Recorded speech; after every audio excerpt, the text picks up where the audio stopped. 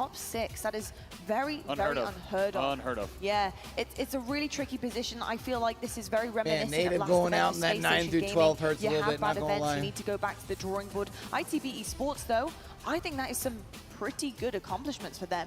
I think top 6, being amongst FaZe in that as well, when you're trying to kind of compare yourself to where you're at in your season. Also, the European Championship we saw, Brav, against Quadrant, they got that. They know what they need to now improve on, and I think the growth is there for Split 2. Yeah, we talked a lot of the ITV guys last night as they were coming out of the tournament venue, and I think overall the consensus was we are happy to be back where we should be, right? We should be a top 6 team. We proved it in Arlington. To not get out of pool play was wild, right, in London. I think for them, a heartbreaking defeat to be largely on home soil, right, kind of on their home continent, and then find themselves falling in the way that they did.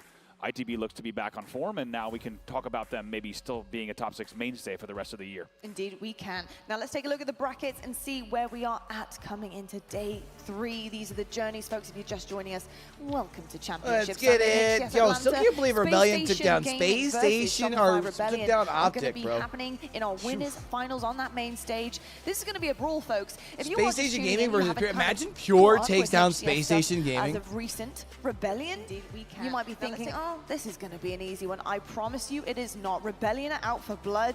They are looking so unbelievably dominant right now, and the consistency is definitely there. I'm excited about that matchup. Elimination bracket-wise, though, Optic Gaming, they've made their way through. They did fall short, only into the Elim quarterfinals, but they made handiwork of FaZe Clan, and now they're going up against Pure in a very similar spot, actually, both of these teams having to get over that hurdle. Pure, arguably, had a bit of an easier ride here. They weren't as tested as Optic Gaming, so I'm excited to see kind of where that leaves them there in that series. Our schedule for you guys as well. First up, Optic Gaming versus Pure. One of these teams is going home. After that, our winners finals. Rebellion versus Space Station. One will be in the grand final position. One will be playing the winner of our first match. Elim final after that. And then, of course, as you know, grand finals are coming your way this evening. Where can you guys catch all of the action? Well, I'll tell you what, if you keep all your tabs open, we have plenty of places to catch it. We, of course, do have some incredible streams happening with our co-streamers as well, which you can get Twitch drops from. So make sure you are tuning in all day long to get all of these good in-game rewards as well. And please do go support all of our co-streamers. I mean, Clutch, have you been keeping your tabs open for all of these in-game goodies, or do you just get the goodies because How's you that are work, Clutch? I don't get it. How does that work? Nothing for free. I got my mom on my account back up. Tabs open. She's in the chat telling y'all to stop talking about my bald head this morning.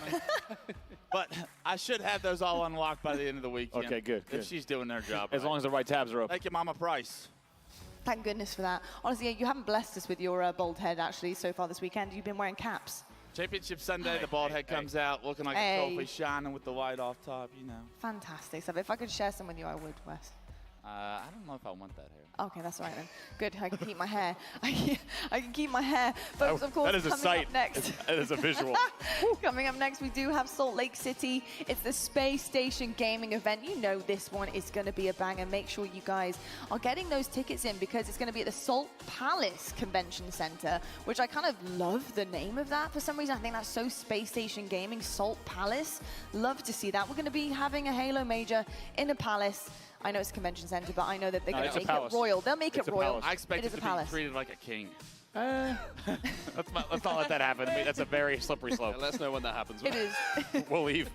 It is a slippery slope, but really excited about the Space Station Gaming events. They always put on a show.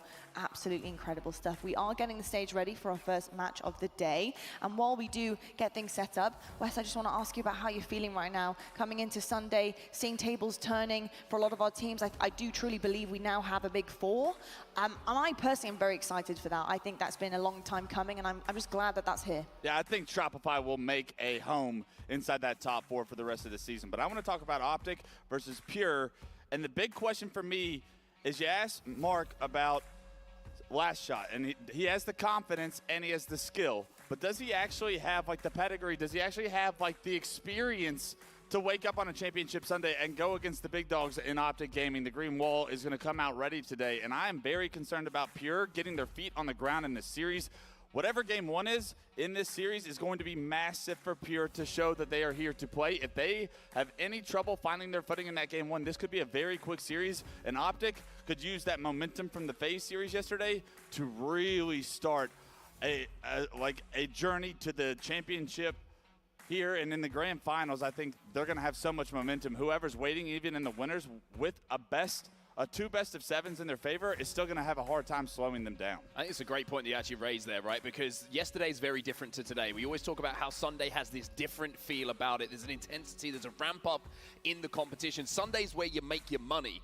And I think it's a really good point. You know, pure momentum was on their side yesterday. It was series after series, win after win. Everything was good for them. Woo! And then they have to step away for a little bit. And maybe there's a little bit too much time to think about what the process is in front of you. You start to maybe build a picture in your own head of, wow, this feels like a really steep mountain. Or is it the flip side where they're like, it's a free shot for us, guys. Let's see what we can do. Let's try and cause some upsets. Yeah, to play devil's advocate, Pure and Optic played in pool play. And 3 of these game modes, I think at the very least, were featured in that series. Pure, arguably, looking back on that series, choked in that series. I would agree with that. I think that's actually a very fair assessment. You blow that lead, you lose 4-3. All of a sudden, you find yourselves in a Game 5 with guys that love to go to Game 5 and play their best. Big Dog Trippy does not mess around in Game 5. I think Pure are seeing that series as very winnable from pool play. They get an opportunity. Chat, I don't remember where my word pad was put up. Like they've made so far this tournament. I'm sorry if it's on my main page. And wouldn't that be a show for them to get into the top 3 and see Shopify or SSG as they've started to heat up themselves? Yeah, and for me, one of the things, too, is it almost feels like last shot. When you talk about confidence and experience, I agree, Mark. He has the confidence. Does he have the experience? You know, inarguably, no, he does not have the main stage experience. But I almost feel like he has such little main stage experience that he doesn't have the kind of level of knowing just enough that it hurts him. You know what I mean? I think he's just coming in, nothing to lose. It's just another match. That and, like, he's come in here, like, he's made it this far. Like, you've already broke expectations. Like, you're playing with house money at this point, right? Shooting some folks and laying down damage numbers. So I'm excited to see what he could do. Me too. And now you talk about main stage experience, and one person comes to my mind when I think of that, and that's my homie Guy Blaze, who's on the stage right now to give us our event commendations. Guy, it's over to you. Thank you so much, Lottie. And as she said, every event we have to show honor to our best performing players. And here in Atlanta, we got 4 amazing guys coming to the stage. But to help me give out those medals, I got 5 times Triggers Down champion, legend, Richie Hines here with me on the main stage. But without further ado, let's bring our finalists to the stage. Make some noise for them, everybody. Hines.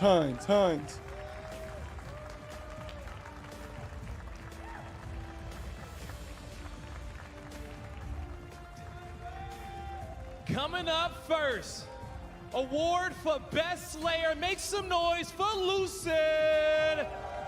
He had a 1.34 KD, and he also had the 2nd best KD in CTF and Strongholds. Coming up next is his teammate, first-time accommodation winner, it's Trippy. Now, Big Game Trip has been a jack of all trades. I like those Optic jerseys. They're pretty clean. I fucks with them. Now it's best support. Show some love to Legend. Now Legend is top 10 in damage differential in 4 game modes, and he has the 2nd best KDA of the tournament. And now last but not least, make some noise for Coach Trey, winning his 2nd accommodation, taking yet another team of Young Guns to a Sunday. Is he the Pure coach? Ladies and gentlemen, one more time, show some love to your 4 finalists. Now it's officially time to get the championship bracket started. All right, let's get it, chat. Championship Sunday.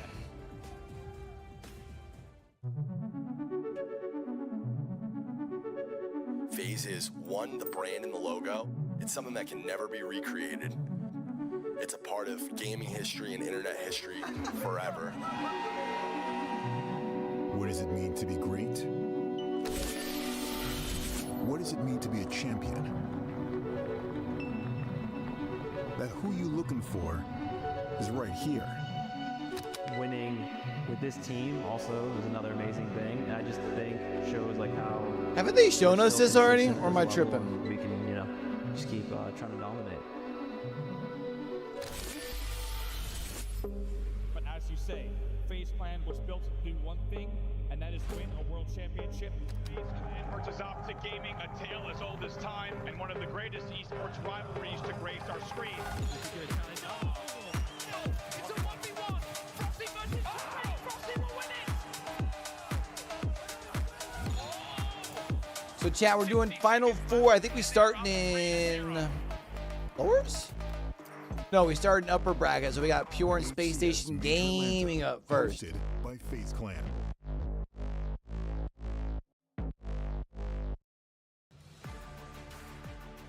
It's time for Championship Sunday to kick off, everybody. We're ready for our first main stage hit game here in Atlanta. It's going to be Bravo. It's going to be myself on set to talk you through this one.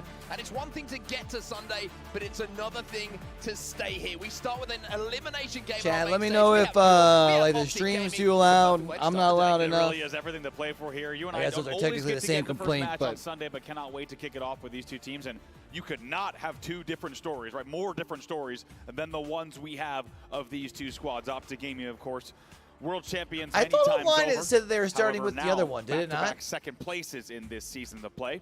On the other side, though, it's the team with nothing to lose. It's Pure, a team that a lot of no, it folks did would say not that have this is had first. in That's their my top bad, four. Chad. They made it to Champ Sunday, though, and they've made quite a statement along the way. They certainly have indeed. They've proven they have the pedigree to beat some of the most established championship-winning teams that we have in Halo Infinite. The question is Sunday a step too far? Or is this going to be a journey they continue and they keep this kind of little journey of theirs going for as long as possible? Yeah, it's been incredible to watch them throughout this entire weekend. I think just the attitude on this team. Last shot on the far left. Druck finally back in LAN play, and my God, has he ever made the most of it here in Atlanta. Talik. Yo, Druck's been looking good this weekend. Two players rounding out that roster. I mean, honestly, I don't know if you can really say that there hasn't been a player on the Pure roster that hasn't looked good this weekend. Reminder, these two teams did go to Game 5 in day number 1. In the end, Optic Gaming did take it, but Optic Gaming knows they cannot take these guys lightly. They certainly can't indeed, and I don't think anyone will be taking this team lightly, not just here in Atlanta, but certainly moving forward for the rest of the season as well. And when you look across the lineup, you look at the players, maybe not some of the biggest names out there, but when I look at chemistry, synergy, the way they work together on the map, Andy, they've been as good as anyone here in Atlanta. Yeah, the speed, really the cohesion of this team, the way they move around the map, it does look and feel very good. One thing I do want to highlight, it does feel like they have been dependent on last shot to pop off. And when I say pop off, I mean he's dropping 21 and 9s. He's dropping most damage in the lobby and most assists. They need to be careful that that is not an X factor, right? It cannot be about last shot performing or not, and that being a serious result. Well, let's move over to the other side of the stage. We saw a crazy series last night, which means that Optic Gaming stay here in this tournament and arrive here on Sunday. Let's remind ourselves of the story coming into this event, though. It's the second place curse. Grand Finals is where they found themselves 2 events in a row, but just not being able to get over the line.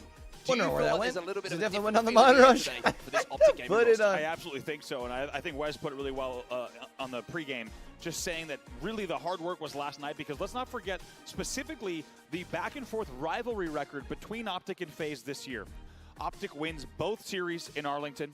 In London, FaZe wins both series. However, now everything has kind of turned over. Optic gets their revenge last night. They now lead in the overall series for the year, but more importantly, they make it to Sunday. And I think when they look at this lineup here of the teams that are left and they know FaZe is out, they've got to be thinking, we heard it from Lucid this morning, this is their time to make their run. It's not just going to be a question of skill, I think, for Optic Gaming today. It's going to be a question of stamina as well. Starting on the elimination side of the bracket, not the one or two skills to pay the bills. Long road for them to I got call the themselves fries champions. across your eyes. Sometimes you need that, right? Sometimes you I got need the to burgers build through a Sunday. Sometimes you need the opportunity to find the level when it really matters. And Optic, I felt a few times have been in that grand final, just looked a little bit off the boil, but if they can get some momentum going through today and those Green Wall fans get behind them, they're going to get loud and they will start to who was that was signing a shirt that... looking to be in the crowd with everyone. That's like a creator from Optic has to be, right? And the Green Wall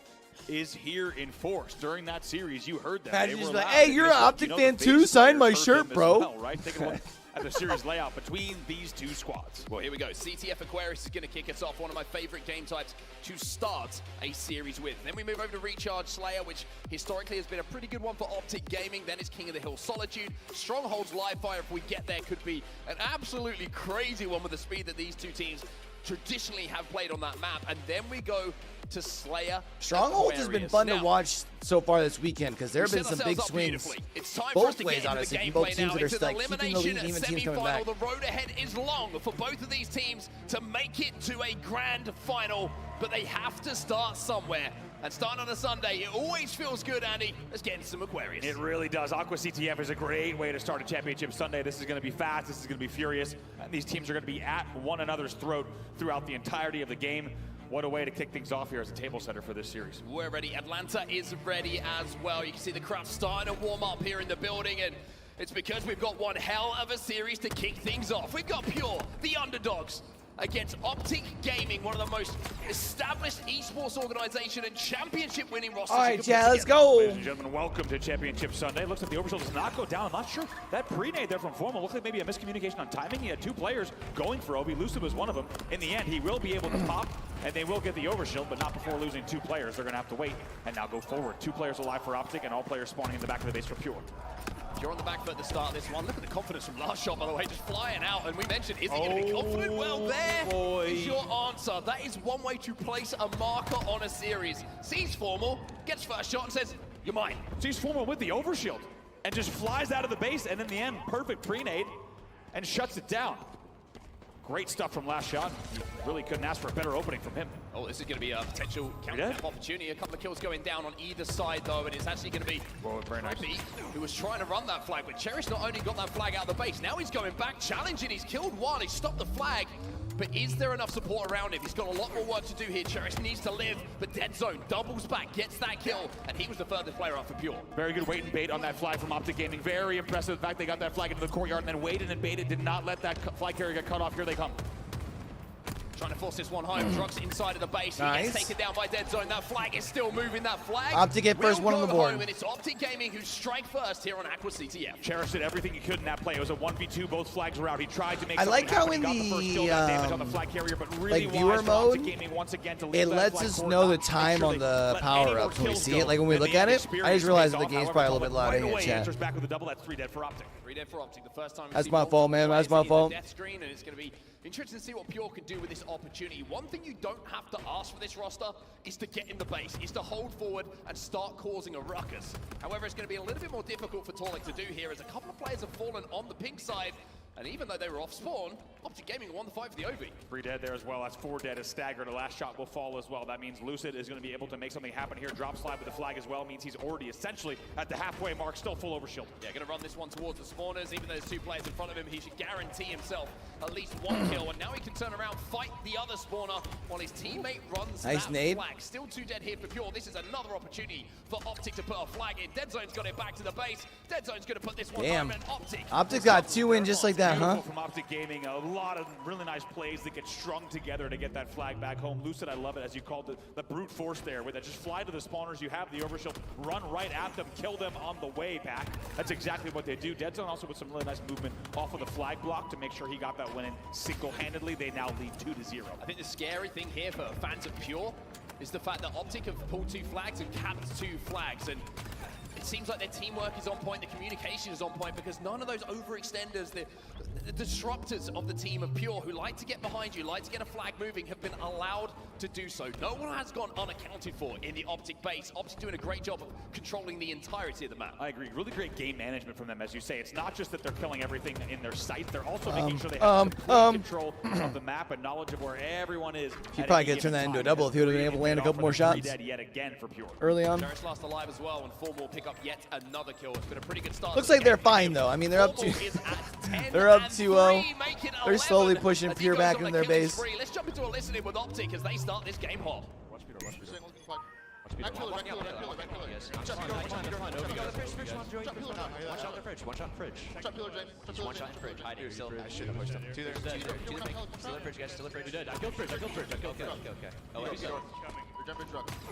Yo, 2-shot P1 right now. 2-shot P1 their side. 2-shot on Obi. They got to regroup up right now. They're only just up with Trippy and Lucid. They don't want to get caught overextending here. Yeah, jumping up, man, jumping up. Oh, Lucid actually good with the push through on the backside. That's 2 down. Can they pull on this? Pulling it out. 2 there. 2 are close. Going high hall now. Drop high hall now. No, we gotta kill the spawners. We gotta kill spawners. I'm playing pink. Yeah, hear that. Yo, one guy guard vents. One guy vents. I'm waiting. Should be fridge. Fridge good. All gen. They're all They're high all? Yeah, all I'm card. checking our feet. I'm checking our feet. Go, guys, they're back flag on me. Have shields. Here, guys.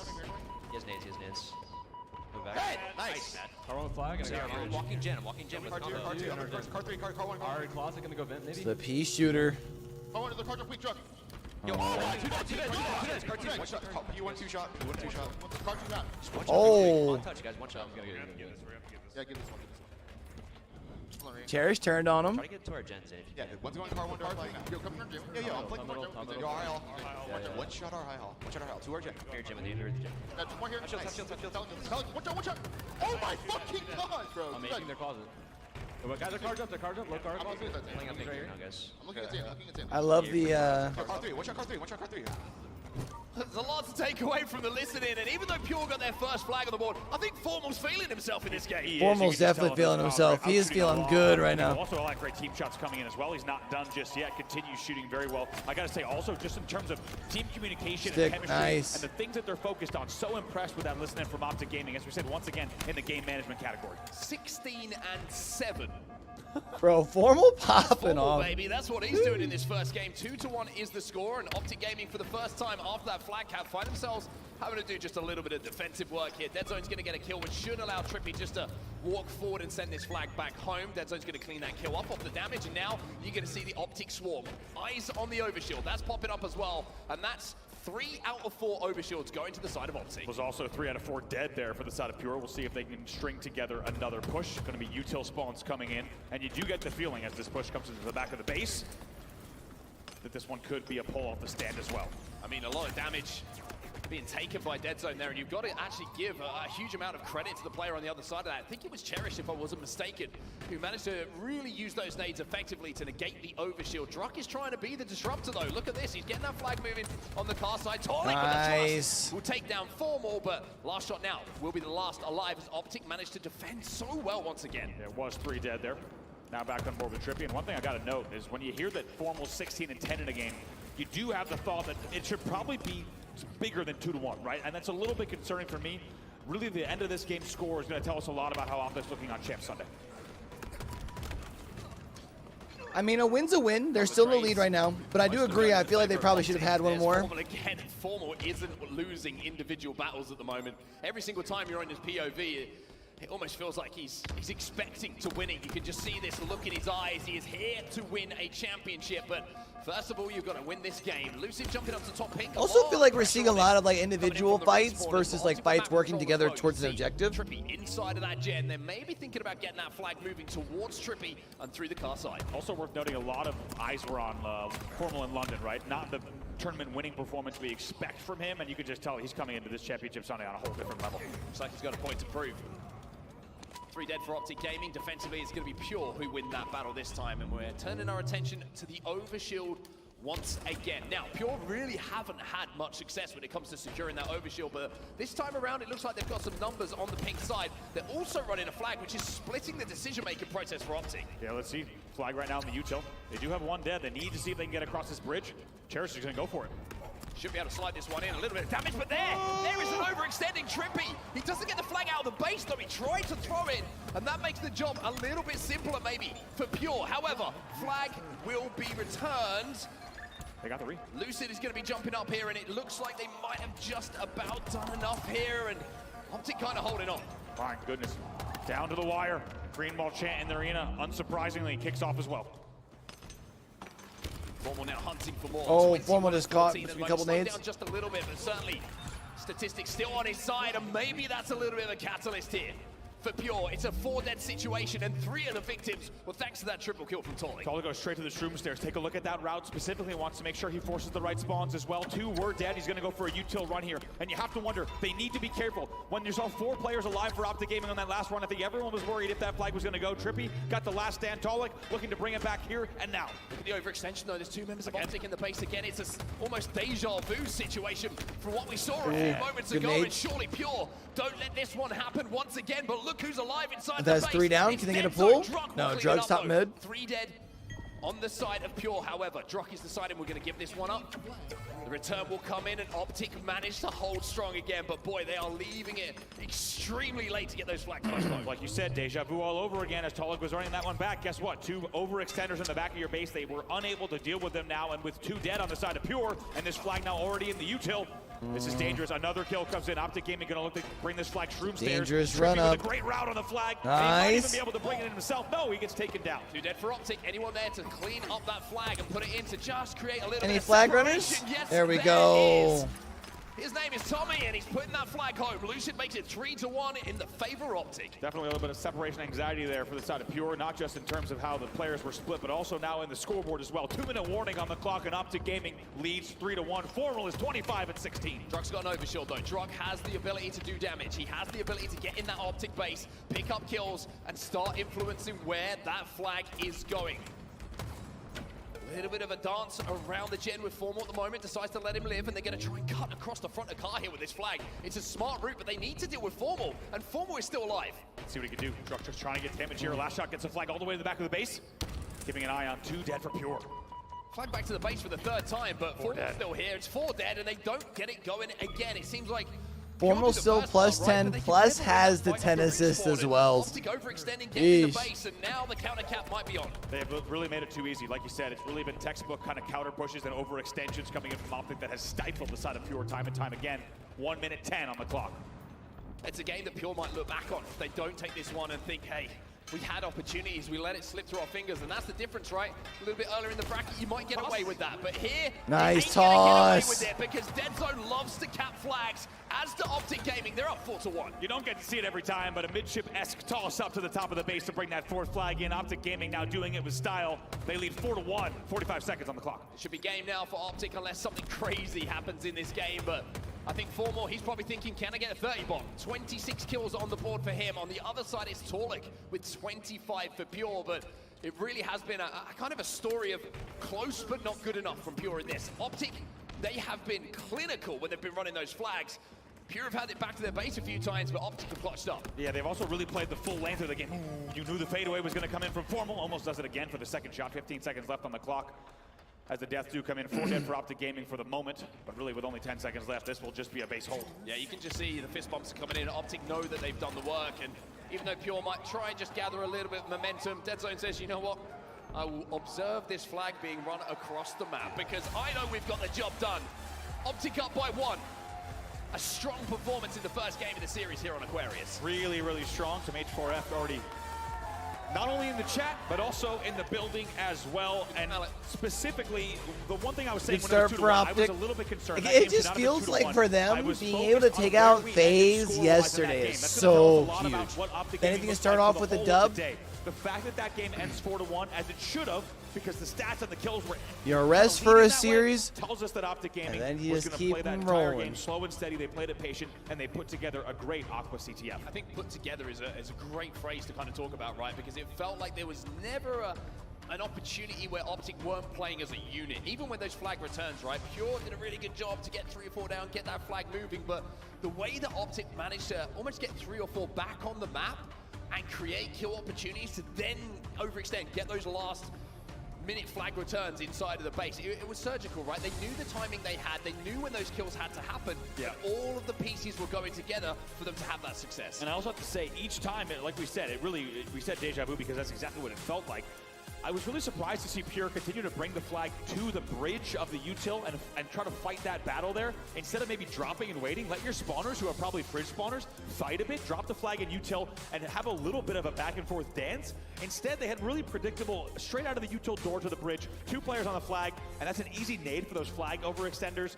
It was a little bit too easy, I think, for the Optic stops there, and I think Pure's going to have a little bit to think about, make sure they are just playing a little bit of a slower game and working together instead of trying to rush things. Yeah, I think it's a kind of what I mentioned in that game, right? You might get away with something like that a little bit earlier on in the bracket where you might... Is best of 7 only in the finals, like grand finals, or do they have it for lower finals as well? On the mid-map, before you know it, the overextenders are in your base. I guess it's in lower finals. It'd probably be in upper finals too. Is this the last best of 5? I have to give a huge amount of credit to Optic, actually. I think it was, as much as it was on Pure, Optic did everything to make those decisions difficult for Pure inside their base. I agree. Nice little toss here, as you saw from Formal. The Dead Zone is going to bring that one in. It's a lovely little pass up to the flag. We'll take a look now at our series layout so far. Optic Gaming able to take that game number 1. You see still fist bumps. I like that energy, good energy coming in from the side of Pure. Still proud of what they were able to do in that game despite the 4-1 deficit. They did fight hard for 12 minutes of play. Up next is going to be Slayer on Recharge. Slayer Recharge is where we head, so this is the one that you you kind of look at and you're thinking, if you're Optic Gaming, you go 2-up in the series here. Do Pure have enough in the tank to win 3 straight? A huge opportunity now for Optic to really put their foot down here. And I just want to take a second, actually, before we head into this game, to just talk about that Optic Gaming listen in. Formal was loud. Formal was winning individuals, and boy, was he letting Pure know it. And when Formal's communicating like that, when Formal's pumped up on a Sunday like that, it's a scary proposition for anyone. I agree. I think Formal's been here so many times, and oftentimes you just get kind of this high energy, but kind of just static Formal. He's just doing the job, doing the work. Instead, he's popping off right now. He's out shooting people, and he's letting them know the team is getting fired up. Let's see the green wall. Keep it rolling, baby. The energy of Optic Gaming right now when we were in that listening. Yeah, it almost feels like Formal lives for championship Sundays, right? Everything up until that point, he's there just because he has to be, because he wants to get to a Sunday where he can really start to assert himself on that main stage. But moving into game number 2 now, we have to focus on Pure a little bit as well, because we always know that game 2 Slayer is unpredictable. We don't know what's going to happen. You win that opening rush, you get an advantage. This series can be tied up at 1-1 before you know it. And also, one thing I loved during the Optic Gaming listen as well from Lucid as we start the game with his POV was right in the middle of the game, he says, I should have pushed that. I love the honesty, kind of like just being straight up with each other, even in the middle of the game, saying, sorry, I should have done that. It just really builds the right kind of tone and momentum for this team. Yeah, something we talked about in the build-up, right? It's tone. It's like how you're communicating. It's not just what you say, it's how nice you from say Lucid, it. stays alive too. That on board is, speaking of taking things on board, it's going to be Lucid who is going and he got the shock rifle. Because he has camo, he has shock, and he's got 2 members of Pure already in the death screen thanks to his teammates. It's exactly how they wanted to start the thing off. Gets another one. And just gonna once again pick apart his opponents clinically, 7-3 off the rip. Trying to escape, trying to survive, manages to just about do so. But as you say, 7-3, it's a great start for Optic Gaming, and I mentioned how important that opening strategy can be to the tone that you set in this game. Optic can now say to Pure, you come to us. We have the shock, we have the angles, we have the map. You're the ones who have to make a play. Don't overpeak here. What he wants to do, just slowly, just pick his angles, take his time, wait for his teammates to get the right damage, and continue to move across the map. A little bit of an interesting battle there. Druck sitting low stacks and actually gets the trade as well. So nice job from Druck there to somehow at the bottom of stacks. I feel like we didn't get as much value out of that as we probably should have. Thoughts, Chad? I think probably not. No one was given a clear I don't think, did he even get a hit at all after the reload? Last 4 shots? 50% chance Lucid is going to hit it, but to continually bait him out, to continually just use that ammo up and create opportunities maybe to push space elsewhere, that's why you see them pick up those kills. Now you're seeing last shot versus Lucid. He gets one and almost managed to convert to 2. But that push I was talking about, how they jiggle peeked around that shot, it kept the game close, right? It didn't get out of hand. Druck does very well to get away there. Not easy. It does get cleaned up in the end, just because of great coverage and angles there coming in from Optic Gaming. And just like that, they now lead by a sizable number 5 here, as they continue to trap their opponents all the way in A. Lucid almost gets away, gets caught off on the Whirlpool angle. In the end, though, it's Trippy with the camo, which is the big moment here. 4-kill lead. 2 out of 2 for Optic Gaming when it comes to power-ups in this game. And you would imagine they're going to try and negotiate away for Trippy to get towards a shock rifle as well. That's usually the power combination you see Optic love to give one of their players. By the way, who's leading the lobby once again? It's that man Formal. 8-3. And there's only been 15 kills. I mean, unbelievable. 8-3 when the opponent's team only has 12. I mean, it's just huge numbers coming up from him once again. And you get the feeling that when Formal is firing on a championship Sunday, he is firing on all cylinders, right? This man only knows one gear. Oh, he just looked the highest of gears. He's big in this. Yeah, I must say, he just looked away from the left. He almost felt like Formal looked at Cherish though and goes, I will let you live. And he goes, actually, I'm going to take your life. He has that kind of power when he's playing like this at the moment. 18 kills to 15 though. It's been a little bit of a run here for Pure as Trippy just has to slow down the momentum a little bit as Druck picks up yet another kill to his tally. 1v1 here at the top of gold.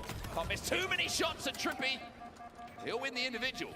We talked about eyes on Trippy, right, in London. He even saw his tweet after London, and just in case you missed it, he said, that grand finals is on me. He took all the accountability and knows that he needs to be present for his squad on this Champ Sunday. That was 3 dead for Pure, and that will now be a lead here for Optic Gaming, 23-16. Well, you look at Trippy, he's got 6 kills, and you think, hey, that's not that crazy. When you realize he's double positive with 6 assists, it starts to feel a little bit different. Now he's 7-7, just the 3 deaths for Trippy. It's been a fantastic start. Optic's really opened it. Wasn't it 18, 15? Roster of Pure. Formal has 13 or kills, Pure has 16. These are wild numbers coming in. 3 dead yet again for Pure. It's a killing spree for Formal as well. It's over, chat. be his next victim. It's Jover. Frag grenade goes down, Lucid will beat him to the kill, but 29 to Optic 17. is absolutely waxing that ass here in game 2. Not the case anymore. Lucid has a shot. And I just don't see Pure pulling off the reverse sweep. But look at that cover fire from Optic Gaming. Forward doesn't know where he's getting shot from. By the time he finds out, the player's dead. I mean, it feels like something out of a Hollywood film where you have your main character about to get taken down, but someone comes in with a fighter jet last second, just absolutely nukes the bogey. 32 to 20 now, 12 kill lead. It's getting out of hand. Formal 15, 5, and 6 in this game. I mean, you're looking across the stats, it's only Dead Zone who's in the negative when it comes to KD, but everybody on the other side of the stage at the moment really struggling to get anything going. And I think the way back into this for Pure is you got to just slow down. You got to try and play around this camouflage that's going to be coming up and create yourself a scenario where you can stop trading and start putting together back-to-back kills. But Formal has 17. Just stay on Formal POV right now, please. This is getting out of hand. He's plus 10. Unbelievable performance from him in this game, and to be honest, the entire series so far. Formal feeling himself. Dead Zone at gold. They should be able to mop up these kills. Actually, in the end, gets taken down. It's a good effort if from last Formal shot. For the first time plays all peak, game, we saw 3 like they just might hoist the trophy the other day, chat. It's going to be for a few seconds. It's fine. It's fair enough. 17 and 8 though. Like if he keeps playing like this and just continues, just beasting. Score when it comes to how this series is going to be influenced.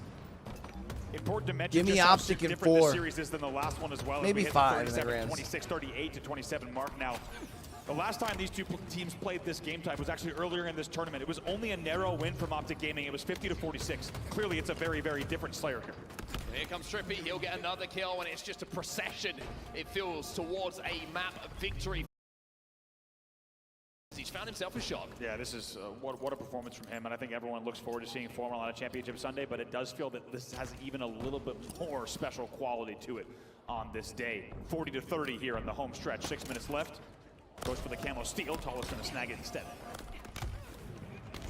Excuse me, does get the camo steal. I was going to say, he stole it away, but the problem was there's just too many players to contest with in and around. If he hits a headshot there, then maybe we're talking about how great it is for Optic, and this is the road home. But we mentioned how there's an opportunity. This is the opportunity, right? Torlik, he has the camo, he has the shot, but he's going to have to go on the run of all runs, just knowing trades isn't going to be enough for them to win this game. Does he get the stick there? Yes, he does. But again, it's a 1-for-1, right? And it's not going to close that difference we have between the score enough. Yeah, is it too little too late is the question. Right now, 44 to 35. It's not impossible as a 36 gets tagged by Druk. They could do this, but they're going to need to play fantastic Halo over these next few spawn rotations to get back into the game. One thing that Optic aren't going to do, though, is allow you to get a little bit of momentum. You see, Dead Zone just playing a corner here, just waiting for some teammates, making sure that anyone who takes damage, they're going to be in a position to trade. And it's not going to be a case of Pure just running over spawners for a few minutes. Cherish has no idea. There's the remote detonation. There's the trade. The trap was set, and Dead Zone does his job. Yeah, really well done there. And like you said, at this point, they're going to be happy to trade. They you want to just get that. You can't get it. You can't afford to trade. Feel out of reach for Pure. Trippy gets yet another one as well. It's 3 to go. Yeah, they're not able to close this gap at all. Looks to clean up onto last shot. That's exactly what he will do. Optic now decide it's time to push. Couple of players trapped on the elevator. Dead Zone will find one. It's 49. It's 50 as Trippy will close out game number 2. Too easy. Optic Gaming looking scary here in Atlanta. They're up 2 in the series. And even scarier than day one. As we said, the last time these two teams played that game type, it was 50-46 down to the wire. 50-39 is a very different scoreline. The same can be said about game number 1. That was a narrow 4-3 Aqua CTF win in the first series. And instead now Optic Gaming showing, no. This is the green wall in Sunday Whites on Championship Sunday. They are ready to go here. And they are looking even better than they did on day number 1. They now lead 2-0. Those two combining in that game for a huge amount of kills and damage. Lucid and Formal. Usually the players we're looking at as the source of all things good for Optic Gaming, right? If Formal is doing damage, usually the rest of Optic are playing off of it, and Optic look good. If Formal, if Lucid is the top of the KD leaderboards, it means that the machine is working in the way that it should be. Optic look imperious here at the start of this series. It really is. I mean, normally I would say that this is a Lucid versus Last Shot battle, right? This is your standout Slayers, and if they are performing at 110%, their teams will win. Guess what? Optic also has Formal, right? The fact that you have that thrown into the mix, yeah, it just goes, you go down the list of powerhouse players, and I think right now we're seeing the experience pay off. That was our question before the series.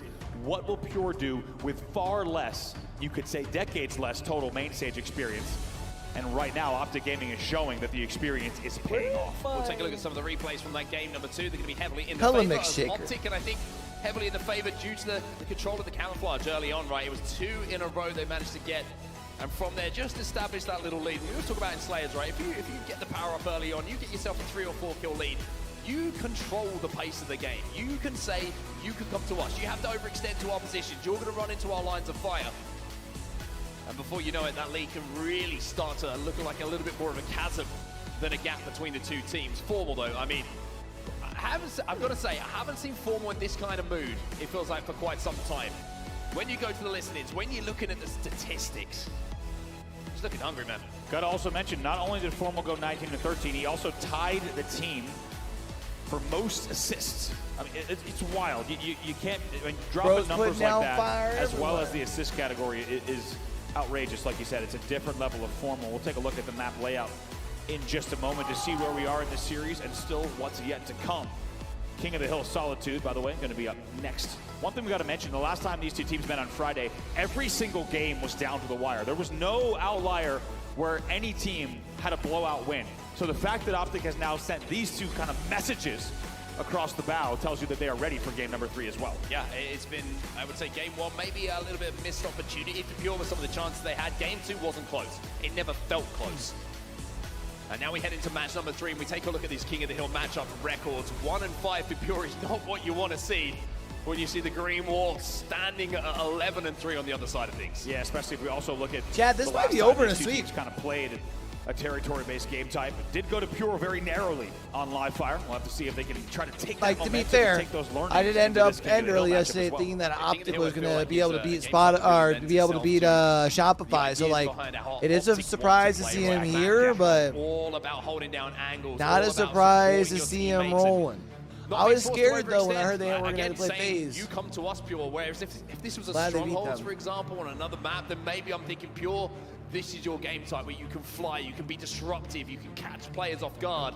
But for Optic, it feels like if you're getting a game 3 and you're 2-0 up in this series, that we could be getting the broom out a little bit early here on a Sunday. Start off with Formal, why wouldn't you? The man's been taken over. Exactly. Who else do you start with after the numbers that he's been putting up? I think one thing that's important to note with these two teams, and especially when we talk about the side of Optic Gaming, sounds like we're going to have a reset here on that matchup on the main stage. But one thing I want to talk about as well is Solitude specifically. We didn't get to see this exact game type get played in their first series, but we did see them play Slayer. And Pure was able to win that Slayer on Solitude 50-45. So it just tells you that they know what they're doing on the map. Now, that should come as no surprise, but to be able to put a tournament win up against Optic Gaming on that map tells you that they might have some hope here in the game number 3. Some hope for sure, but then you put the context of the series, right? And it's like, we have some hope, but even if we win this, we have to win 2 more. We're already thinking about, oh, this is the end of our tournament because we're 2-0 down. Is this going to be a last game? Right. All these things that essentially are irrelevant to actually what you're doing in the game are what play in your mind, right, on a Sunday. And especially without the experience. Yeah, I mean, we talked about Shopify Rebellion, right? Learning to Sunday is a completely different proposition to playing on a Saturday, to playing on a Friday, because these things you don't have to think about until you get here. It's a completely different situation, a new situation for a lot of these players, and maybe they're starting to let that kind of overwhelm them a little bit when it comes to some of the moments in these games. Yeah, I think a lot of fans of these players would have hoped they were just going to kind of come in, just guns blazing, and really catch Optic Gaming off guard.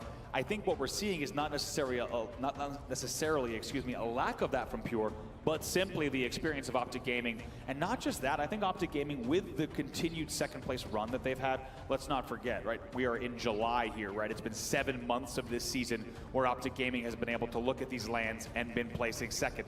Not the place where a team that has been world champions previously wants to be. So I think not only do we have already the focus at technical difficulties? Come on, bro. Kind of pent up aggression on this Optic side, saying we want to prove to everyone that we are yet still the best in the world, and they're bringing that already to this first series. It's a great story to actually talk about the Optic Gaming one, right? Because we're like, oh, it's the disappointment of second. That's the standard you hold them to. Yeah. Second place is not what we expect. It's not what they expect. It's not why they made the team change when Dead Zone came into this lineup. And I think one thing to kind of keep in mind is it's very rare you see success immediately with a roster change, right? Usually it takes an event or 2. Wes always talks about peaking at the right time of the season, right?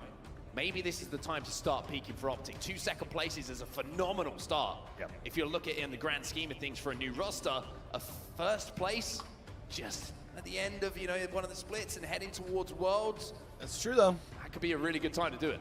You win point. now. I don't think also everyone's really realizing the timeline of these and then teams. you don't Let's necessarily not forget, need FaZe, to right? win FaZe picks in up Renegade. Utah It takes a or little wherever bit the of time for things to get into a SSG first one place is. form.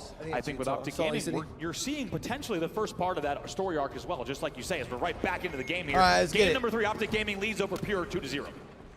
Well, Lucid finds out that the restart isn't going to help him because Cherish knew exactly where he was going and managed to delete him almost immediately. Cherish is going to get that camouflage as well after winning that individual battle. So this is something that we needed to see, right? A little bit of power-up control here for Pure, and they managed to do that in the hands of Cherish. Cherish doing very well to make sure he doesn't get caught off on LR, but he's not able to do damage because they just really stacked all over LR as well as Glass. Going to try to get behind Lucid once again.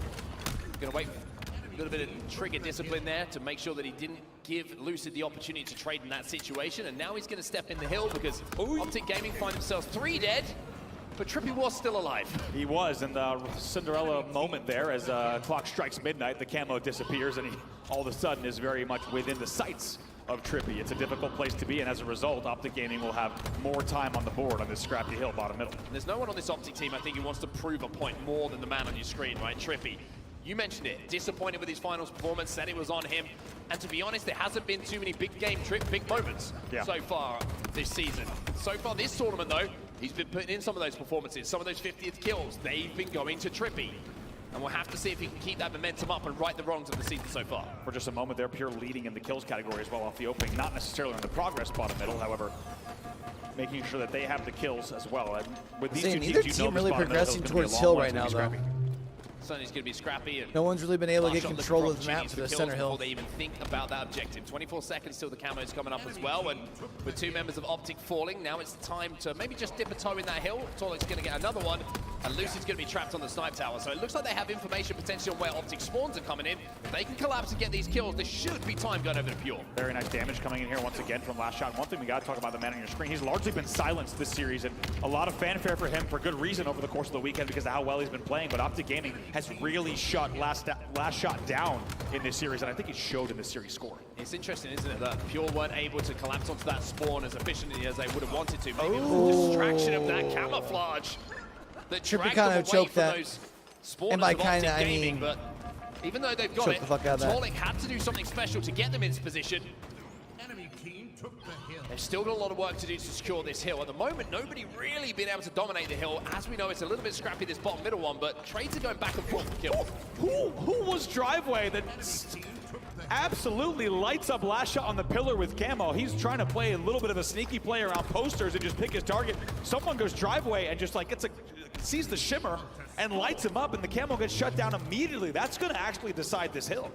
It's pretty crazy, right, how good people are at spotting the camo these days. Like, my glasses are getting thicker and thicker just to see the 42-inch monitor in front of us, and people can see that in-game like it's absolutely nothing. Formal does manage to get this last little bit of hill time as Optic play off the back of their kills and will be up by 1-0. Now you're in the deep end, Pure. You're down in game number 3. You're down 2 in the series. It's time to show us what you're made of. By the way, Pure is outslaying 22-19, and that hill was very, very one-sided. It just once again shows you the objective efficiency and the positional efficiency coming out of Optic Gaming here as they now lead 1-0. They get that first hill, however, Pure with some good progress on the board, 50% of the way done on our hill number 2. Yeah, I was about to say, the rotation was 1. They picked up 3 dead. Trippy was last alive. He got eliminated. All of Optic was spawning in blue, and there was a full setup for Pure. They're making the most of this. I asked, show us what you're made of in this situation where they have answered back almost immediately. Optic Gaming have given this one up. They're rotating away, and this is going to be surely a hill to Pure, but maybe they're going to try and pick up some slays beforehand. Look at this, a little bit of a cheeky, as you said, they're going to outslay and they're going to overslay here. They're not finishing the hill just yet, and they're going to wait to make sure they can have a good rotation as well. Camo's coming up as well. A couple of kills here, and they might be able to lock down not just power weapons, but power-ups as well. Trippy and Deadzone may slow down that decision, as it will be Pure who get that second hill of the game and tie the game up at 1-1, and now they find themselves 2 dead. Camo goes into the hands of Lucid. I respect the play from Pure there. They tried to wait and bait and try to make sure they got the damage, at least, hopefully the kills, but at least the damage off of the rotate to time the hill. It didn't work out for them. In the end, they're going to have to reset here. It's going to be camo control and early time on the board in hill number 3 for Optic Gaming. Not only control of the top of snipe here for Lucid, but Optic have control of blue as well, so you can see how far away that Pure are having to spawn. The chokes they're having to fight their way through. It's very, very difficult to do, and once again, we're getting an indication of some very, very good eyesight on this main stage right now as Optic do pick up 2 kills. Lucy managed to keep his life, and Optic step inside that hill. They're almost the 3rd done. These monitors are getting better and better, let me tell you. There, everyone just eagle-eyeing Camo and shooting it out before it can be really a big factor here. 2 dead, might be 3 dead on Loop in just a moment. And still more time on the board for Optic Gaming. Love that decision, though. He doesn't have to kill him. He knows that if he leaves him there with that damage done, then teammates are going to be spawning closer to Druck than they are that hill, right? So just let him live. He can come back and he can fight another day. He can try. For me, King of the Hill. Oh, I just realized this is kind of probably a little loud, huh? Perfect hill for Pure with a perfect one of their own. Doing that for a minute. That's my fault, chat. Going up 2-1 here. Now that we aren't going to be back into the lobby here shortly. In the end, it will be Miles for Optic Gaming, and now we will see. Time on the board for Pure, but really no room for error. They need to make sure they hold, and they hold the entire time here, which is going to be very, very difficult given the progress on the hill. There's one player in blue here and should be taken care of. 2 players will fall for Optic Gaming as Cherish will fall on the side of Pure. This could be time here for Pure, and will be time. Optic Gaming find themselves 3 dead. Lucid just come off the respawn as well, so now it's time to take inspiration from what happened to you on this hill. You know you can get a big chunk of time if you set up and hold convincingly. Pure left it late, but they get that break, and now they're starting to pick up kills and starting to find a little bit of momentum here. I like the play from Druck. Formal with that camo is going to be tricky, but I love the play from Druck to bail out of the hill. You need to, when you're playing a team like Optic Gaming, have your hill guy bail out, get the slays, and then jump back in. Formal, though, big moment here. Look tied up on this hill. Look how tight Pure are playing, though. They know the Formal is somewhere with this camouflage, and now they get the information. Can anyone get a nade there? Can anyone take Formal down? Pure is staying inside this hill. Touch? Formal wants to push, but it's not going to be able to. Druck with the shock rifle takes him down, and Pure, they turn this hill around. They'll be up 2-1 now. Absolutely beautiful from Talik. He's sitting in hotel. This next hill's got to be them, because it's what, minute 40? And Talik lays down the shot. Probably only get one more full hill. Alive. All Formal can do is try to get some cheeky nades there with the plasma's bottom middle. And guess what? Both players from Pure actually bounce out of the hill. They don't take the nade damage, and then they cleanly finish it out. For the first time in this series, we are seeing Pure showing up. Eto gets taken down as well, but does manage to get a trade. It's 2 dead, 3 dead on the side of Pure, and Optic are probably feeling the pressure now as there's 1 minute and 22 left on this game clock. If they find themselves getting taken out of this hill, Pure have options. Do they play time? Do they try and play for the hill? Optic find themselves under pressure for what feels like the first time in the series. Absolutely. Let's not forget, Optic Gaming remembers how close their series against Pure was earlier in the tournament and went all the way to Game 5. They don't want to go anywhere near that. They want to make sure they're ending it here. Last shot's going to fly through. He's going to get taken down. 2 dead on the side of Pure. Formal recognizes there's time for some hill time, but first of all, we've got another job to do, and that's clean up the damage that was done onto Druck. Pure starting to look a little bit ragged on this push, starting to look a little bit desperate, trying to force them out of the hill. And Optic, they've almost been perfect here. They really have, and they are once again not wanting to go anywhere else in this series, ending it here, just holding it down on driveway. Trippy with 18 kills in this lobby as well. I said how he's had a little bit of a return to form in this tournament. Well, Optic, they return to parity in this game. We are tied up at 2-2. Oh, and Trippy hitting shots like that, the fadeaway there onto LR. Might even get another one, should get another one. Little shot in the toe means a 2v2 on the map. It's 20 for Trippy. As Lucid will find another kill onto last shot. Trippy tries to fly out to support him, maybe just gives away that death, and Pure, they're doing a good job at the moment of controlling the snipe side, but here comes Formal, baby. He's gonna find 2. Another player in and around that hill is gonna be lit up by that icon, but Formal playing it slow, recognizes he needs to wait for this help. Love that from Formal. No need to go, even though he got the double, probably could have been fired up and flown in for even more kills, especially knowing his skill, but instead just takes his time, waits for help here, and starts to get a little bit of time. Trying to bait away maybe some of those reticles from players towards the hill. 2 dead on the side of Optic Gaming. Formal in the 1v1, it's last shot who wins it though. Formal struggling this round, Matt. Notice that like the game that Pure is keeping neck and neck with Optic. Formal is technically negative on the KD, although he has a lot of assists. Half of this hill has been captured, and Optic, they are trapped inside a loop. Very nice. Trippy arguably the one that's keeping them in this, but last shot versus Formal. Keeping them in this is using that very loosely. Formal battle, but for the first time we saw some good damage. Trippy probably flanking from Cafe. 3 dead here for the side of Pure. Cherish is your last player alive. Cherish is last alive, and he's getting chased down as well, and Optic, even though they get that kill and the trade comes in, Pure will know that Optic have broken, and this is the opportunity that Optic were desperate for. Formal, sat up on the snipe tower, sat here with this shock, has a chance to change this game. Here's the question, how big is that trade from Cherish? Does it allow them the gap now, the space? Formal does not hit the shots that he needed to. 2 fall for Optic Gaming. Here comes the Pure push. Here comes the Pure push. Druck is gonna fly. Nice. It's going to eliminate him, though, and those are the shots that can turn games around. Nice. Hill, though, Okay, Formal, heat up, boy. Even though the shots are clean, it's Pure who are inside of this hill. Let him cook! No. Let him cook! Hits the double, but he does not stop the Oh, hill. I He thought does he was not gonna hit stop that the one, hill. too. 3-2, 27 seconds left on the clock. I mean, Pure will get the hill, even though the heroics from Formal came in, but just the timing wasn't on his side. The stack on the hill for Pure was enough. They're up 3-2. 25 seconds left on this game clock. Needs to be perfect here from Optic. 20 seconds left to finish this one out and tie the game. Pure knows they just need to slay out. First kill goes to Optic Gaming here. 14 seconds left. What a back and forth we are seeing in these last few moments, but Pure, they're here for a reason. It's a tough hill to have the final end port in the game, man, right in the middle of the fucking map. Finding themselves with 2 members in the death screen and 1 player inside of that hill. Surely, with 4 seconds left, it's going to be Pure who'll get their first game on the board. Lucid has to fly in. Formal has to fly in as well with 1 second left on the clock. That should really be it in a moment. It should be it. It should be it, but I've seen funnier things happen, and it's not going to happen this time around. Pure all right, show some get a game signs 4 of life. Series now at 2-1. Optic still 1 game away from closing out, but now they've got some questions to answer. And what's terrifying is we were a few frames away from seeing one of the best Halo Infinite clips we have ever seen. Formal decides to take a very long route back to the hill, gets all 4 kills, but in the end, it is just a second or less too late as Pure finishes that top snipe hill just in time and is able to trade kills long enough for the following 27 seconds to ensure that they now get a game on the board. Once again, they win that territory-based game type. They did it in the first series as well, and now things are a lot more interesting, Mark.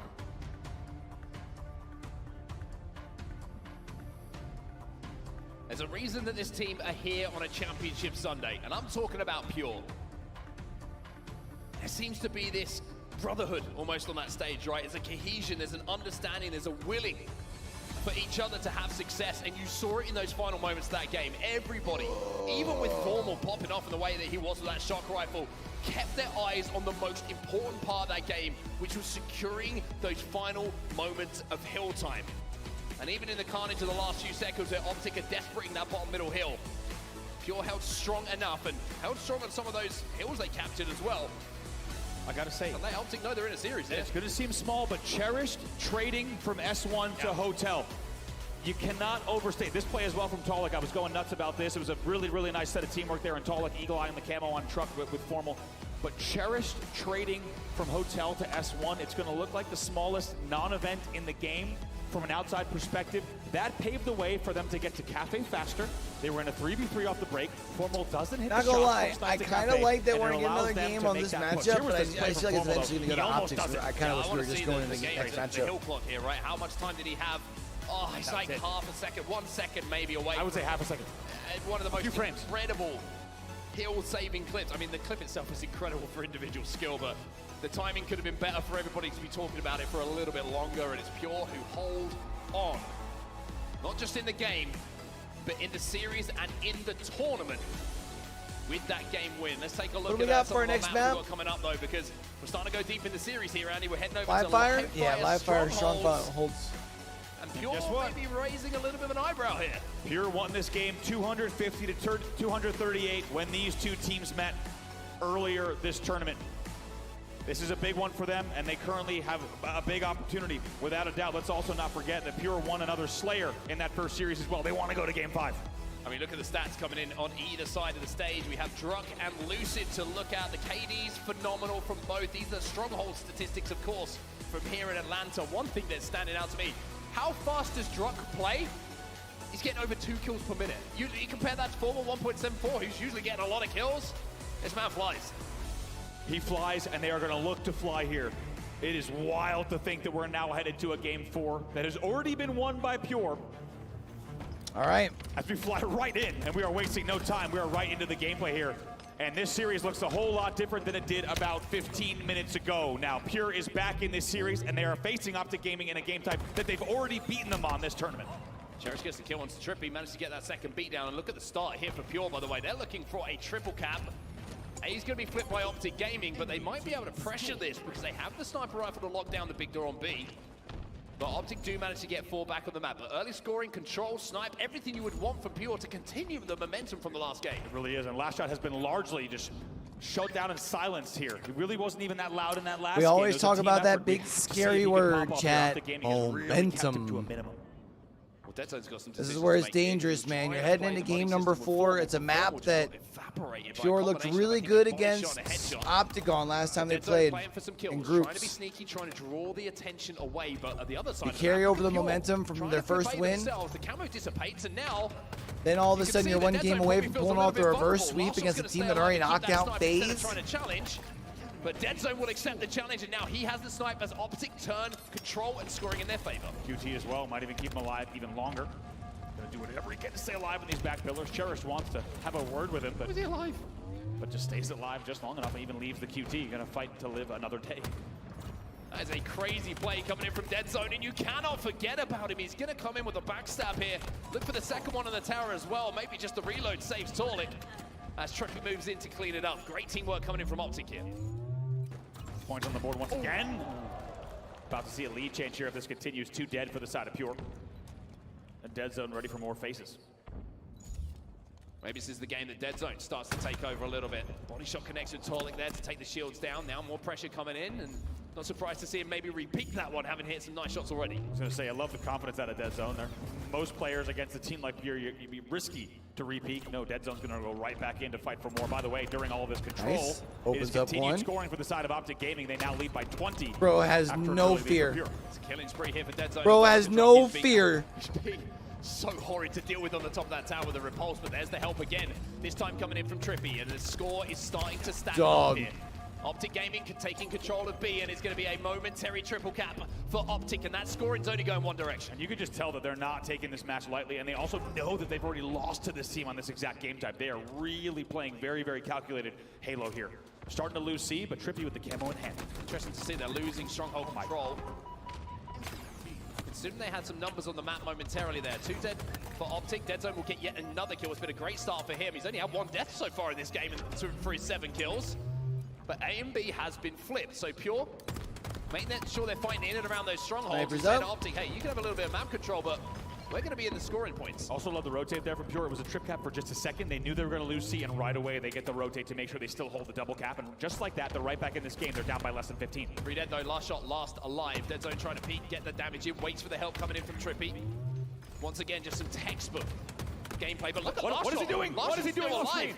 He just expected Trippy maybe to get that kill, and that's not so easy against the guy who's been playing at the caliber that Last Shot has. Dead Zone, though, he'll get a kill of his own here on Drudge. There's the second, he comes back for more! It's a frenzy for Dead Zone! And just when you Dead Zone popping off right now. 10-1? Stop. I'm going to take control of this story. It's a killing frenzy, a beautiful double kill, and now Dead Zone is popping off. He's 10-1 in this game. 10-1, that is a phenomenal stat line, and I always remember this man popping off at the first Halo World Championships that we had back on Halo 5 with this weapon in his hands, and at the moment he's continuing to do it. The triple cap is stifling. It's 3 dead, it's 4 dead for Pure, and Dead Zone's having fun. Oh man, and you just got the feeling that for a second Last Shot had a little bit of limelight, and Dead Zone says, I'm going to shut this down, I'm going to shut down everything. Greenwald chant in the room, and he is still 10-1. Trip cap still scoring. They are suffocating Pure in this game, number 4. 143 and rising. Dead Zone looks at the stick, somehow stays alive. He's got the QT, don't forget about that one. And now the Optic Gaming members start to arrive to collapse onto A, see if they can get that reset. But finally, the triple cap is broken, as Dead Zone and Lucid will be the last 2 players alive. Torlik, well, he's unkillable at the moment, apart from the ones. After that first death, finally gets taken down again. 11-2. Lucid, by the way, also 11-6. Just huge slaying numbers that are coming in. 22 kills alone coming in from Dead Zone and Lucid combined. Bro, Formal's 6-10, and Optic has this much control. Not before they found themselves really on the receiving end of about to put it in perspective. Camo's coming up as well, and we have to say Optic have had control of that for the majority of this game. So maybe this is an opportunity now with a double cap and some kills for as much going as their way. Formal was popping off earlier. And I'm telling you, Formal's in put his like eyes on this camo and try and lock it down for his teammates. Formal's going to be challenging. if Formal's popping like the way he was earlier, can he get away? That's the question. is he still, you know, definitely not like their main Slayer by any stretch? It will be Optic who get that catwalk. 152 now to 94, still scoring on the board for Pure, so they're keeping this game respectable and close. But as you say, here comes the push from Formal. Big push coming in. It's a 3-man, it's a 4-man push on to B here. They get 2 kills, they get 3 kills.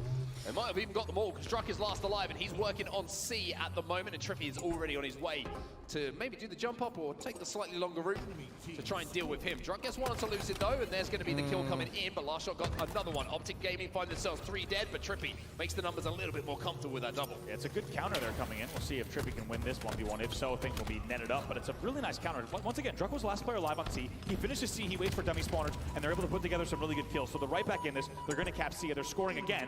The game is within 60, but still quite a deficit. Optic Gaming here leading. Interesting to see the pattern of this game, right? It's Optic Gaming dominance early on. So what we saw in the last map, right? And then Pure managed to just find a little bit of a footing, find their way back into this game, and then they managed to clutch up at the end. The scores are getting a little bit closer, although Optic will be scoring for now with the A-B hold. 2 dead for Pure. They're thinking triple cap right now. Trippy dodges the green gun. That's big. If Druck wins that green gun battle in A, this entire sequence is completely different. But because Trippy wins that, last player alive, Druck once again back at the base.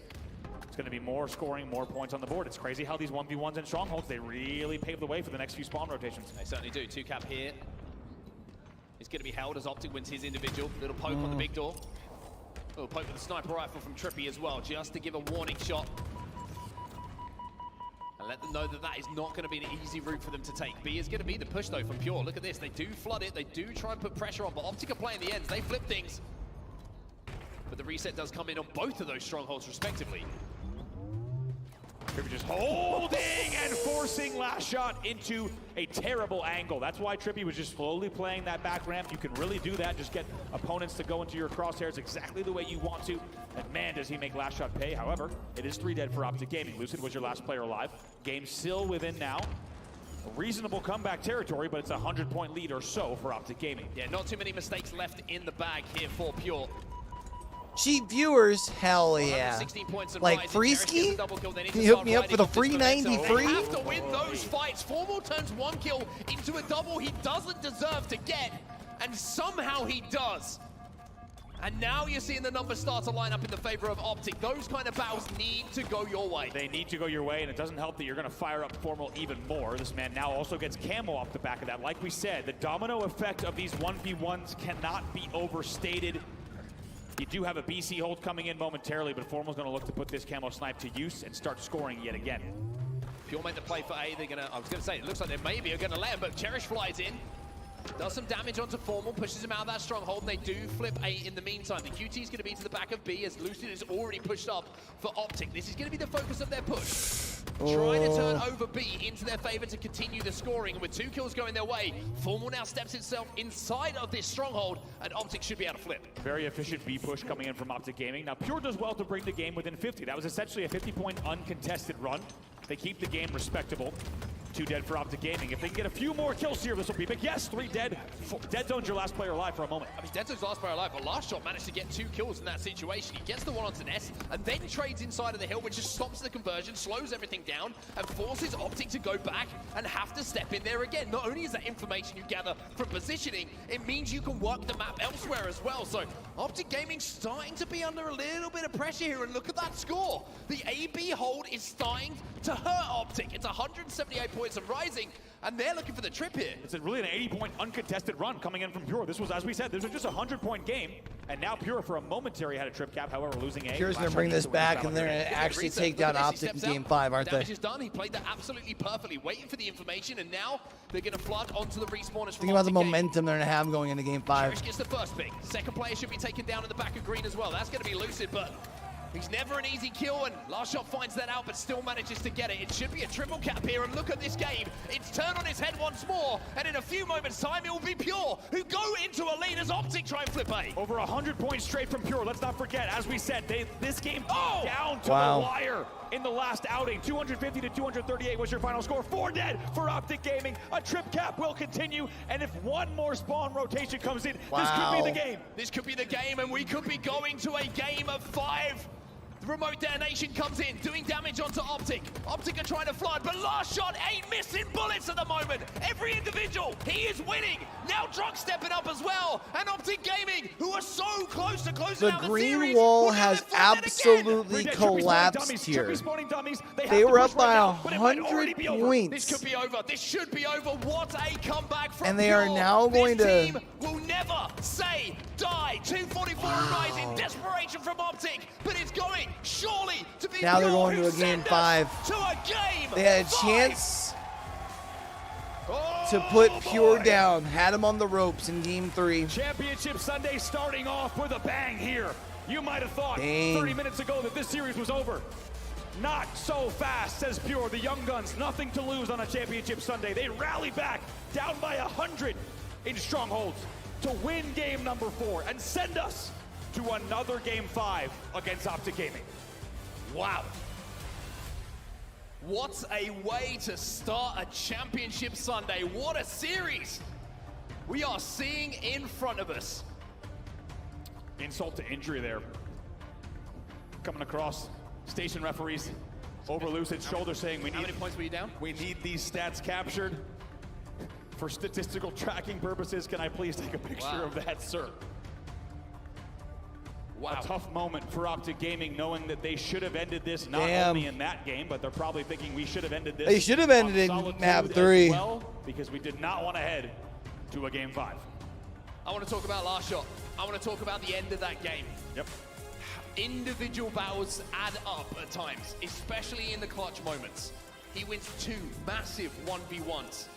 He then makes the perfect decision on to just wait to bait for A, wait till they step out, then gets the reset.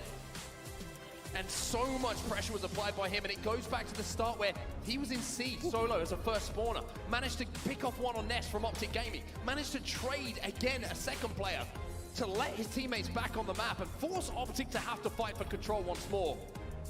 Last shot had some big moments at the end of that game. Massive moments, and the way that they controlled those spawns. Also, so much respect for Pure. When you're down by 100 and Optic is up 202 to 111, it is very easy to think, okay, this is our tournament over. Instead, you have these, look at this double team as well. Trippy tries to challenge from A, he gets immediately turned on. Druck does not let Lucid get away. Insane, chat. Also, Druck getting that camo, winning that 1v1 at C. All the pieces had to come together for this team to get the comeback win on the board. You could just see, look at the disbelief there on Trippy's face. They know they need to focus up here for this game number 5. Slayer, we are tied 2-2. Man, you gotta love it. If you're a Halo fan, you'll be enjoying this series. I mean, the good news for you is your slaying's still been pretty solid if you're Optic. You won the last Slayer as well. Win this next one. Unfortunately, whoever does come out on the wrong side of this game will be eliminated from the tournament. If you win it though, you're still alive, and we are headed to Aquarius Slayer. Everything to play for here. It's also worth noting as we take a look at some Map 2 Slayer stats that these two teams have exchanged Slayers in that first series. Pure also took a Slayer off of Optic Gaming. We'll see if they can do it again. One thing to keep your eye on, of course, in Aquarius Slayer is always eyes on the overshield, right? The runs that you can go on. It could be 10, it can be 12 kills around response if you're efficient enough and you can use that extra shield you have to take a few more fights. But this is a what do we think, chat? type, in my opinion, to have as a game 5, because this is the one that tests you mentally as a team more than any. Can Optic bounce back here, map 5? In this game type, you can find yourself down 40. Or are they about to be out of this thing in 4th? You have to have it in the back of your mind that there is a way back into it. Due to the snowballing runs that we can see teams go on, you have to stay in it. You have to stay positive. Your comms need to be clean and crisp. And it almost feels like the perfect game 5 for a series like this. It really does. I couldn't agree more. And also, Pure's going to remember that no matter how far down they go, they were just trailing by 100, and they came back and they won that game type. So regardless of where we are in the mid game, I agree, we're going to have to see the entirety of this one played out. Just to go through Slayers in our earlier series as well, they were very, very close. It was a Optic 50-46 win on Recharge, and it was a Pure 50-45 win on Solitude. Now, the only Aquarius data we really have from these two teams was the game we saw earlier from Optic where they really dominated. However, let's not forget, the Aqua CTF was closer in the first series. That was 4-3. So it just tells you that Pure knows how to play Aquarius. The question is, who's going to come out here firing in game 5? Sometimes you look at the history books, you look at the records, and it kind of goes out the window when you get into a Game 5 like this, because the situation is so different in a Game 5 on a Championship Sunday than it is to any other match that you've played throughout the weekend. It's about keeping your composure. It's about taking the individuals and hitting the 5 that you've hit every single day when you're sat at home in matchmaking, in scrims, in the games that you've played up until this point. Because sometimes it can feel like, for some reason, your reticle feels a little bit different than it has before. Controller feels a little bit different in your hands, and that's just pressure, that's just nerves. And the best in the world, well, they're the ones that have the experience to deal with those kind of situations. I think the keys for me in this series, in this game for both sides is obviously Pure cannot let Formal drop 18 kills again. I think he even had more than that in the end of the game. They really need to keep an eye on Formal, keep him in check. Do not let him absolutely pop off. On the other side, as you said, Last Shot started to make some waves at the end of that game, and that was why the comeback was secured. If you're on the side of Optic Gaming, as Pure now re-enters the main stage, to actually quite a few cheers here in the arena. One way to make fans, right? Exactly. I'm not surprised to see that they're building a fan base very, very quickly here in Atlanta. But if you're on the side of Optic Gaming, you cannot let Last Shot get up to Last Shot things. You have to think that man's going to be coming in with momentum off of that comeback win. I think those are really your two X factors in this series, which either team shuts down the opposing X factor, I think takes this game. Keep an eye on who controls that heat wave as well. It's almost like there's so many things to talk about when it comes to a Game 5 that you forget sometimes the basics, right? Sometimes you're focusing on the overshield, you're focusing on a kill that got away, and that heat wave can be something that really can help you just get the kill without the trade, right? It's those little things that start to stack up. So keep an eye on Coast, Box, and Trey, of course, behind. So 5 years ago today was the Fortnite World Cup thing, huh? That Bugo one? Notepads, yeah. We are rolling it back. Analog for good, but it's such an important thing to keep an eye on, right? Because that can be the difference between a 2-kill swing in a game, a 2-kill swing in a push, which then starts to exacerbate into 6, 8, 10 kills. So every little thing that's on the map at the moment, you heard it from the Optic listening on Aquarius, right? Didn't get overshield, let's play for combo. You heard it from Box, that was their counteract to it, playing the other side of the map on the car. So a lot of things to keep in mind here, but I do really feel like this is a game based on experience. This is a game built for those teams and players who have the ice. Yeah, absolutely. I think we look back at that also, that game 2, Recharge Slayer. It was tied up for a good bit, then it was 7-5, then it quickly became something like 18-11 or so. It was really an early lead that Optic then just ran with for the rest of the game. They got the cushion. And if you're on the side of Pure, you cannot give Optic Gaming that cushion. Do not let them get comfortable. Don't let them get back-to-back 3-4 deads. Stay with them through this game. Look to play to the mid-game and see what you can do. That'll be the key for Pure. Optic, though, is going to look to repeat their Game 2 Slayer performance. Well, it's the Giants of Optic Gaming versus the Giant Slayers of Pure. We are headed to a Game 5.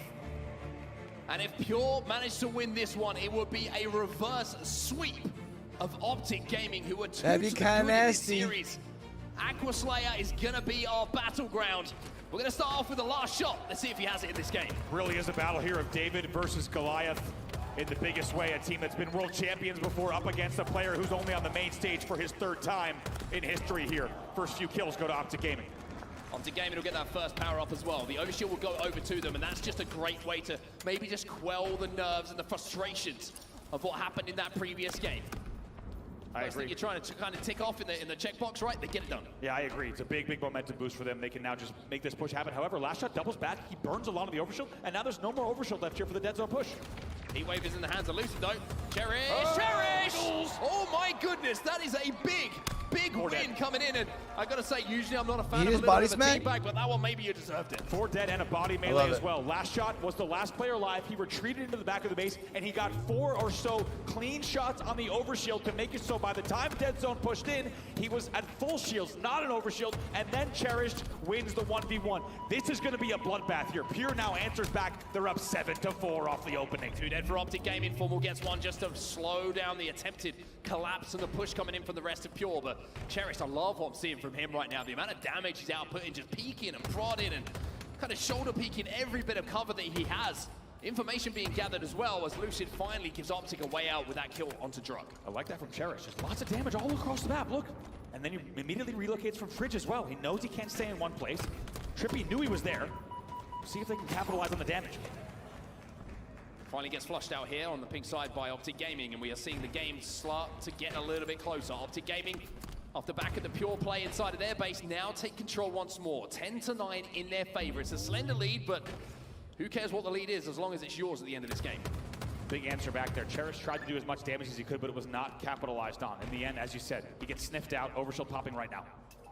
Should be an Optic one again. Will be an Optic one again. Last shot gets a little bit of damage onto Formal. Formal will take him down though. There should be a second one. Boys. Nice, Formal. But the Overshield has done its job. Formal popping off 6-3. Their sacrifice there to make sure the Overshield goes. However, it's a 4-kill lead. That's a 4-kill clean wipe as well. Now good damage from Formal. He's going to play this cautiously. 6-3 again, Formal. Double positive at the start of this game. 4 kills the advantage here for Optic Gaming as Druk tries to find a little bit of an escape for them. Trapped in that gen at the moment, and you got to be worried here for Pure, just being trapped in the base, not for the first time. They're trying to make a push on the pink side. Formal turns around to try and communicate to his teammates where the push is coming in, but while he does that, there's a flying Pure member coming at him. Eventually those 2 kills traded out once again, 16-11 now. They're going to be happy to trade at this level once again. It sounds like at the 16-11 mark, we have Optic Gaming. Listen, let's get into the comms. Take your time, take your time. I need it. Two here. Yeah, On the door, one shot. Window, man. There's Andy. Window's Andy. Window shots in? Nice. Peter weak. Leaving that. Window weak, Peter weak. Both in, both. I think they're going gen. They're going gen. I think they're going gen on that. I think they're going on that. I hear that. Help. Hide. That's on car one. Oh, he just got naded out. Tied up. Tie ball game. Spawn yellow. Listen, stay alive, Bridge. Watch him, Matt. We should player count towards gen here, Joey. Try to get to our gen. I kind of want to go front car class. Yeah, me too. Our gen. High gen and car 3. I hear that. I'm here. There was a guy too. Break out with me. No, on me. You're gonna Two guys. One shot. One more here. Drop. Both jumps. You behind you guys, yellow behind you. Blue wall. Blue street. Yellow street. One shot on P1. One shot on it. You got it. Blue card jump. Blue card. You want with the car jump. You want to go shot. Front yellow, guys. Front yellow. So Pure is taking the lead. They're almost halfway there at this point. Car jump. Out of OB, car 3. He's one shot. This guy yellow gen and yellow P. Yellow gen and P. Come middle weak. One shot front. Front yellow and yellow car. Yellow car, front yellow. Yellow car jump.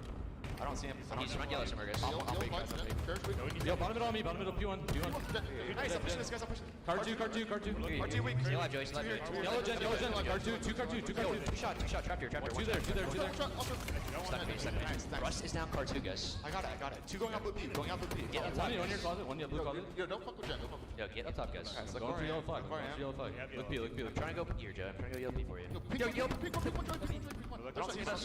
Hold on. I think there's another guy. Dead. He waved down. Car 3. Thrust, guys. Get the thrust down there. It's he waved thrust is down, guys. 2 dead. Tied up here at 27s. Shooting out. He's on the street weak. I'm in the bridge. Yeah, weak. Yellow flag. He went jet bridge, man. P2. Come in, look at Blue P2. Yo, P2. 3 here. Sitting P2. Hop in, have shields. Yo, one guy yellow P1. Going jet. Two guys yellow P-door. In the flag. Yo, this guy blue. Out the listening in, and Optic find themselves at 3 in the death screen. It's Pure who have a lead as they cross the 30-kill mark first. We talked about how they needed to not just stay with Optic Gaming here through the mid-game, but try to get a lead if they can, and they've done just that. You just saw how frustrating it was for Optic Gaming to try to get the kills that they were looking for, and it continues. Now at 33-29, it's a 4-kill lead for Pure for the first time in the game. Huge moment in this game about to come up. Overshield is popping.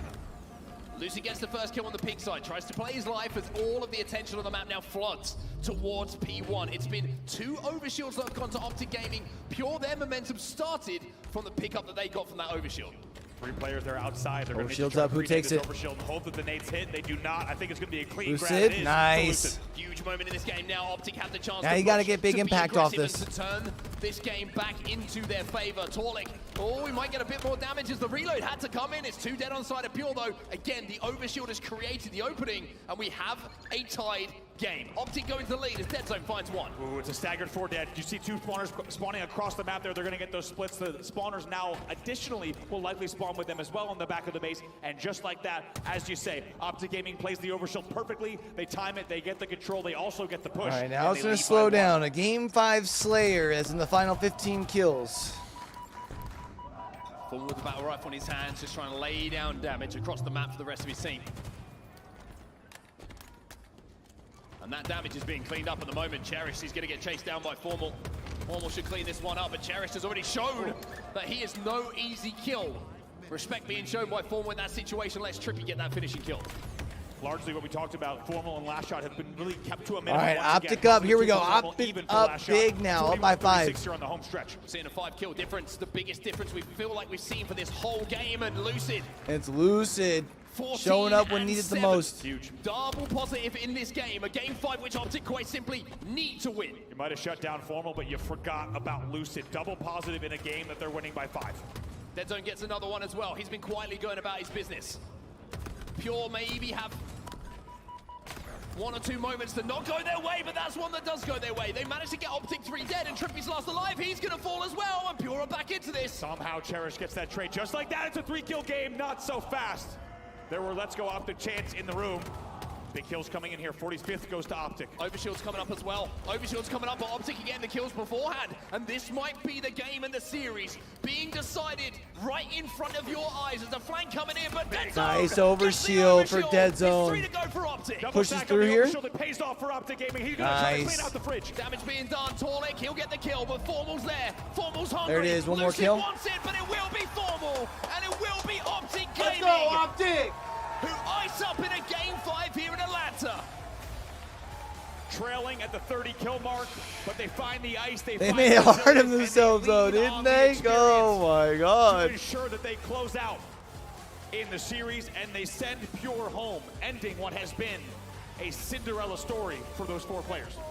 An incredible run from Pure. An amazing performance from them this tournament. Great to have Druk back on that main stage, showing what we have been missing. But unfortunately for them, 1 step too far in this series. It went all the way to a game 5. You can see how much it hurts. And you mentioned how sometimes going on the main stage without the bad memories is a good thing. Well, unfortunately for Last Shot, there's some good memories to take away, but at the same time, this one's going to hurt. Man, what a moment there. Last Shot with his head kicked back there. A lot to think about on the main stage, and it was just, you got to be thinking, he's probably thinking moments ago, it was 43-41, and we were making a car push. In the end, though, they get taken down. Optic Gaming ices up. They take the 5th game. They certainly do indeed. A crazy series, an amazing series to set us up for Championship Sundays as well. And you've got to give credit to Optic, right? You've got to give credit to Optic. The way they fought back in that game, the way they fought back, I would say in the tournament overall as well, to be here, to still be here in that elimination bracket. They've got some more Halo to play. Yeah, they absolutely do. And that's what we heard from Lucid this morning, right? They're ready to make a run, and it came down to the wire. Let me tell you, that was closer than they certainly wanted. Probably too close for comfort for a lot of Optic fans in the room as well. But in the end, they avoid the reverse sweep narrowly, and they close out the game. Yeah, impressive stuff coming in from Optic in those final moments. And it was all about the overshields, right? We saw it coming up, and I think me and you kind of caught eyes at one point. It's like, there's time for one more overshield here. This could well decide the game, and decide it. It did indeed. But that's it from the caster's desk for now. Blaze, you've got an interview down on the main stage with an Optic Gaming member. Who have you got for us? Oh, don't worry, on set. I got Lucid for you. Optic Gaming fans, make some noise as they survive this series and they move on into a top 3 finish. Lucid, you know, we know you guys you had to play on before in pools. It was 3-2. It was looking like a sweep at first, but they pushed y'all to distance. How difficult was this series against Pure? Yeah, I mean, it wasn't easy. Those guys, they played their heart out. They, especially during this meta, they've been a hot contender. They got those shots. I mean, they've always been pushing the entirety of Infinite, but especially right now. So, I mean, even when we were up 2-0, I'm due for another refill on my water, we can't slack. Yeah, exactly, right? And so now in that series 3-2 yesterday in pool play that you guys played, was there anything that you learned from that you was able to bring into this series? Yeah, I mean, I think just getting to play against the same team, almost like a scrim, you just get a bunch of extra games. Funny enough, we played a lot of similar game types, but we kind of had it figured out a little bit. Yep. We kind of just pick up on the tendencies, but we mostly still just played our game. And I think right now we're changing some stuff up a little bit. Even mid-tournament, we've been talking a lot. So I think it's been working out for the better, but that's why I feel like we're a little sloppy.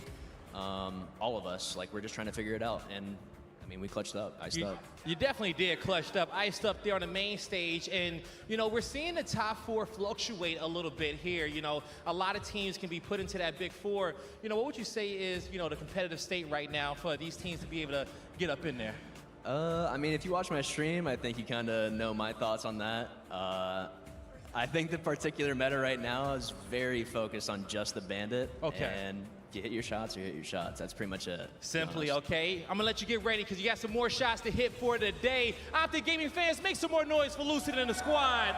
That's gonna do it for us on the stage. Lot, take us away. Thank you so much, Blaze. GG's Optic Gaming. They keep going forward, pushing through on this journey, and commiserations to Pure, but what a fight out of that roster. And I think big things to come, to be perfectly honest with you. It's a little bit more than just having a good day, having a good second day, and then having a pretty good third day as well, and bringing the fight to Championship Sunday. I really do see a lot of potential for that Pure roster, but Optic Gaming, they made work of them. I'm really, really impressed with the resilience we saw from Optic to kind of bounce back in certain situations and clutch. While we were both watching that series, it really was in 2 halves, almost every single map that we saw. At times, we thought that Optic were just running away with it. Some of the individual pop-offs that we saw from these talented individuals, it almost made it feel like it was going to be a complete wash, but God, Pure, they fought back every single time. Yeah, as we take a look at the highlights from each of the games, I just want to talk about how good Pure has to be playing to withstand some of the pop-offs. Formal going off with the shock rifle in Game 3, but still Pure able to get the important objective done and to push that game to a Game 4. Dead's on a killing frenzy in Game 4. Seems like it hadn't missed a shot with the snipe, but Pure still making it a manageable scoreline to where when they got control, they were able to punch their ticket to a Game 5. It is not easy to compete with the individual pop-offs of Optic, and we saw everybody on Optic having their individual moments, glimpses of perfection. But still Pure, their scrappiness, how quick they are to be able to trade kills out, to minimize the damage that these kills are actually doing and impacting the score line. It's so impressive to watch. Pure have a lot to look forward to for the rest of the year. They had no reason to hang their heads.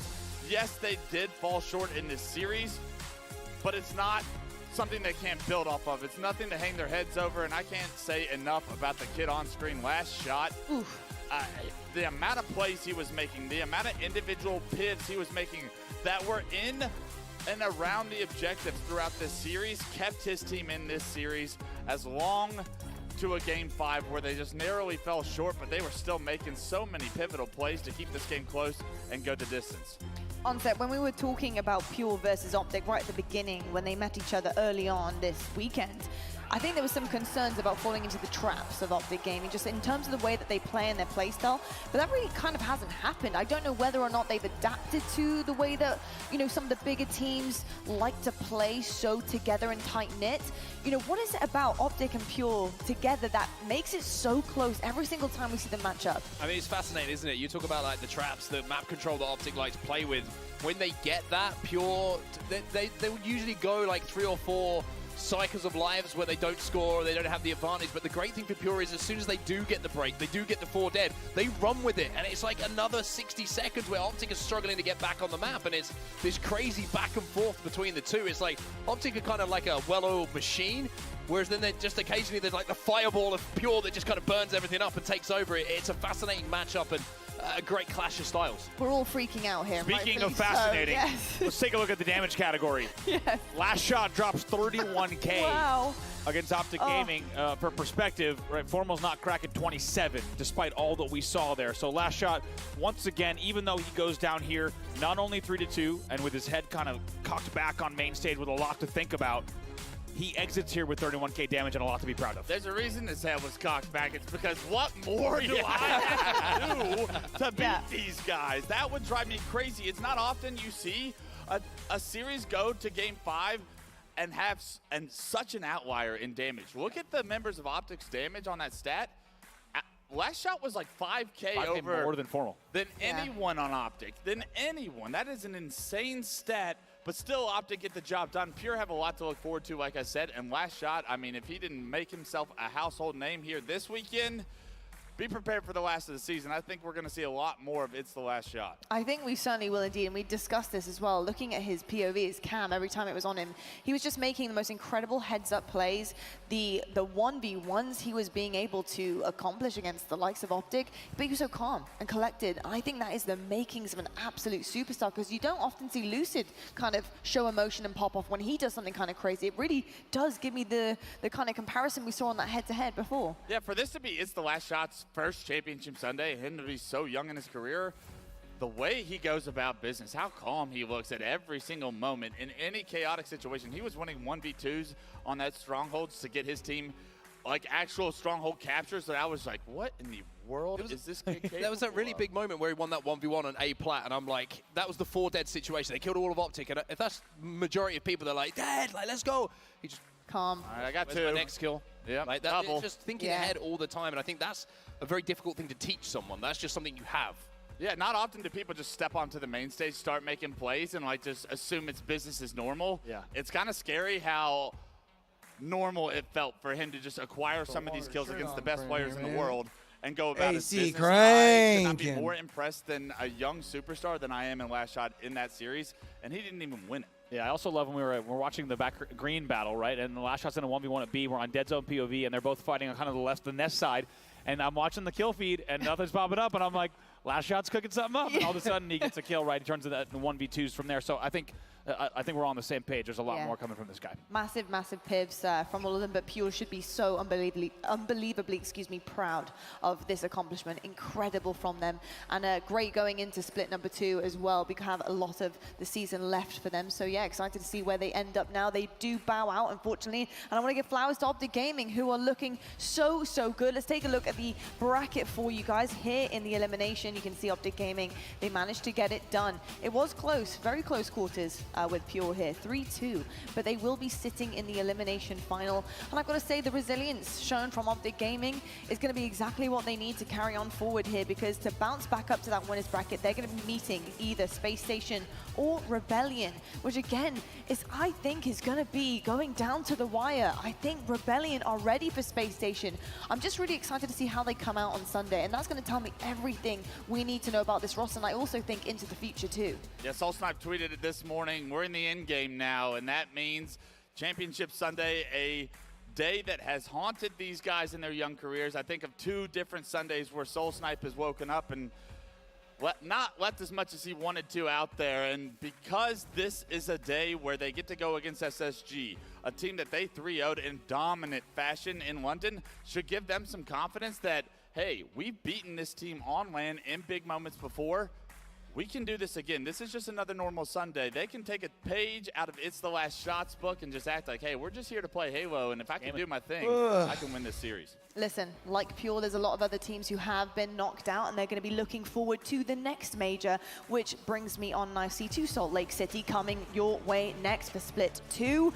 We do have this happening in Utah, September 6th through 8th. Make sure That's you the are getting weekend tickets. Make sure you are there. before Space Station always puts on such Romance incredible supposed to be events. due. So Salt Palace Might be our Convention last Center thing that we is where watch it will be. live. But folks, for us right now, we're heading to a break. Without What the a babes. series we have seen so far for day number 3 here at Atlanta. Optic Gaming, they go on forward as per usual. This journey does not end for them though. Coming up next, we have Space Station versus Shopify. We'll see you right after this. Hey, yeah.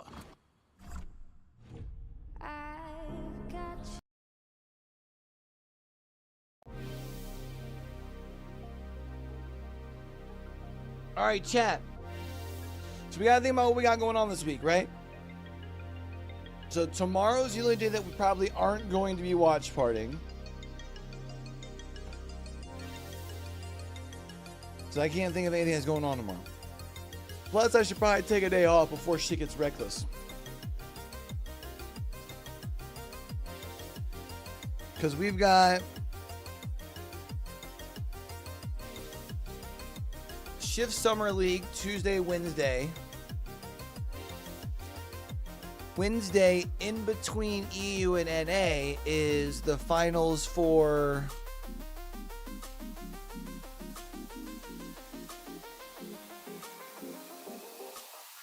What days are the Challengers finals? I think it's Tuesday, Wednesday, Thursday, or is it Wednesday, Thursday, Friday? It might be Wednesday, Thursday, Friday.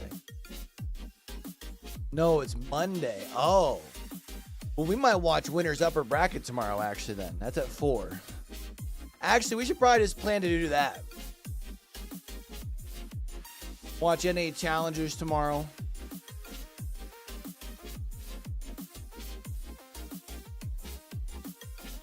But then, so we got NA Challengers tomorrow, upper bracket finals, lower bracket finals. There's really so much going on right now. It's amazing. So we'll watch upper bracket, lower bracket finals for... Oh, it's not even lower bracket finals. It's lower round 3 because lower bracket finals is Tuesday. So tomorrow we'll watch NA Challengers, upper bracket finals, lower bracket round 3. Tuesday, we'll have Shift Summer League at 1 p.m. Eastern Time for EU. When that's done, we'll have the lower bracket final for NA Challengers VCT. And then after that, we'll have Tuesday's Rocket League games for Shift Summer League going on. Then Wednesday, we'll have... Again, same deal, but instead it's the grand finals in between. Wednesday, of course, is going to be dependent on if I'm casting over with Stride Wednesday night. Because, of course, that always will affect my casting schedule, always affects our watch party scheduling. Thursday, we've got Esports World Cup for Apex. We'll watch VCT, but I don't have permission to watch that. So we might watch in Discord. I'll probably watch like the second games in Discord. The first ones will be going on while I'm in the gym in the mornings. Maybe we'll do like some VOD review maybe before Esports World Cup while we're live. Maybe we'll do that. So I'll go live and just call it VOD review and we'll like watch it delayed. Maybe that's what we'll do. But then yeah, we have Esports World Cup this weekend for Apex Legends. All month long in August, we've got VCT Champions. In August, we'll also have Rocket League Esports World Cup towards the end of August. Rocketeers are doing their university championship thing in the beginning of August. So we'll probably watch some of that. So yeah, man, we got a lot going on. Obviously, the video is gonna be. I'm gonna be trying to stay on top of my videos over on YouTube too. Trying to get a little bit of consistency going while we don't have a super busy casting schedule. Because of course, whenever fall esports starts back up for high school, the high school league that I cast up here, since I do a lot of their content, that's where my priority unfortunately has to go. You know what I mean? I shouldn't say unfortunately. I love working over there. I love doing their content stuff as well as like casting and hosting. But, you know, obviously I'm gonna prioritize where I'm getting paid versus my brand. Way it should be. At least until I can afford an editor.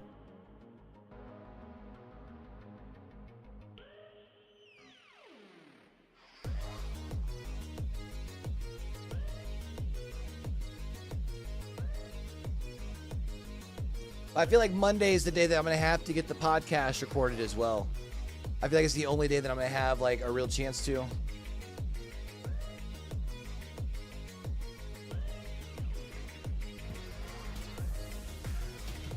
Because I know if I hold off till the end of the week, I always end up getting that end of week feels where it's just like we're busy heading into the weekend.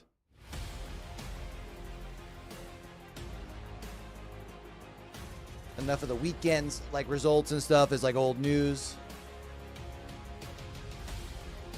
But yeah, Lala, I'm excited for the EWC stuff as well. 10 games is going to be kind of crazy to see, like, if there's much that changes from what we're used to seeing over a 6-game series. do we see teams like really catapulting themselves in Welcome games back, like 8 folks, to the through 10? HCS Atlanta Major hosted by FaZe. We are into our winners finals. It's And a imagine big traveling match all the way today. to Riyadh It's to be able Shopify to just versus be sent home after Space one Station. They're series. getting set up on that main stage right now. My name is Lottie. I'm joined by Active, Shurzy, and Gaskin. Fellas, we're going to have to be pretty quick Like here the because teams I that do finished know dead that they're last. pretty much ready to rock and roll. But I got to ask you quickly about Shopify. This is a big deal for this team. A lot of questions about kind of how they're going to handle Sunday. But what is it about this roster that is so special and why they're a threat out there? I mean, they've proved to me that they're the roster to contend with that. The wrongs of London and prove that it was just a once-off performance. And for Rebellion, they're looking to right some wrongs. They've made it to top 3. Can they be more competitive in the winners finals, in the elimination finals, if it gets to that point? Because we've seen Soul Snipe on social media Did I not tweeting bring about up- how he wants to come out and do a great performance. My concern is if you're putting that sort of stuff up on social media. Yeah, and what I also really maybe you're like saying too it for because you wanna EWC is like believe it's it rather not than you just actually feel it. finals getting Indeed. paid. And on the other side of things, though, And I know I'm in a like Gaskin, I wanna ask you about unusual some of the perspective there, but comparisons that we might be I don't seeing like here, especially competitors from traveling London. and not getting paid Was it personally. favorable game Even modes if it and is game only times like for Shopify Rebellion? couple Space $100 Station, I bucks, know, you not know what I having mean? the best performance at that major, but I do think that sometimes the series layout does play a lot into it, and they put a lot of weight on it. So what are we saying for this Realize time? I didn't bring my something me shake and up with Active were me, looking Chad, so I at need to go back grab of that house before this earlier, starts. and the only game type that replicates is going to be Forbidden Capture the Flag, which was a 3-0 in favor of Space Station that we did see. On the flip side, though, I'm looking at the rest of this series layout, and I'm saying it's not looking so hot for Shopify Rebellion. It was a really good series layout yesterday when they competed up against the likes of Optic Gaming, but are we going to see them have the same kind of success against Space Station? That's my biggest question. Slayer Recharge is probably Rebellion's best chance at getting a map here. So if they can take map number 2, that's when we're going to see them try and have any sort of opportunity, maybe, to take this a little bit further than 3 games. Active, talking about best chances, who is it on Rebellion right now that you're looking up to? Who are you looking to not just have a good performance, but really just drive their team to this victory? It's got to be Cycle for me. He's one of the youngest players in the league, and he does not play like it. He's got that championship mentality. He comes up clutch. The biggest thing, they compared him to Pistola, and honestly, I kind of agree. Watching Pistola back in the day, always staying alive, always making sure he's a difficult kill and outputting damage. That is Cycle, and he does it well. He does it so, so well. I said it at the beginning of the show, Cycle yesterday against Optic, 31,000 damage. That is crazy. Like, absolutely unheard of stuff. I mean, this kid was heads and tails above the rest of them in the lobby. That's going up against world champion Shurs. Cycle is not to be messed with, and I think also when you then put him with Suppressed, it is so scary to play against, but it's about these young guns right now, the experience that they have turning up on a championship Sunday where we know these big teams like Space Station know what to do. They know to put that 6th gear onto the platform, onto the stage. Do you think Shopify are ready for that? Yeah, well, listen, I think you bring up a big point about Cycle and Suppressed and their damage and the kills that Suppressed is able to get as well. You've got Cycle putting down the damage and Suppressed is able to follow up on that damage and get the kills, create space for his team and to push forward. I think what they need to do here is focus on what they do best. That's playing at a fast tempo, at a fast pace. The concern I have is if Space Station are playing the way that they can, nobody plays that style better than them. Indeed. Let's talk about Space Station now. We do actually have a little bit of time. We're waiting for them to get set up here. Gaskin, Space Station Gaming. I must have what just bounce not back made it from because I London. went We've said it downstairs about and it was 100 just billion my times, but really this shaker was is sitting the empty, true so test my for them fault, Chad. today, and they want to get it done here. They had such a good first major this season. Are you seeing similar patterns to the dominance that we saw there? We are, and I think this is the expectation we had in London for them. We expected them to play this way, but they looked a little bit off. Whether that was down to jet lag, whether it was a fluke, whether it was just a bad performance, it doesn't matter now because it seems like they've woken up from that and they seem to be playing at their very best. I do think that they are going to make it a very tough so who's time advancing to the for grands Rebellion here, here. chat? Even though Rebellion did manage to get to this point, and it's, again, the same success we saw in London, an amazing Saturday performance, but Sunday is different. The experience is where it counts, and there is not going to be nerves on that Space Station roster, but I feel like there might be a few on the side of Rebellion. Yeah, Dan, that's a great point. Bound was the outlier for me in London, right? When you're that flank player that's aggressive, trying to get to the back line of a team, you have to have that perfect timing. You've got to look at that kill feed and say, okay, they're coming up in 10 seconds. I can make this flank think I can have this timing. And for me, Bound's timing was a bit off. And if it's just a second off, it's going to be a problem. It certainly will be a problem. I think these two are going to be a problem for each other. I'm hoping for a big battle on this main stage. And as we look across the first map of the series, Jersey, it's over to you. It's winners finals time. Rebellion versus SSG. We teed it up before the start. It's a redemption arc for both these teams for very different reasons. Space Station, who have ambitions to win championships. It's interesting, Rebellion right? are here I feel to like upset the Space Station could establishment. definitely It's shields up, sweep it's Shopify. weapons hot, we're underway. We are underway, But and I feel like the shorter the series is, the more likely it's a Shopify win. Of Championship Sunday, and the reason that I say that is I think Shopify could come out, ride the wave of momentum if they were to be able to like really dominate on strongholds, right? Bit of a taste, you want more. But I don't see a world one step further, and now it's just SSG where like Shopify is coming back against Space Station. You know what I mean? One to the body, elbow to the face. That's good enough for a kill. Like they might take it the distance, but I think the experience from Space Station inevitably rings good numbers advantage to be the advantage for them there. Push forward. They hold A, they hold B, and Bound is just waiting for information before he makes his move. Suppressed has got the camouflage. Rebellion's push. They're going to pivot over towards A. Suppress was amazing yesterday, might I add. If he has any sort of success like that, then it's really going to elevate Shopify Rebellion's chances of getting into this grand final. Now, we did touch upon the series layout just in the pre-show there, but it is one of Space Station's better stronghold games here on Live Fire. But if Suppress is able to tag bodies like that, it's certainly going to help them try and find success. Okay. Suppress gave two players a chance, but he did not make that mistake like twice. Takes down Legend with a shot to the face, and a body good enough to get the reset onto A. Unfortunately for him, his teammates have fallen elsewhere, and they're looking to contest for C. So he's going to have to try and hold this A all by himself. He's being pressured by two different players behind him. There comes a triple cap from Space Station Gaming here too as well. SSG and Rebellion, but it's Space Station who are in the ascendancy. They've got control of A, and they've got control of B. An interesting fact as well with Space Station, the only two times we've really seen Stella and Eco struggle in any series, it has been against Shopify Rebellion. And I say struggle just based on KD being lower than 1.0. It was around 0.78 for Eco, 0.88 KD for Stella. They are not the stats you typically see for two players of that magnitude. So there's something that Rebellion do to just slow down two of the big dogs on SSG. I think all eyes are on Stellar and on the other side on Soul Snipe. Stellar, for one reason or another, he didn't have the performance level that he would have liked in London. He's looking to bounce back here in this winners finals, in this tournament. They want to win championships through Space Station Gaming. On the other side, Rebellion, Soul Snipe tweeting out, he's been in this situation far too many times. He's left too many things on the table, and he's looking to turn that here and now. Stellar gets a killing spree.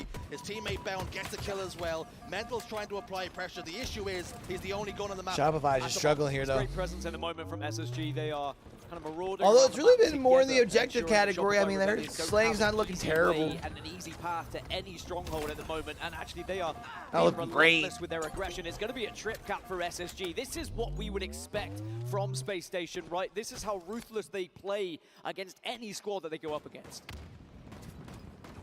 Legend's been spotted out here. The information's been passed on. He desperately tried to tuck himself into the corner and maybe make them think it was just some sort of mirage, an oasis, but unfortunately for him, he's been spotted, he's been taken down, that threat is no longer an issue. Space Station very early on imposing their will on Rebellion, and right now Rebellion just don't have an answer. No answer, and you kind of ask the question, will there even be an answer? Because Space Station at the moment are keeping them pinned back at every single spawn. As soon as they realize where Rebellion are going to be pushing from, they are sending players to challenge them. They're not giving them the opportunity to even take routes down through bottom middle. There is no attempt at a flank because they're not getting that opportunity either. It is constant pressure from SSG right now.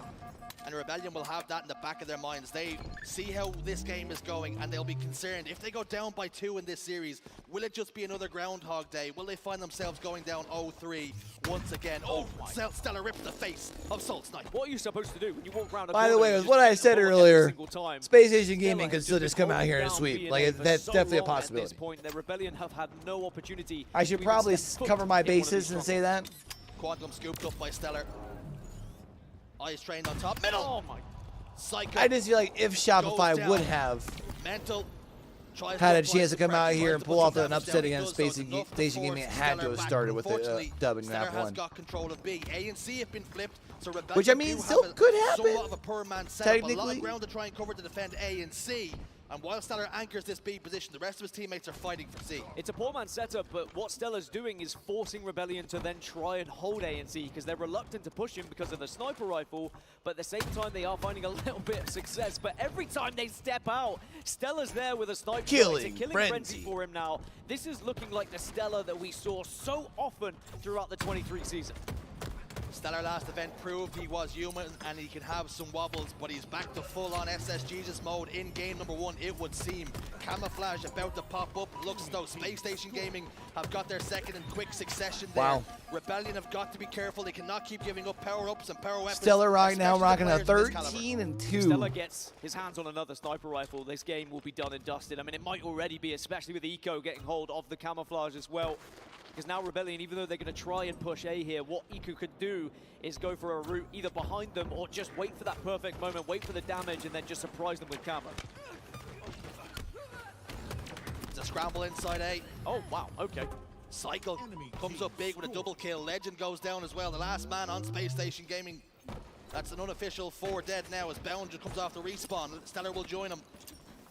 It's going to be over towards Nest. A lot of pressure being applied there. This is good for Rebellion. They need more of this. They can ill afford to make any more mistakes. One thing we've learned from Shopify Rebellion is never say never, right? They have that comeback opportunity. As soon as they get into a good flow, they really can punish their opposition. They just sometimes struggle to get back into a game when they find themselves so far behind. Have they left themselves too much to do here? They have to try and hold B and C carefully, but probably need to be pressuring A here if they want to go for a catch-up. Okay, got him with the for a trade. sticky. I don't think he stuck him, but I think he's running on his feet. Players suppressed, is isolated over towards Tower, desperately trying to stay alive and prolong his life. It wasn't for long enough. At the moment, Space Station Gaming threatening to take control of C and threatening to score again. Rebellion have moved towards A. The important point to note, it's only Soul Snipe over there and he's no longer an issue. Suppressed spawns over towards B. They're on staggered spawns. Space Station Gaming are roaming here. It's a good hold from Mental on the bridge, but he will also fall, and now it's another sniper rifle in the hands of SSG. The control of this sniper has been one of the key reasons why they found so much success, and now it's another trip cap, and they are slowly but surely starting to bury Rebellion here on Strongholds. Yeah, squeezing the life from them here.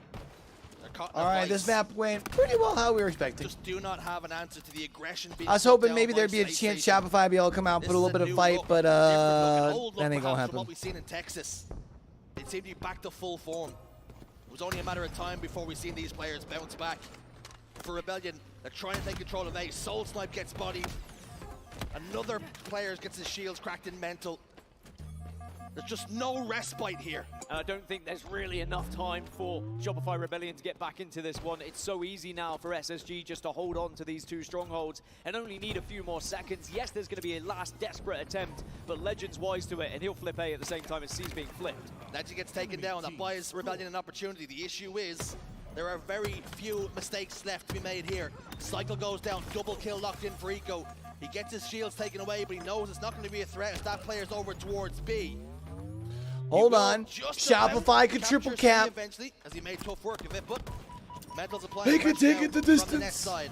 Eco needs to try and play his life. He's making himself a difficult kill, forced that player to back down. Mental was there again to get the kill, though. A and B remain in Rebellion's control, but how long can they hold it? How long can they withstand the pressure? Well, 3 are dead. C is being flipped. Is this going to be one of those moments when you said, I was there when Rebellion were able to make a comeback against Space Station? Or is it just going to be them limping over the line a little bit here? You can see there is a lot of control for Shopify Rebellion to work with, and they're not scared to be pushing SSG right now.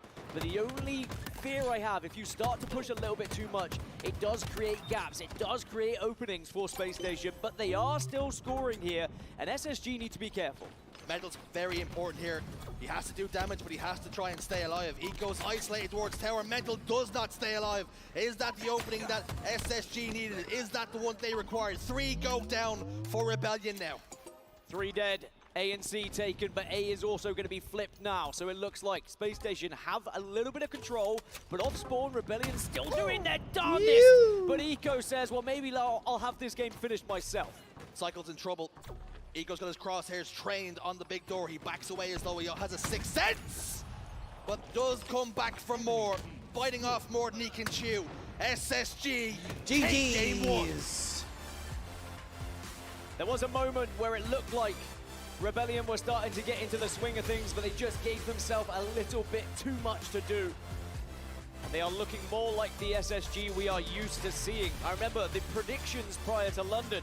SSG to win, SSG to come top 2, SSG to come at least top 3, and then they fell out in 4th. And who knocked them out? It was Shopify Rebellion. This is the redemption story for SSG. This is the revenge arc that they were looking for. I think it happens a lot in Halo history. You see a team win an event, then they get a little bit lackluster at the next, and then they bounce back and win it once more. It's important to note, Dan, as well, with this winners finals, having the advantage of a bracket reset if you make it into the grand finals. It is massive, it is huge. It's only been toppled once before, and that was FaZe Clan. The insurance policy of having that winners bracket win under your belt, it's almost the biggest series in the tournament. It often is the biggest series of the tournament, and often is the one that will go on. I was saying, it's also the most exciting too. Grand finals sometimes under-delivers for real. There's always that what if. Is there going to be an incredible comeback from one of the elimination bracket teams? And remember, it's Optic Gaming that are waiting in that elimination bracket final. And I like what you touched upon. Shopify Rebellion and all 4 of these players, they've got to that top 3, but then every single time it's been 0-3, 0-3, dropping out of the winners bracket, dropping out of the elimination bracket.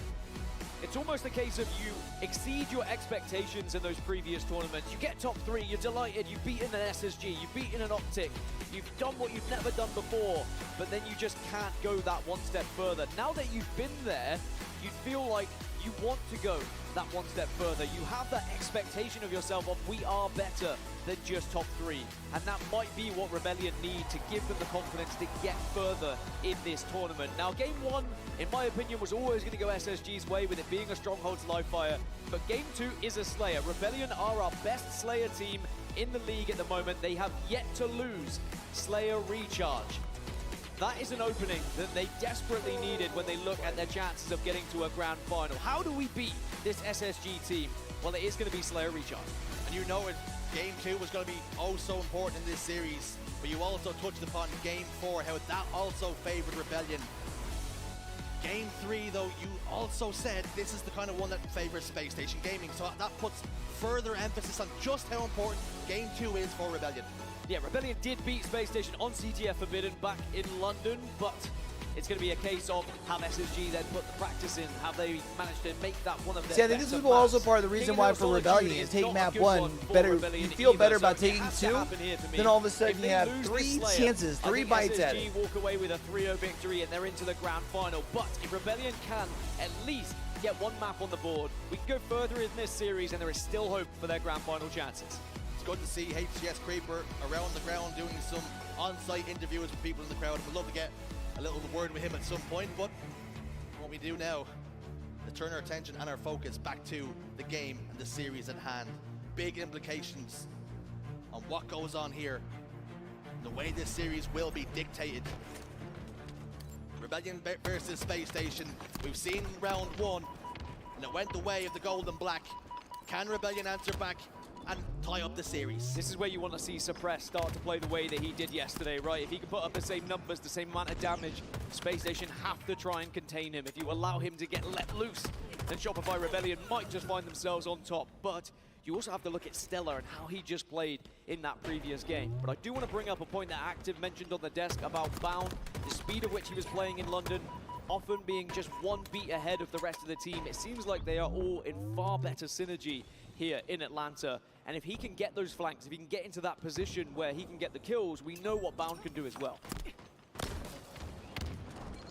You teed that up perfectly for a shock rifle headshot when you said we know what Bound can do. Instead it hits the body though.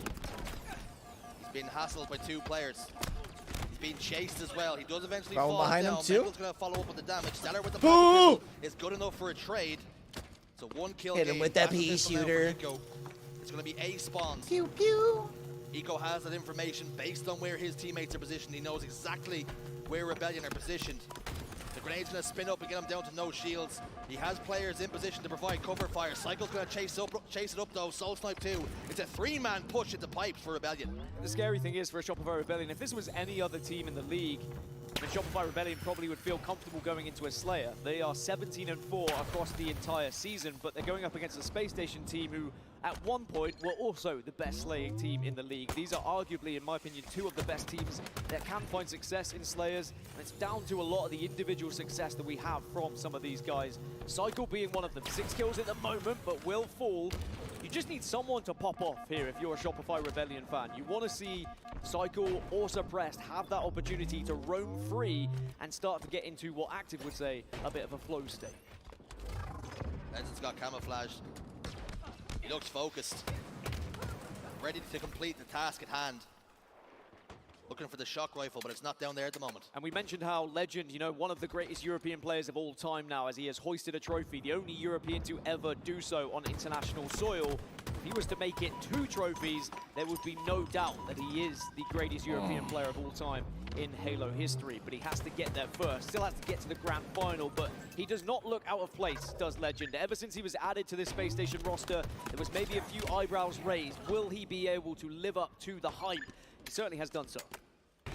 So Space Station is looking this good against Shopify. In front of our eyes, Bound doing the same. Is this event just Shopify's to win, or like what are we doing here? Transition into Halo Infinite. We have seen he is just the talent that we anticipated he would be. There was one point I didn't know what Bound looked like. Now I can't get him off my damn screen. He's always there, and it just seems like he wants to be that guy. He wants to be hoisting every single trophy, and you know full well he wants a world championship as well. And maybe this is going to be the beginning of that path. You have to get through a Shopify Rebellion roster, and they do find themselves already 7 kills ahead. One thing we learned in the previous game, if Shopify give themselves too much to do in the late game, SSG, they are able to hold on. They are fantastic at doing so, but Cycle could get a triple here, but unable to really convert. Mental down to no shields in the tower. Shields will now recharge. Waiting for his teammates to move, get closer to him. He has to settle for a trade though. For Rebellion, they desperately need, desire to get themselves back into this game here. Cut away at this lead. 8 kills is almost insurmountable when you're playing against a team like Space Station Gaming. That's better from Rebellion. Just kind of pause a little bit, wait to see where Bound's going to be, for example. See if you can pick him off and then get that extra player on the map. Camouflage is going to pop as well, so here's Soul Snipe's chance to try and make a difference. It's still only a 6-kill game, so it's not too far away at the moment for Shopify Rebellion. But someone needs to be stepping up. They need just... Oh! They need all 4 dead at some point to try and gain some map control, but shutting down the camo was big for SSG. Stellar hits the shot, as he so often does. 3-kill game now, better from Rebellion. Mental's got shock rifle. We know how dangerous he can be with that weapon in his hands.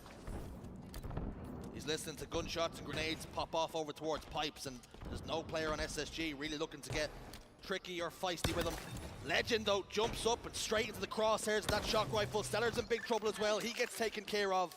2 kills, the difference.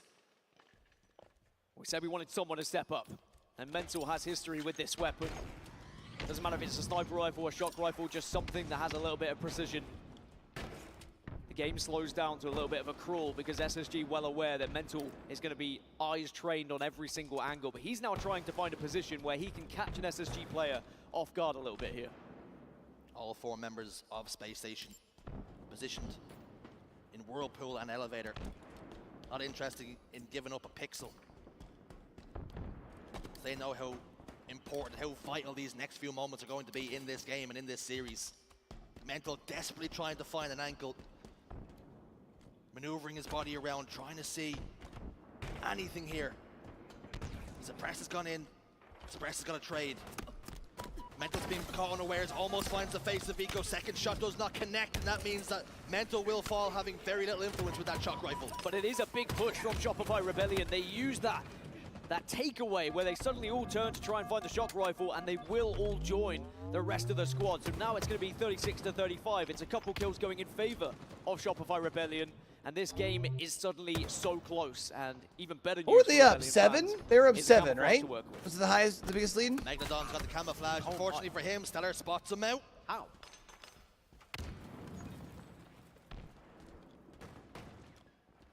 Press comes off the respawn. Soul Snipes on a jiggle peek. They've got 2 kills. They've got to try and push the envelope here. Another kill goes their way. Shopify takes the lead. Rebellion Getting ready to head into now. the 40s.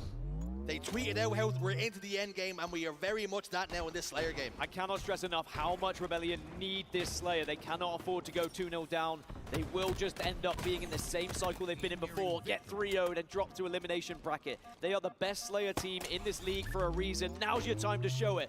4-kill advantage, shock rifle in hand, and Rebellion, this is their opportunity to take a game from SSG. Soul Snipes trying to take this game into his own hands. Currently sitting 9-5-9. He's on a little bit of a recovery spree after being 4-8 or 4-7 at one point. So now sitting at 9-9, and he wants to be the player to make the difference for his team here and extend this series to a bare minimum of 4.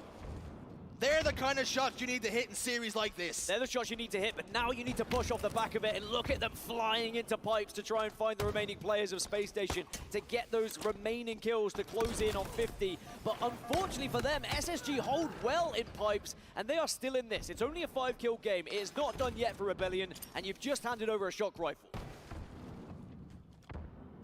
What can the Frenchman do with it? Connects with the body, is suppressed, not enough damage to really follow up on. Bound waits for a little bit more damage to be done onto Suppress. And if he oversteps the mark here, Bound will step in and get that kill. He will capitalize on it. He's being pressured as Legend. He has to back up. This is beautiful from Rebellion, taking all this space away from Legend and suffocating him. Yeah, you can see the communication there. They got the damage onto Legend and they pushed instantly onto Glass, but that does open up the map a little bit. He has to back off. There's the 47th kill, and Camouflage was popping at the same time. Rebellion, they're in the ascendancy. This game is theirs for the taking. They just need to be careful. They don't allow themselves to just run in willy-nilly. There needs to be actual coherence here. They have to make sure they push as one. Ego's gotten one, Legend's got another. They have to be careful here. They cannot keep sending good money after bad. Cycle's gonna fall as well. How many times do we see this situation play out in front of our eyes? How many times do you see SSG come back from a position like this as well? When you think they're down, when you think they're out, they dig themselves out of a hole, but it is still a 2-kill lead for Rebellion to work with. Camouflage is done. That's a non-factor right now. And SSG all over towards the blue side need to think about how they're going to win this game. All they need realistically is 1-4 dead, get some map control, stagger a spawn, and this still could be their map. Space Station trying to suck the air out of the room. Make it tough for Rebellion to breathe. Make them make mistakes. So much experience on that main stage in the biggest series with the brightest lights. Cycle will pop the shield. Cycle would get a kill. Legend will answer back. 2 more for Rebellion. Make it 1 more. And Eco's in big trouble as he desperately tries to scramble away. But the Frenchman's there again. 49 to 48. And that kill is massive because it Hold saves on. Eco. It keeps him alive. And SSG now within 1. This is a big fight. You have to win. Legend does. He gets the help and we're all tied up. Big trouble here for Rebellion. They're almost having victory snatched from their fingers. Bound over towards the shock rifle, and he's got it in his hands. Bound is on his own though, but this could be the shot. You hit this shot, you win the game. It could win you the series, but Cycle ducks out. Cycle just crouches at the vital moment. They have that information. All of Rebellion are stuck in long haul. They are in big trouble here. They're all going to come pull for Bound. Or they need to all be backing off at the same time and allow Bound to try and hit this shot. Because if Rebellion all push at the same time, it puts Bound in a very rough position. Shots getting rattled off. Space Station wait for their moment to go. Still not too sure where Rebellion are positioned here. They have no idea. Tower is completely free. They will start to adventure forward. Bound's trying to find ulterior angles. You know he wants to try and find a face. You know there's a player positioned towards long haul, but can he find the face? Remember, it was at 50-49. They lost to Optic Gaming back in London as well. Shopify Rebellion, and they do not want to fall. It would be a dagger to the back if they were to lose this game when they had so much control. This camouflage is so important, and nobody on Rebellion has eyes on it. If Bound can get a little bit adventurous here, he can scoop it up and he can be the man to make the difference. But will he venture forward? Will he take that risk? Who wants to be brave? I said about nerves. I said about the Rebellion roster probably have a few more nerves on their side, but SSG, they're experienced. They've been here before. As Bound looks to reposition once again, 50 seconds on the clock. Could be an overtime scenario here if no one finds anything in the next 45. Suppress has managed to make it out. Oh, that was a headshot. Tempt fate here. You cannot keep giving Bound these opportunities. Suppressed is alone inside blue. He's trying to get information for his team, but they have got to try and risk pushing across C plat or try and play out time here and wait for Space Station to make the move. And they're getting so much ground. They're squeezing Shopify Rebellion all the meanwhile. And if you could duck enough of them, he will run out of ammo eventually, but it is a risky game to play. Overtime starting to come into the equation potentially here, but now here comes a bit of a push from already SSG. rotated through. SSG make the push. Cycle's Cycle's got got from a right camo. under them, and Eco gets the kill. Wow. Space Station Gaming. Wow. 2 to the good and 1 away from grand finals. Damn. And that might just be the kill. Not just to potentially send Rebellion down to the elimination bracket, but when we look back at this tournament as a whole, that could be the kill that could even win this entire tournament for SSG. To come back from 5 or 6 kills down in those final moments, and then the patience at 49-49 and the play call. They knew exactly where members of Rebellion were, and they all moved together as a unit. And sadly, Rebellion, they made a call as well, but it was just 1 step behind. They had that camouflage. If they had been given just a moment more, Cycle probably would have been able to get a kill with the camo. But it's so tough to try and make any sort of call when there's a shock rifle on the other side, and it's in the hands of Bound. The question was redemption for these 2 teams. But now for Rebellion, are we looking more upon reflection? Down by 2, Dan. They've been here before, and they have never had the answer. Back to experience again in a 49-49. Who else but Eco? You know, experience personified is exactly what Eco is all about. Making those play calls, being calm, not worrying, happy to put his body on the line, making sure they all push together.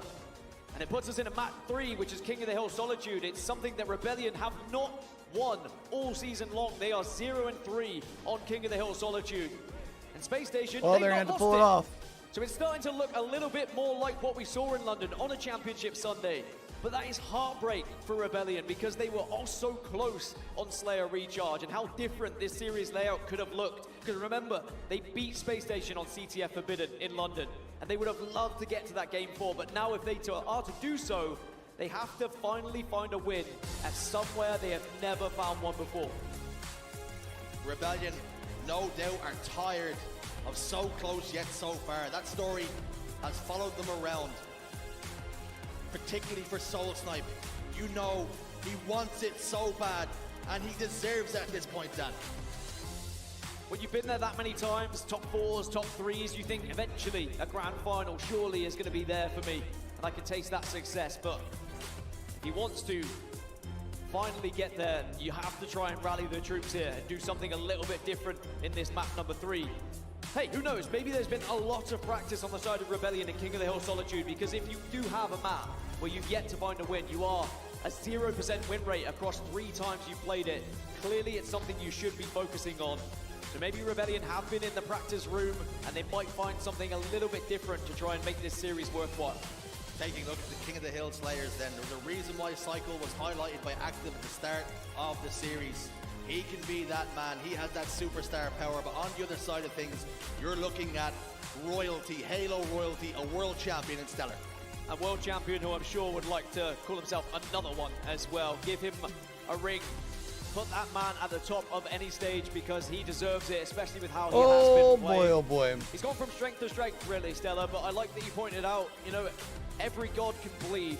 And we saw that in London. Stella was not at his very best, and how that affected SSG. You could argue that no one really on that SSG roster was at their very best.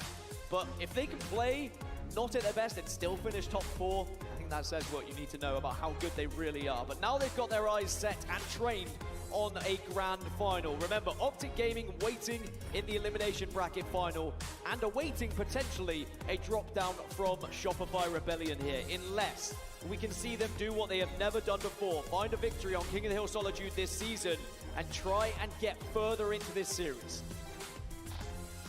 Rebellion on the ropes then. And just one more time, if they hit the mat, they will be getting sent All right, down. chat, what do we think?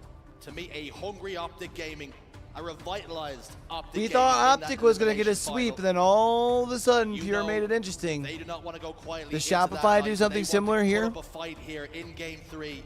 What do we Just think? cannot look past this. Possibly. It's tough, especially when, you know, last time they competed against each other in London, Stella was having a poor game, Eco was having a poor series, but now they are both here to play, and they both have found a way to shut down this Rebellion roster. But it's here, it's now. King of the if Hill. you are Shopify Rebellion and you want to get over that hump, that storyline of falling on Championship Sunday, give us something in this game. All 4 dead on the side of SSG. This is the perfect start that Rebellion needed if they're going to have any opportunity of getting further in this series. Mental's got all the goodies, camouflage and the shock rifle. And how many times in London do we see him find the faces when he had weapons of this caliber in his hands? He's just been connecting with bodies. He just cannot quite piece it together just yet. You know, if he can catch fire, he can change the destiny of this series. It's just a matter of if and not when. This first hill is important because Rebellion have gained so much time in it already, but if they allow it to get a little bit scrappy, SSG are very good at scrapping, fighting with their fists, and taking down anyone who tries to contest them for the middle, and you can already see 3 have fallen now for Shopify Rebellion, so they have to back off, they have to wait, and Mental cannot afford to go down quickly here because he needs to wait for teammates to come back up, otherwise they're going to be fighting 3 versus 4. Eco doing so much damage out of blue, and taking very little as well, almost fighting 3 members of Shopify Rebellion. 3 go down, Mental the last man standing, he continues to try and fight from this back foot. He gets pressurized, he falls down, 4 dead for Rebellion. Stellar's in the hill, and Space Station have control of the map. Weren't able to convert that first hill in one go. It's very difficult to do, but now Good it's allowing control of it SSG for a to while, have but now they're chance going to have to try and find a way to regain. And what was different with Rebellion's setup compared to SSG's is SSG being a little bit more aggressive with some of their positioning. They are taking angles, they are trying to get out to garden, they are trying to find a position where they can stop those pushing into this next hill. Sadly for Mental, he gets called out as well, and this is a lot of time going in favor of Space Station. Rebellion have got to do something a little bit more coordinated. They cannot keep throwing bodies forward and hoping that it'll figure itself out eventually. They're going to trade out, but that only benefits Space Station here. Eco's going to back away. They still have control of the snipe side. Cycle's going to try and push forward here and make it a little bit more uncomfortable for Eco, but a grenade from Legend will help the cause of his teammate. Rebellion did get the push though. They did get the slays, and now they take down Eco. This should be the first Rebellion point. get first hill. Unless there is an opportunity here. You can see Soul Snipe wanted to try and push him with the camo, and now will confirm it. Shopify Rebellion takes a 1-point lead here, and now they can start to breathe a little bit. There was that moment of worry that perhaps they've given away all that early time they gained. 3 dead for Rebellion. Space Station move into yard then. 4 dead. Soul Snipe and Cycle will spawn back up. They're spawning all the way over by Snipe. Bound has now got that information. Shock Rifle will pop up, but not for another 5 seconds. So do Rebellion sit and wait to pick it up and see if they can influence the game with it, or do they push forward and try and do some damage to the map? Mental's going to push towards blue. Bound has the first couple of shots on him. Mental's going to try and win this fight, and does. They can now move forward. Big push from Mental. It ensured that Suppress could get hold of this shock rifle, and now they can look to try and break this setup. They have lost Cycle, but they do still have the player advantage. Suppress just needs a little bit of help. Maybe he doesn't. It's a big double by himself, and now they're getting control of this hill. The Megalodon is chewing up everything in front of him right now. License plates, boots, and members of Space Station Gaming. But he will go down. 3 go down with Rebellion. And now Space Station can move towards yard once more. Space Station so quick off spawn to break that setup as well. They didn't really allow Rebellion to get into a position that they would have felt comfortable with. But then look how quickly SSG set up themselves. They know where the spawn is from Rebellion. They're watching the right angles. This should be their hill. Do Rebellion give it up? Looks as though they're resigned to the fact they're going to play rotation instead. Suppress is going to come up the driveway, but not interested in getting too close as Legend provides some help and some cover fire for Eco. They're combining, they're baiting and switching. This is good from Space Station, but Rebellion still do have control of the right side of the map. Rebellion did get overshield, camouflage, excuse me, as well. So now they have the opportunity to just... Trouble, Cycle goes down, and Mental could be very well about to join him. Oh, Bound gets the help, and at the moment, Bound playing like the Bound we're used to So there's seeing something on the main about stage. Apex. 13 kills, not losing many individual When we're gunfights. watching Apex, With the that double kill, reconnects it take does allow forever. SSG to get some hill time here, but I like this positioning from Eco, so he can watch both high and low. Does need to duck out of the hill once he takes damage, though.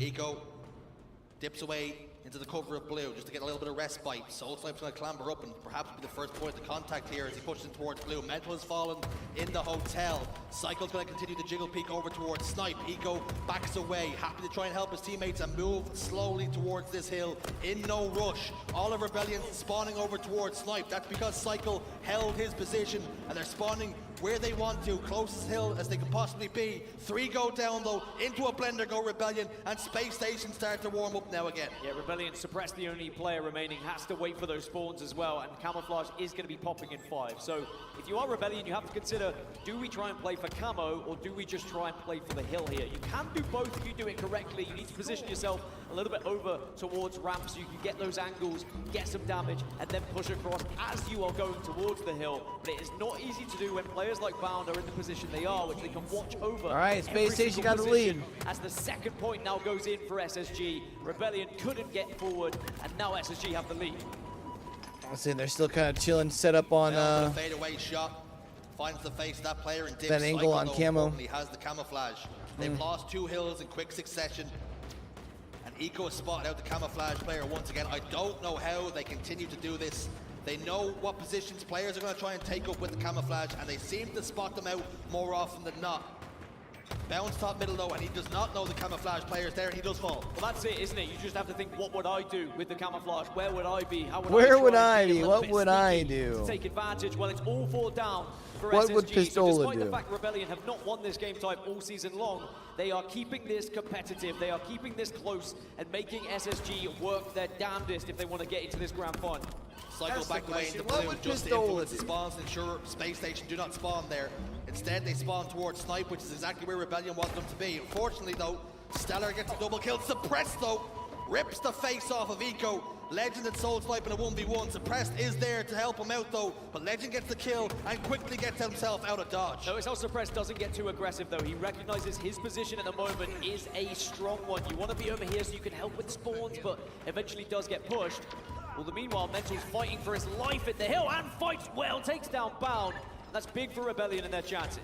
Mental with the wall bounce, getting himself a double kill, helping the team's cause. Soul Snipe then with the thruster pack, gets a sticky grenade. Did he get the second one onto Eco? The answer's no, but a lot of damage being followed up for Soul Snipe there. Is he sticking him? On the line for the team, and it's nice, you at least get the trade. 3 go down, Mental's in the hill though, they're getting the favorable spawns here. Big nades from Bound though, just to force them away from that hill. That's what you have to do with your grenades on Solitude, especially for this hill. You need to save them for the right moment, but it's still ticking in favor of Rebellion. Also, look at that clock, 1 minute and 10 left. So if you do tie this one up, it's probably going to be resolved in that 5th hill. But the real question is, are SSG even worried about it? Because Legend's the last remaining player. He has camouflage. They're going to let it go, and we're tied up 2-2. All right, final hill here.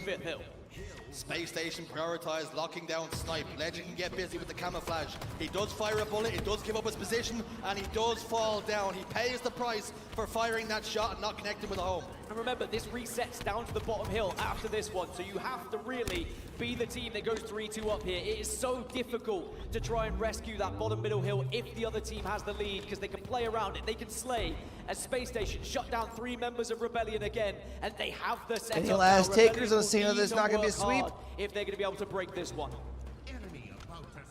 Looks as though we've had a player dip out of the lobby, so we'll have to get confirmation of what way it's going to go. It did look to be in full control of Space Station, but of course we'll get the admins and the referees to take a look at it. But what we do know, Dan, is Space Station had control of that Snipe side and they were looking good. They were. It seemed like they had one of the ideal setups, that's for sure, but Rebellion will still have that opportunity to try and break through. But a back and forth game, I think one thing we learned is that both teams were happy to give up a hill once it kind of reached that 3/4 mark and say, look, instead let's prioritize something else on the map. Is it a shock rifle? Is it the camouflage? There are other things to be playing for that could influence how this game goes after the hill that was played. But for Rebellion, considering they haven't won it all season, I know I keep harping on about it, but 0-3 so far for a reason, and they seem to have practiced. They seem to have found a little bit more success here. Their pushes are far superior to how they used to be. They're working better together. There's a lot of times when one player will be a little bit of a distraction, put a few shots in, either from loop, and then the other 3 members of the team all will push off the back of that damage, and it has worked out well. It's allowed them to break the setups that SSG often put them in.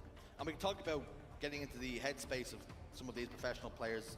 when a hill is Bro, already, rage quit. 8/10, 9/10 captured, just And they're gonna giving give it him up, just knowing it's a lost a cause restart. and prioritizing Watch. taking positions on the map, in which gives you the advantage to get early scoring in the next hill. Yeah, it's about making that call at the right time, because we have seen historically some teams make the call of let's leave it when perhaps they shouldn't have. Maybe they should have continued to fight for it. Because if you make that call, you've always got to expect your opposition are expecting that call to be made. So if they've got 3 quarters and they say, okay, well, do we think they're going to push us? If the answer is no, then you can suddenly start to send 3 players to also reposition as well. You can hit them with the double bluff, where you say, all right, they're expecting us to reposition and set up for next. Let's keep going, catch a few players off guard that are trying to transition to new areas of the map.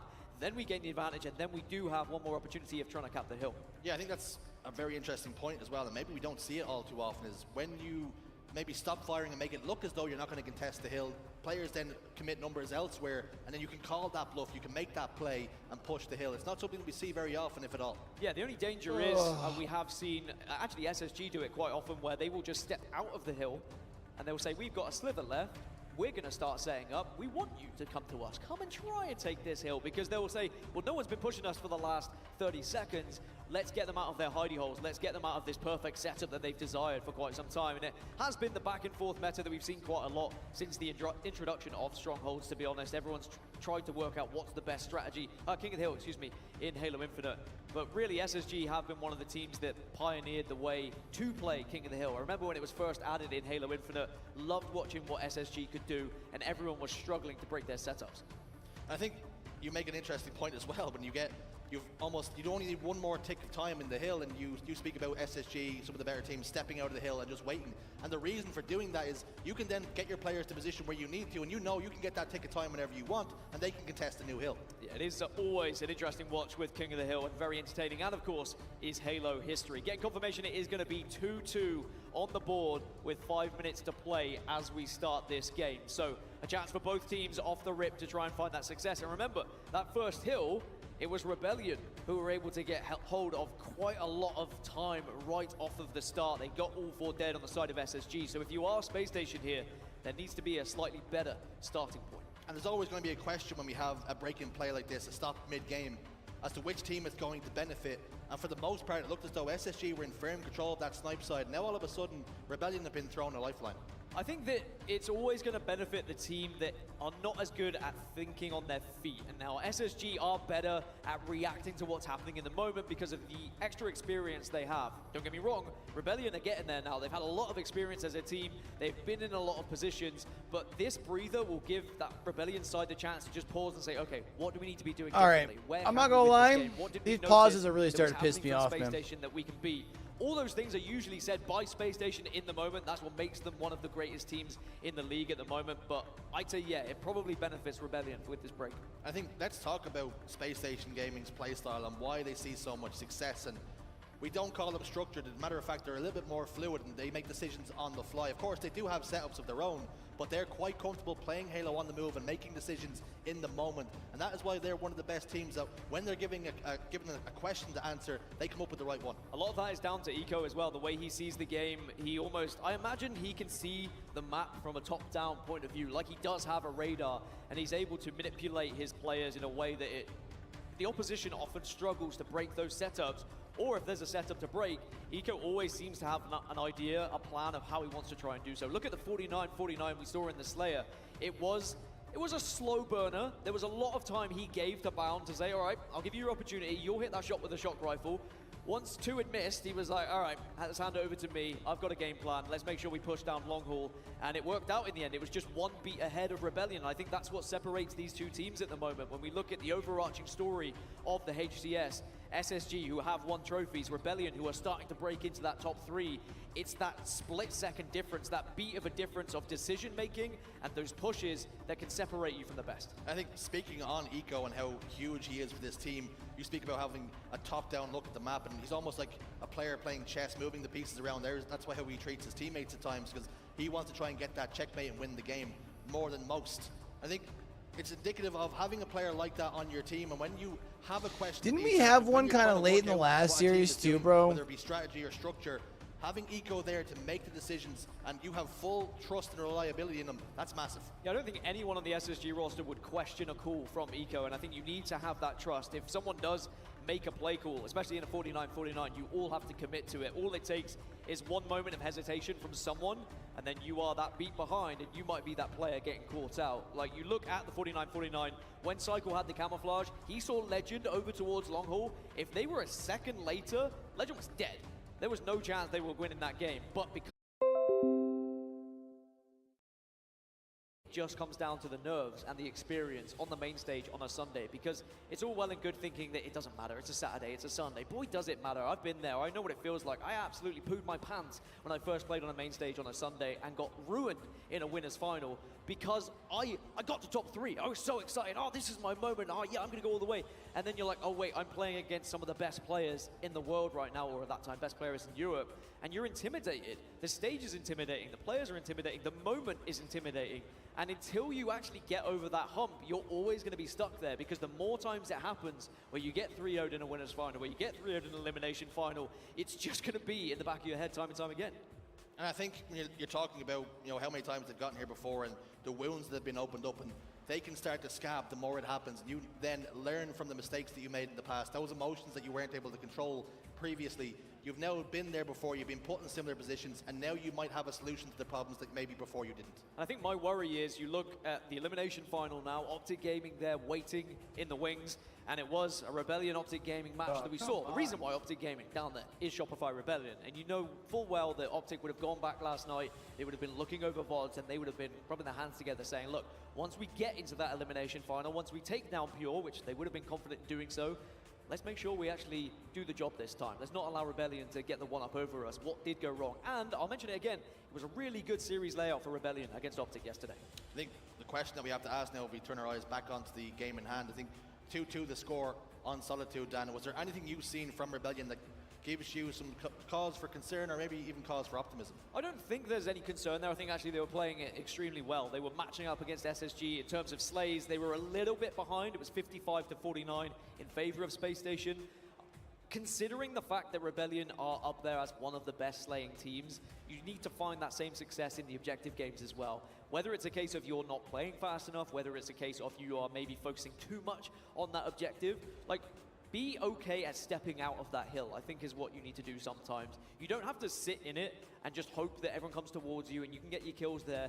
If your teammates are struggling on one side, go and help them. If you can get all 4 dead, you're going to get more hill time doing that than just going down altogether when you're trying to hold that hill. Yeah, I think the expression that is often used is be comfortable being uncomfortable. I think that's the situation that Rebellion have found themselves in time and time again, and perhaps have faltered where maybe this time they won't. And I think with it being 2-2, just how much of a confidence builder will it be to finally get themselves on the board in a series like this? It's not going to be a 3-0, it's going to be a 2-1, and all of a sudden things start to change. Maybe the tide starts to change. Yeah, I'd like to think that Rebellion don't even know that they've not won this game type on LAN this season. I'd like to think that they just look at, you know, oh, we've been all right in scrims, we practice it quite a lot. Because if it is in the back of your mind that you haven't won it, then that starts to come into it. When you've got this long a wait, you start to think the worst. That's when you need someone to be reminding you of the good times, right? You need to be someone to take you to the happy place. And that reminds me of Happy Gilmore, actually. What's your happy place? That would be a real question. It's probably Guinness everywhere, wouldn't it, if it was a happy place? Me buried down a pint of Guinness, the creamy black stuff. That would be where you're happy. Well, wherever Rebellion So where is this restarting that's then? where they need to go to. You can't allow those negative thoughts to start to creep in, because otherwise the experience on the other side of the stage will start to take over. I mean, Stella's probably thinking about a treadmill in a gym somewhere. He's still walking. He's still happy. Bounce, killing Renegade in a 1v1. That's his happy place. You never really know where people go in their own heads. I think the question that we have to ask as well is, you know, this team, Shopify Rebellion, they were really... All right, what are we doing here? Full restart? They put in the work, but then... Surely not a full restart. No doubt. The likes of Splice lift them trophies, and now they're sitting on the main stage across from them players that perhaps they would have watched and tried to replicate in the past, but now they find themselves equals, Dan, in this winners finals. Thank you everyone for bearing with us as we were getting those technical difficulties sorted on the main stage, but it looks like these players are ready to go. As a reminder, it will be tied up 2-2 here on King of the Hill Solitude, but it is Space Station who have a 2-0 lead in the series. It's do or drop for Rebellion. Will they drop into that elimination bracket, or can they fight back? Will Rebellion take a knee, have to dust off, lick their wounds, and find themselves against the hungry Optic 5 Gaming minutes left in the elimination finals, or will they push this series even further here? Bound has scooped up the camouflage. 2-2 the score. Importantly, Dan, the hill is not on the snipe side. It is now bottom middle, and that's where Rebellion found success the first time around. They did, but at this time, Rebellion have not been able to get as much time on the board in the early stages, because even though the kills have happened, they're worried about where this camouflage is, and it's bound.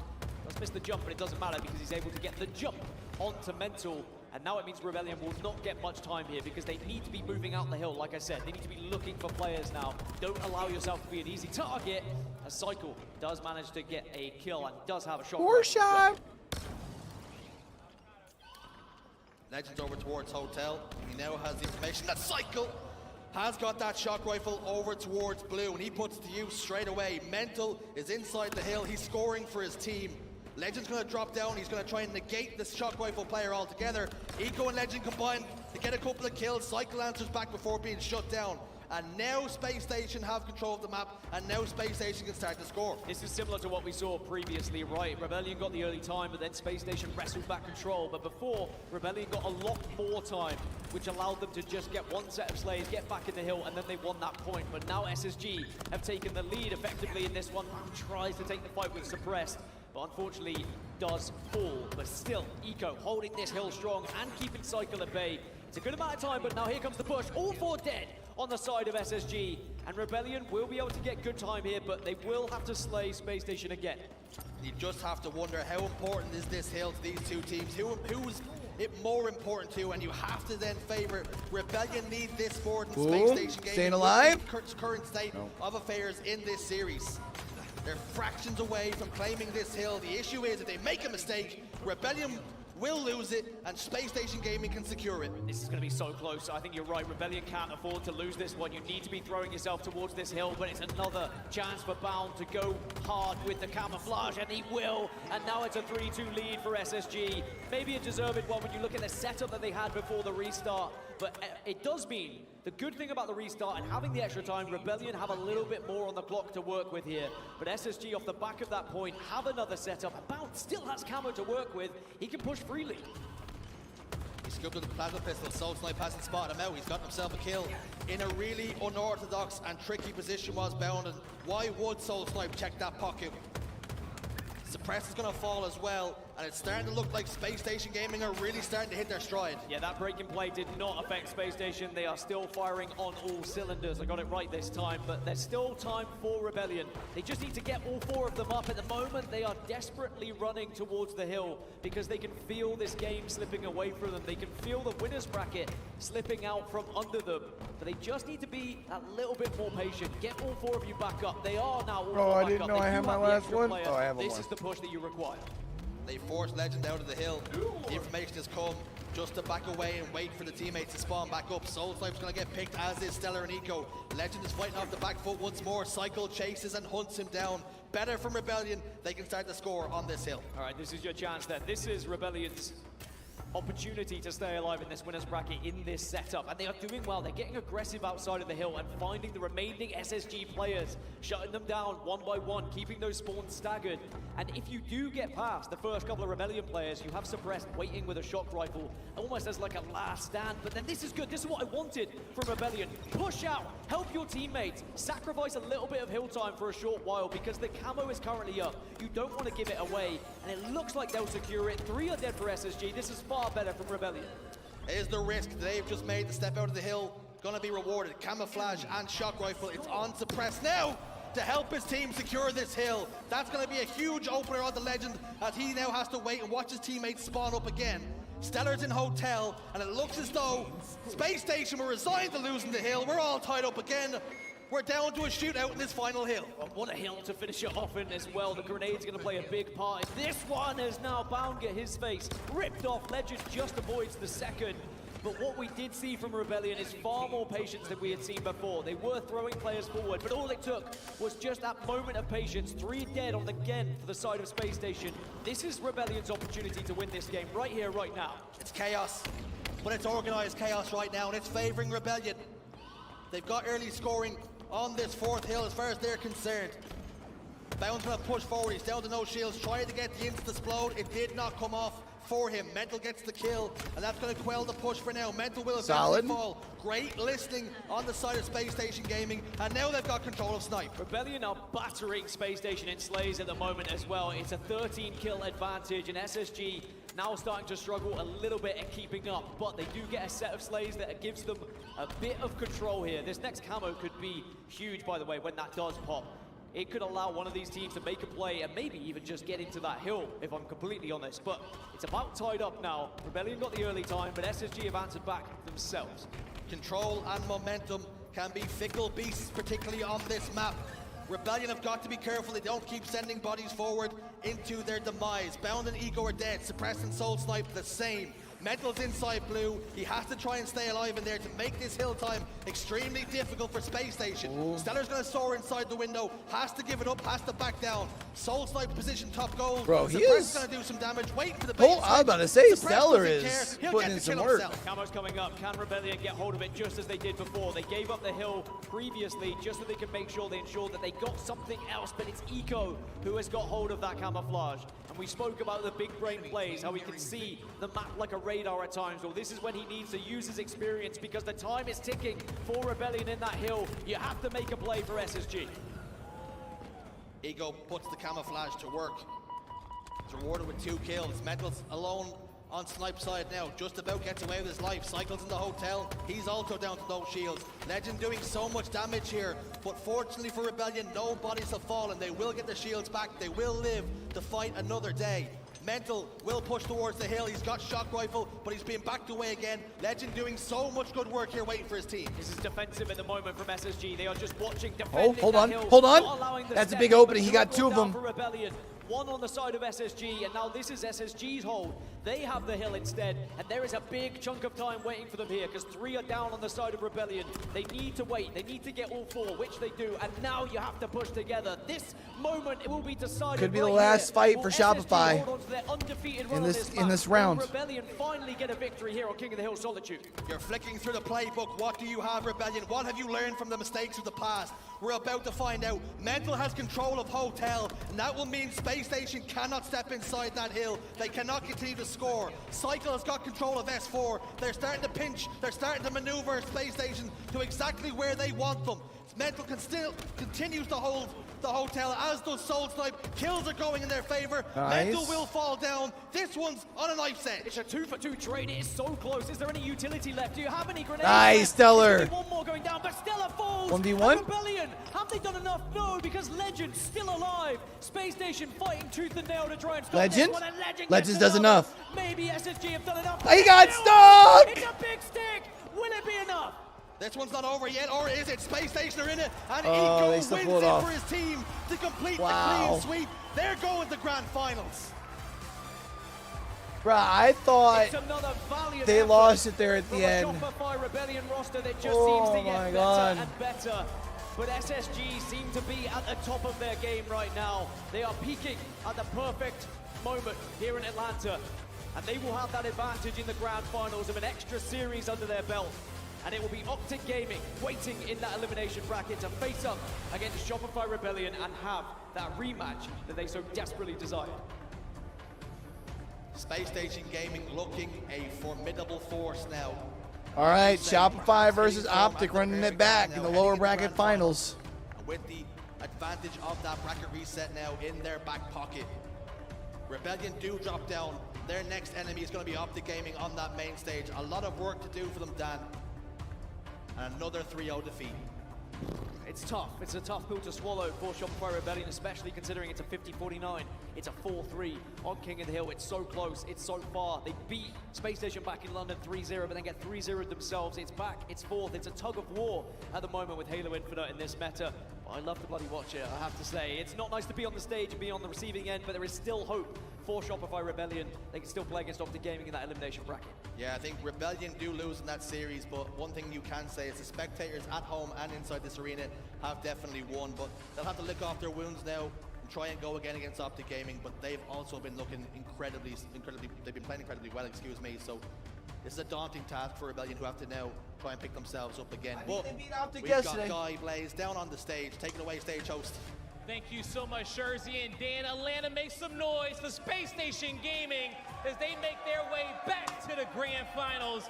I got Eco with me on the main stage, and Eco, it's a 3-0 finish for you, but man, what a close 3 maps that was. How difficult was that, and how are you and the boys feeling?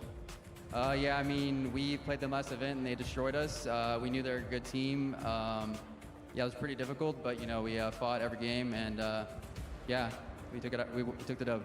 Definitely did come away with the dub. Now, it's been a while since you guys played these guys. What was the game plan going up against this Shopify team to make it a 3-0? How were you guys preparing for them?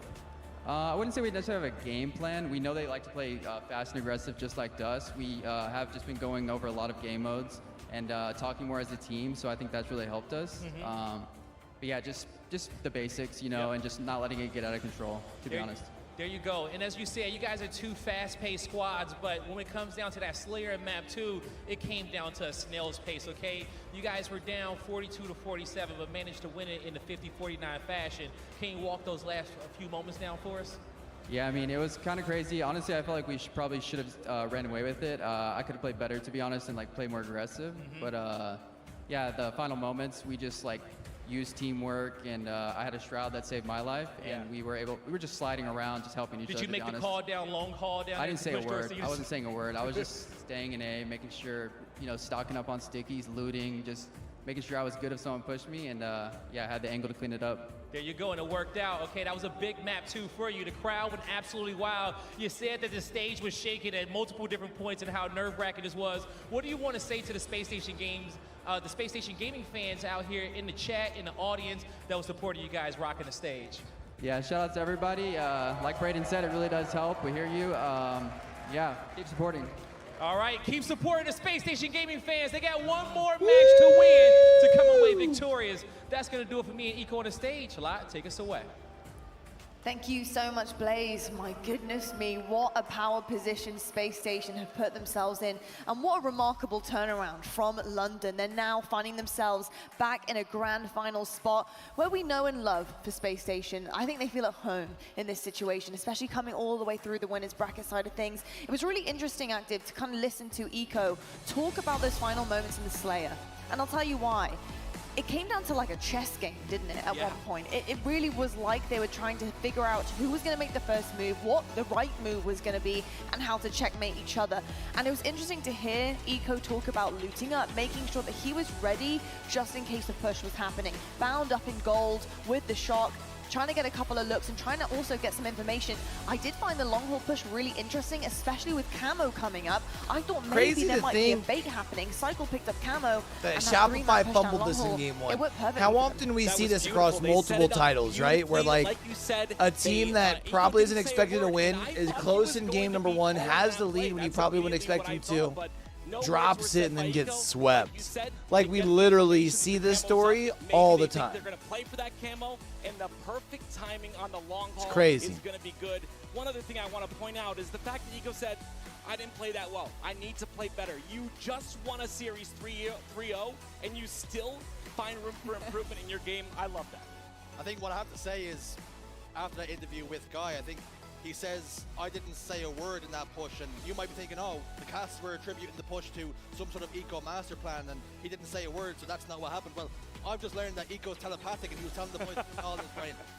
Yeah, honestly, that just kind of brings it back around to the point of like being able to read your teammates so well, know what they want to do, and kind of in those situations, being put on the back foot or in a high pressure kind of situation like that, they know what they need to do in order to clutch it up, and Space Station have a lot of experience in that. I love seeing Legend still, the European in him still popping off after every game. Everyone else in SSG is just like, yeah, just another day in the office, back to another grand finals. I mean, rightfully so. Look at the highest damage coming in from that young man, Legend. Looking so good. And you're right, but I do think it kind of spurs them on. I think it's nice for some of our veterans, some of our experienced players to kind of enjoy seeing the kind of thrill, the excitement. Are we taking chat? Optic versus Shopify. Shopify won yesterday, 3-1. Yeah, I think if you're growing up and you're watching any sport, any professional esport, I think you'll say to yourself that the reason why I get into this thing and I want to make it the grand finals is that when I win the highest accolades, I want to be able to celebrate it and show some emotion. And of course, the likes of Eco and Stellar, they've been here and done it so much that it's an expectation for them. But for Legend to win something like that and show his emotion, it's always a beautiful thing to see. Active, let's just talk quickly about that final kind of hill game there, because it did come down to the wire, and I was really impressed with Shopify being able to kind of push back a little bit, considering the stats really weren't in their favor for that swing game. So, you know, what did you make of their gameplay and how they were able to kind of handle the pressure Space Station were putting on to try and close that series out? I love that out of Shopify. In Game 2, I saw Soul Snipe get 2 really bad deaths right towards the end there, and I was looking at him in that next game to see if it was going to affect his mental, and it didn't. He still played really well. They stayed resilient, which is what championship rosters do. You just found a Titan in Space Station Gaming, and unfortunately, you met your end. Yeah, indeed. There's a lot of questions, I think, right now around Shopify Rebellion. Can they continue this on? Sunday, is it coming back to bite them once again, considering they managed to 3-0 this team back in London? I'm sure their mental game is kind of a little bit low right now, but they need to pick themselves up. The best of the best can do it. We've seen it happen through the elimination bracket, and Optic certainly want that to happen for them. So I think mentally they need to kind of readjust, refresh, reset, and go again. But folks, let's take a look at the brackets right now to see where we are at day 3 here at the HCS Atlanta final 3. Major. Now, Space Station, they will move on. What a perfect run we have seen from these guys, looking so dominant. This winners bracket side of things, 3-0, 3-0, 3-0. Now the question is, how clean will that grand finals look? And based on the way that they're playing right now, Gaston, what would you say? I wouldn't be surprised if it's a 4-0, to be honest, with how SSG have been so far. Series layout will be a big indicator of that, of course, and who's going to be there. Because remember, if Rebellion are able to topple Optic in that elimination bracket, maybe SSG would have a more comfortable time, maybe they'd be happier. Maybe SSG don't really want to play Optic in a grand final, but you know who does want to be in a grand final? Optic Gaming, the likes of Formal, the likes of Dead Zone. They want to be there once more, so I'm sure they'll be doing their darndest in the Speaking of, let's see where they're at in the elimination bracket, of course, but they're looking to rebound back. They're looking to have that little trampoline, see that corner there on the bracket that goes all the way back up to the winner's side of things? Yeah, that's a trampoline right there. You can't see it, but I promise you it is there. And Rebellion versus Optic will be happening to see who will be jumping next to Space Station Gaming in order to try and take this next chip. Rebellion have to compose themselves. This is so big.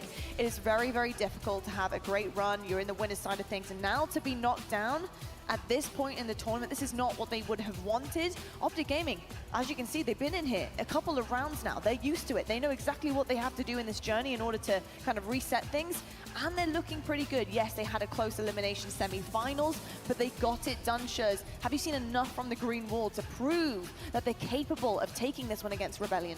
I think Optic Gaming have been tested in this elimination bracket. They've toppled their old foes. They've also beaten Pure in a Game 5. They're battle-hardened, they're tried and proven on a championship Sunday, and they're going to be a daunting task for Rebellion.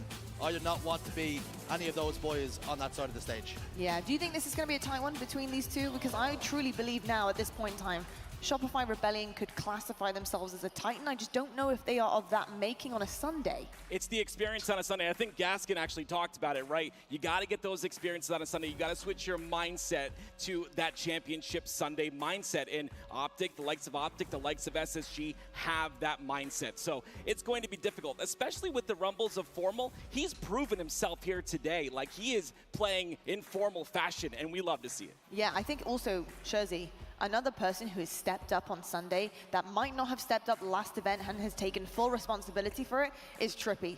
Big Game Trippy is here. He is looking really, really good on that stage. I've seen so many different plays out of him, so many different pop-offs. He's needed to go off when they need that little bit of dominance or that opening for the team. Formal alike as well, but Trippy has been so good in terms of growth from the last major we saw. He's been impressing me. Yeah, I think for Trippy, it's been a big evolution from his story in London. He held his hand up. He took accountability for the performances that he put in. I think when you're looking at your players, that when they're analysing, dissecting performances, for you to have a player to step up and say, listen, that one was on me. I'm not looking for a scapegoat. I'm not trying to hide away. I'm going to take the responsibility on my shoulders. That one's on me, and I'm going to do better next time. And he's in championship form right now on this Sunday. Certainly is indeed. Well, folks, we're going to head to a quick commercial break. But while you're waiting for us to come back on the screen, we have a legend on it replacing us. Here is an interview from Roy. Hey, what's up, guys? Bravo here with the narrative at HCS Atlanta, and I have a very Roy's our boy. in the building. Dude, it's so good to see you. First of all, how are you? I'm excellent, man. It's good to be back at a Halo tournament. First time in about 5 years for me, and to feel the energy and the vibes. Vibes are very high. They are, and it's great to have you here. It feels really special. We caught up last night. first of all, in the hotel. You were kind of saying you're probably flying out today. Instead, when we saw each other this morning, you were like, I've changed my flight. You're staying until Sunday. That tournament atmosphere gets me every time, man. Being back in this environment, it definitely gets me in the nostalgia feels and brings back a lot of memories. So, yeah, I had to change that flight, and now I'm staying throughout Championship Sunday. So, going to be cool to see all the matches. He's back, baby. He's back. We kind of lost him when we Roy's heard him our stand a boy. little bit extra. Roy's Also, our talk to boy. me about kind of any matches you've seen that have been interesting, surprising. Which teams are you watching? Yeah, so I saw Optic on Friday. They got taken to Game 5 by Pure, which was a little bit surprising, but kind of typical for a Friday. Sometimes you come out a little flat. Yeah. But then we saw today, FaZe got upset by that same team. So, maybe they're coming out hot on fire today. So we'll see what happens. But so far, the top teams look pretty good, and we're excited to see the rest of the tournament. Sweet. I know a lot of people are excited to have you in the building. Before we wrap, I'm thinking we hit a little bit of mini golf at the SSG booth. Are you ready for this? I'm ready. I mean, it would only be You're right, up right? first. You're up first. Let's not forget. I mean, we're also celebrating the SSG Instinct hoodie. We got to show this thing off. I feel good in the green and black, baby. We're back. You should. We're back. Okay. Now, I think it'd only be fitting. Should I go first? Yes. All right. I think I should go first only because you should be the finale. Okay. Okay. All right, let's show this course. Ready? Here we go. Little ramp. Oh, it's a low one. Be ready to bend the knees just a bit. Oh my goodness. We'll leave it at that. Oh my, this man. It's a one and done, folks. It's a one and done. Let's see what Roy Borg has. Wow. All right, no pressure here.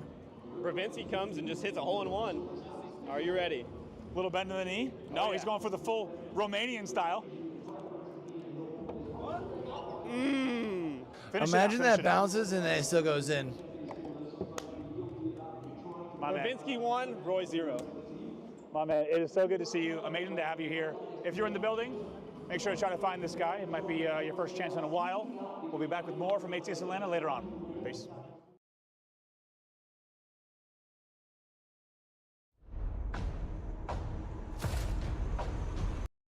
All right, champ. We've got lower bracket finals next.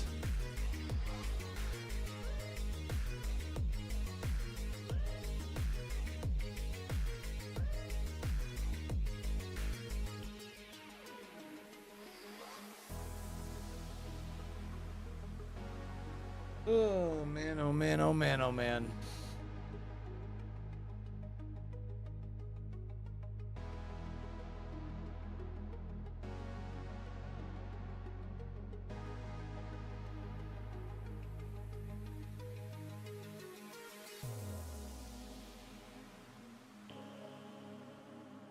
So no one has taken SSG the distance yet, huh? They've literally only dropped one map in any series.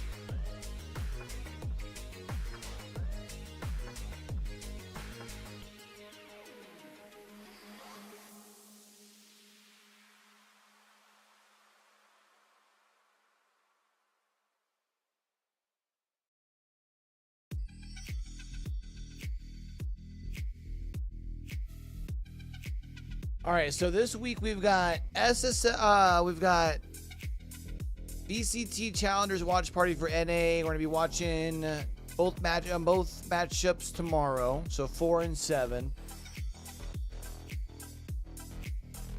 And we'll see about the 7. We might just watch the upper bracket final for real.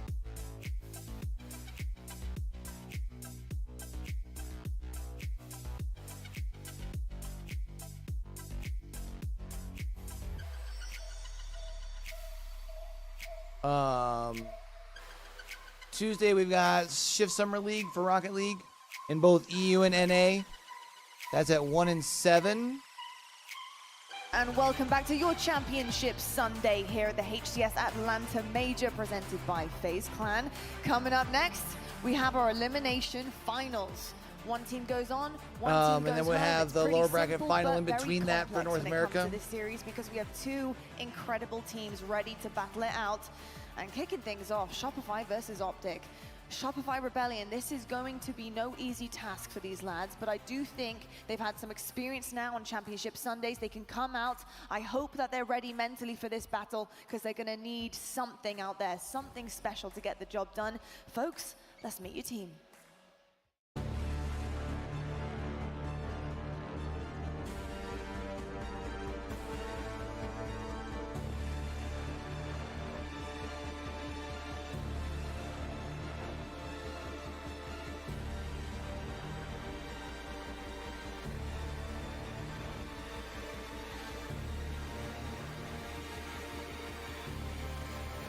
All right, Shopify versus Optic chat. Optic lost 3-1 last time these two faced off last night. That Atlanta trophy is right in front of them on that stage. They know exactly what they're playing for here. My big question right now, Tony, is are they prepared to get the job done against Optic? Yeah, I think they're ready. They are tired of being so close yet so far away, and very rarely do you have destiny in your own hands. You have the opportunity to make it into a grand finals. Guarantee yourself top 2, and maybe, just maybe, win here at Atlanta. They are ready. It's their time. Is Rebellion. Clutch, Tony says it's their time.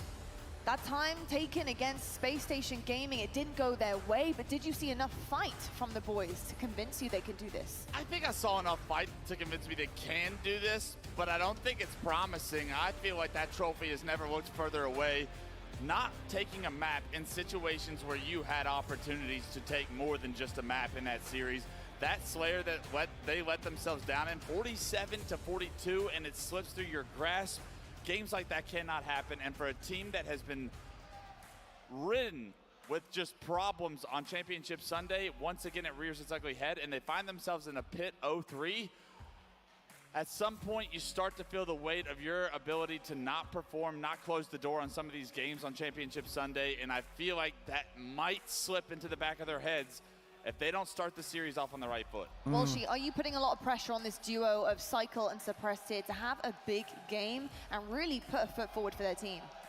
I mean, at some point, you've seen non-stop incredible performances from those players, especially, like you said, Cycle and Suppressed, but it's a full team effort. We've seen many a times, including at London, where one player can have a lackluster series or underperform, and you can't do that on Sunday. It's just not possible to have somebody not step up or at least have average play for that high caliber of play to win a tournament. Now, a team that excels on Sundays is Optic Gaming. The Green Wall are out in full force. Let's meet your roster.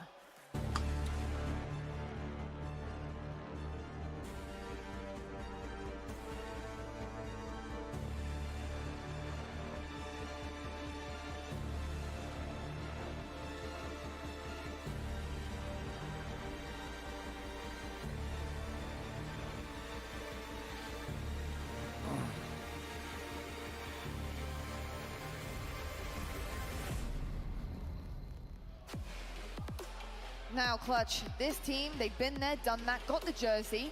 They know exactly what they're coming into with this series. Are they prepared for maybe a new look Rebellion who could be out for blood this Sunday? Yeah, I think they want a new look Rebellion. What Rebellion did to them yesterday, they outclassed Optic Gaming, but Optic Gaming are playing well, and with a little bit of a run here in the elimination bracket, Optic want an opportunity at revenge for being in the elimination bracket. I think they are primed and ready to find themselves in the grand finals. Tony, looking at the series layout, what are you picking apart here for both of these teams? Well, one thing I'm seeing is that game number 1, game number 3 are going to be so important. Obviously, you have Optic, who are one of the best oddball teams in the league, but Shopify Rebellion currently undefeated. You have Capture the Flag, they're undefeated, and that so far this tournament, this game number 1 is going to be crazy. It certainly is indeed. At one point in time, Optic were undefeated on live fire. Can they continue this strength for them in this split? Clutch, Walshy, it's over to you.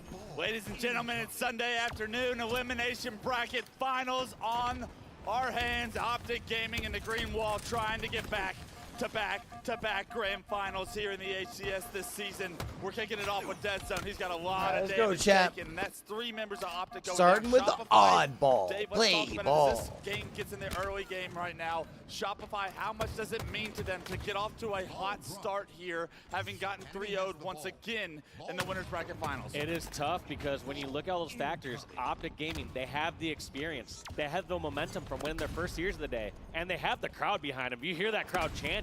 It makes a difference when your team is going off, getting those kills. You want to be actually a little bit more quiet when your team's on the back foot so you can coordinate. As soon as you start hearing the roaring of the crowd and you're spawning, that's not a great feeling. Yeah, I remember playing against Roy and Lunch and just hearing the crowd going wild. That is a terrible feeling on Championship Sunday. Right now, Cycle has the snipe in hand. We're looking at Cycle to be the player that potentially can kick open the door for Shopify's opportunity here early in this game. Back and forth, the chaos ensues. Kills being traded left and right, and Cycle puts all of Optic in the death cam. Cycle just deciding to hold towards this back green, preparing for this ball rotate. And look at this, I love this play, just taking up more ground. Anytime you're trying to acquire a new location or power up or power weapon, you don't just stop right at that point. You go past it. You make sure the whole area is secure. It's a green setup right now for Shopify. They've got a 30-to-5-point lead right now, but Optic have gone around Cycle. Cycle's going to get counted out. The ball doesn't get played, Dave, and that's a very important piece of that information. Now, Optic will have a green setup. Cycle's going to play his life and wait for teammates to spawn. Yeah, it seems like Shopify, we're trying to rotate all the way towards tower. And in a case like that, at some point you have to take those little pauses. You gotta say, first you get to garage, okay, safe there. Rotate towards green. Do we get in a play ball scenario? And that's the most important part, is you have to take those play balls when you can, because do not give Optic the ball where they can rotate it away. Play balls mean so much to be able to reset the map and deny an opportunity, but Optic with that opportunity right now has almost made this an even game. Since that ball did not get played, Optic were able to rotate it all the way to tower, and now the ball finds itself at scoreboard. 27-30 the scoreline right now. 2 members of Shopify go down. Camo is up. Formal and Dead Zone have great teamwork to take down Snow Snipe, and that will be the second camo of the game going into Optic's hands. Let's say, why do we have ball in the hand of Camo here? Look out, Dave. This is going to be a ball setup and a roaming camouflage Dead Zone. Not a second wasted with that ball time. Dead Zone, not even caring that he has Camo, grabbing those extra couple seconds, passing to his teammate, and then going up, secure that tower. Look at him, just head on a swivel, knowing some players got to be pushing it up. Gets the nice surprise with the AR melee and keeps tower under Optic control. And a big kill onto the best player, in my opinion, for Shopify right now. Dead Zone rotates to bottom middle. It's a killing spree for Dead Zone. 4 down again for Shopify. And now all of a sudden, that clock is ticking. The points are going in Optic's favor. They have a 20-point lead. Optic trying to find out where the push is coming from. Is it going to be pushing towards Nest or Garage? Seems like they're not seeing the push towards Nest at the moment. Trippy, 3-on-1 over there. Not going to come out successful in that fight, but enough damage has been done. Suppress going to have to wait for teammates to spawn as he's just pinned over in the window. But look, as Trippy loses that 3v1, he gets one player down, another player to no shield, and the ball being rotated this entire time has given Optic now a 40-point lead. Suppressed taking Dead Zone's face off, but still, Optic able to minimize the damage Suppress is able to do with that snipe, and not only that, did Optic put like almost 60 seconds on the board straight? Like not straight, but without Shopify getting to hold the ball. Yes, Suppressed hit an immaculate shot there and killed him. Wasn't it like 30-13? But 2 different times we have Dead Zone sitting over towards back tower or sitting over towards rat tunnel and just baiting that ball, knowing that player is going to be focused on a different player and getting to that back smack or that melee side. Optic get 4 down again. How many times have we seen that so far in this first round? It's starting to get ugly, Dave. 87 points and climbing. Last push for Shopify here in round 1, and it gets stuck by Trippy right now. They do have a man advantage, Shopify have, but with 3 points remaining, Dead Zone has full shield, and nobody from Shopify is there to take it down. Optic Gaming first half to Optic dominated round 1 of our elimination bracket finals game 1, and now Shopify they had to make sure they can finish off the round though, or finish off like this map. We've talked about you cannot let Shopify back in, even if it's just like allowing them to win the second half. You just have to win 2 straight. Shopify are going to get back into this. They got to do it in the slaying department because Optic is a difficult enough team to beat if you're even in slays with them.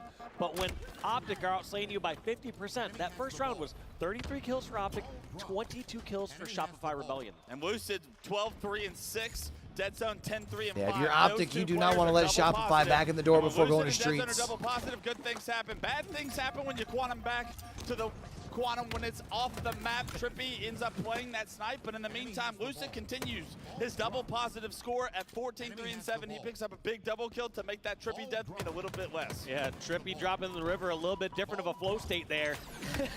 Not going to make any use out of those two power-ups and power weapons. He needs to make sure he's capitalized in those situations. And 3 dead again for Shopify. It seems like when 1 goes down, 2 go down, 3 go down, all 4 coming off the respawn now as Soul Snipe will be the first player coming off respawn. Lucid gonna be the first line of defense. He's spotted out Mental, taking him to no shield. Mental is able to double back and get some damage, but Lucid is on fire right now. He can't land the stick, but he has created so much space between the enemy team and Shopify and his ball carrier. Just great job, and that's exactly what you're looking at. Think of how difficult that is to take down Lucid in a scenario like that. They had 2-on-1 there. They had a height advantage, and he's just back and forth, retargeting between key door and sandbags. Lucid starting to hit his flow right now on Championship Sunday, and he wants to make it to a Grand Finals. You know, Optic Gaming have been haunted by the Grand Finals experience so far this year, and they do not want to miss out on another championship. Lucid now pushing from the bridge. Soul Snipes by himself. It's a kill from Trippy. The ball gets played this time around, but the Shopify Rebellion still are down by 4. The ball actually doesn't get played once again, so Trippy was able to get that kill on the Soul Snipe to keep that ball on the map. Lucid with ball in hand now starts to score for Optic. Yeah, rotation is painted for him. He sees Dead Zone spawning over a green, so starts to make the rotation, trying to see if he can draw anyone over towards the pillar door. But now that Dead Zone is down at green, they're going to have to play ball or fight this one out. Looks like Lucid knows that it's still safe.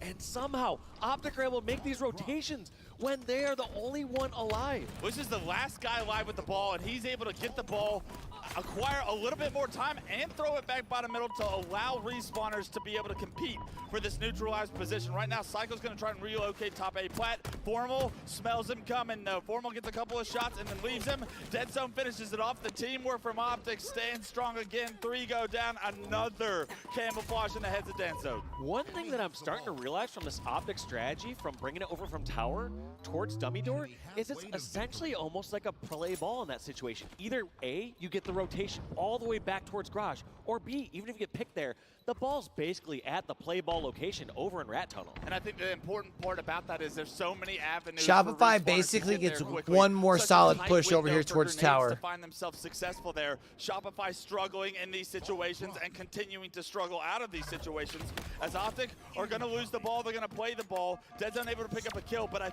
50-point lead here in round 2. Another dominant start to the round 2 for Optic Gaming. Yeah, this tower has been firmly in control of Optic anytime it's been in play. But great job by Shopify to bring that ball all the way over towards Key Door. Tower is not going to be play during this ball location, and that's going to be 3 down. Trippy, the last one alive. He does not want to give the sniper up. I like this. Trippy wisely backs away, has 3 bullets so that he can use a bullet or so and then push in. And so you're still up 40 here. You got plenty of time. In the hands of Shopify Rebellion. Yeah, Optic have the comfort from playing with this 50-point lead. Trippy waits for respawners before he decides to push. Love the play that he's pulling the bandit out, but now it's the snipe. He's going to play the ball, actually, and that is a beautiful play ball. He realizes that multiple members of Optic went down. All 4 members of Optic go down. He gave over the sniper, though, but it does only have 3 shots. That ball. And we need to talk about these bullets. Let's see if it comes back to bite Optic. We said that there's 3 bullets left. I didn't expect those to go in the hands of Shopify. 1 gets a body shot, another misses, and the third one more shot left from the sniper, though. It's not going to be enough. Here come Optic Gaming. It's a 3-on-3, but Shopify's going to be forced to drop the ball to try and slay. Soul Snipe with a beautiful grenade finishes that kill, but the last snipe bullet, it goes into Formal's hands. You know what Formal does? Formal puts snipe bullets to work as he finds that kill. The door is now open. Shopify's setup is held by Mental on a string right now. Mental's got the pressure of the world on him, and Lucid's going to let him come to him. That bait right there, you saw Lucid first baiting that remote detonation on the frag grenade. In case a player jumped right up, he was going to shoot that frag grenade, go for the headshot. Timing just always works out in that way, though. The moment that you look away, players come around that corner. He's gotten me with that a couple of times in matchmaking, and I just shake my head. Lucid, he is so good at remote detonations. Right now, though, the first camo of the game, it feels like, for Shopify. in Soul Snipe's hands, trying to stay alive, but here come the member of Optic Gaming. They're calling him out. They know he's no shield, but Soul Snipe and the teamwork of Shopify will prevail here. A 30-point game still, but a triple kill from Soul Snipe might just be what the doctor ordered. You know, the entire pregame we were talking about who needs to step it up here. Is it going to be Suppressed or is it going to be Cycle kind of carry this roster? Instead, it's Soul Snipe having the most kills for the Shopify Rebellion roster, getting camo when they need it most, and helping his team claw back into this game, only 6 points behind. Most kills in the match now. Soul Snipe finds his 22nd. 2 go down for Optic. And now all of a sudden, Shopify have arisen from the smoke, from the ashes. Round 2 is in their grasp now. What was once a dominant round from Optic Gaming, all of a sudden, a very winnable round for Shopify as they find themselves up 5 points as the ball gets played. Ball get played. We're going to see Lucid grab this new sniper, take a couple pot shots, and eventually lands that buy shot. And he's just so good, he's going to challenge it anyways. You got to wonder how confident he's feeling to be able to do something like that. Get stuck, son. 2 go down now as Trippy gets stuck. 2-on-2 situation, the ball being rotated. Shopify are going to drop that ball and try to slay. Mental and Soul Snipe's teamwork is too much for Dead Zone to try and deal with right now. And they go right back to the ball. And now, with 13 points remaining in round 2, Shopify loses. Look to push this game. Optic really let them back into this thing, huh? Look at that. Soul Snipe knowing somebody's weak down there. He's also doing it all. He has the most kills and the most time here for Shopify Rebellion. So doing absolutely everything his team needs for him to push against Optic here in this round number 2. 7 points, and finally Shopify get that ball back in hand. 4 points as the first player for Optic goes down. But here comes Trippy, a double for Soul Snipe. Who else? 24, 5, and 18. Soul Snipe needs 1 more point to take this to a round 3. 3 members of Optic go down. Shopify get ball in hand, and here we go, right. Shopify. The resiliency here in round 2 was impressive, but on to round 3. When I looked at the slays starting in around early round 2, Optic was up about 18 kills. Somehow that deficit is closed. Now Shopify Rebellion are outslayed by 3 kills total in this entire game. So they went on some amazing run, racking up about positive 20 over those last 5 minutes. They started to get snipes in hand, camos in hand, actually hold some of these setups, and Shopify show you why they're in the elimination bracket finals this tournament. A chance for a trophy awaits them if they're able to win this series. Round 2 was a phenomenal response to how dominant Optic have looked so far, but Lucid picking up the first camo of round 3. Let's see what he can do with it. He finds a kill on the Mental, takes them down. 2 go down for Shopify. Optic are going to rotate this into the screen door, and with that, they're going to have the first setup of round 3. And look at this confidence, just knowing that the ball carrier is safe, and then rotating out to try to find different angles. Lucid, knowing that player's going for desperation, he's so far up in that battle that he's just going to back away, create some distance, and dodge any spike or sticky grenades flying at him.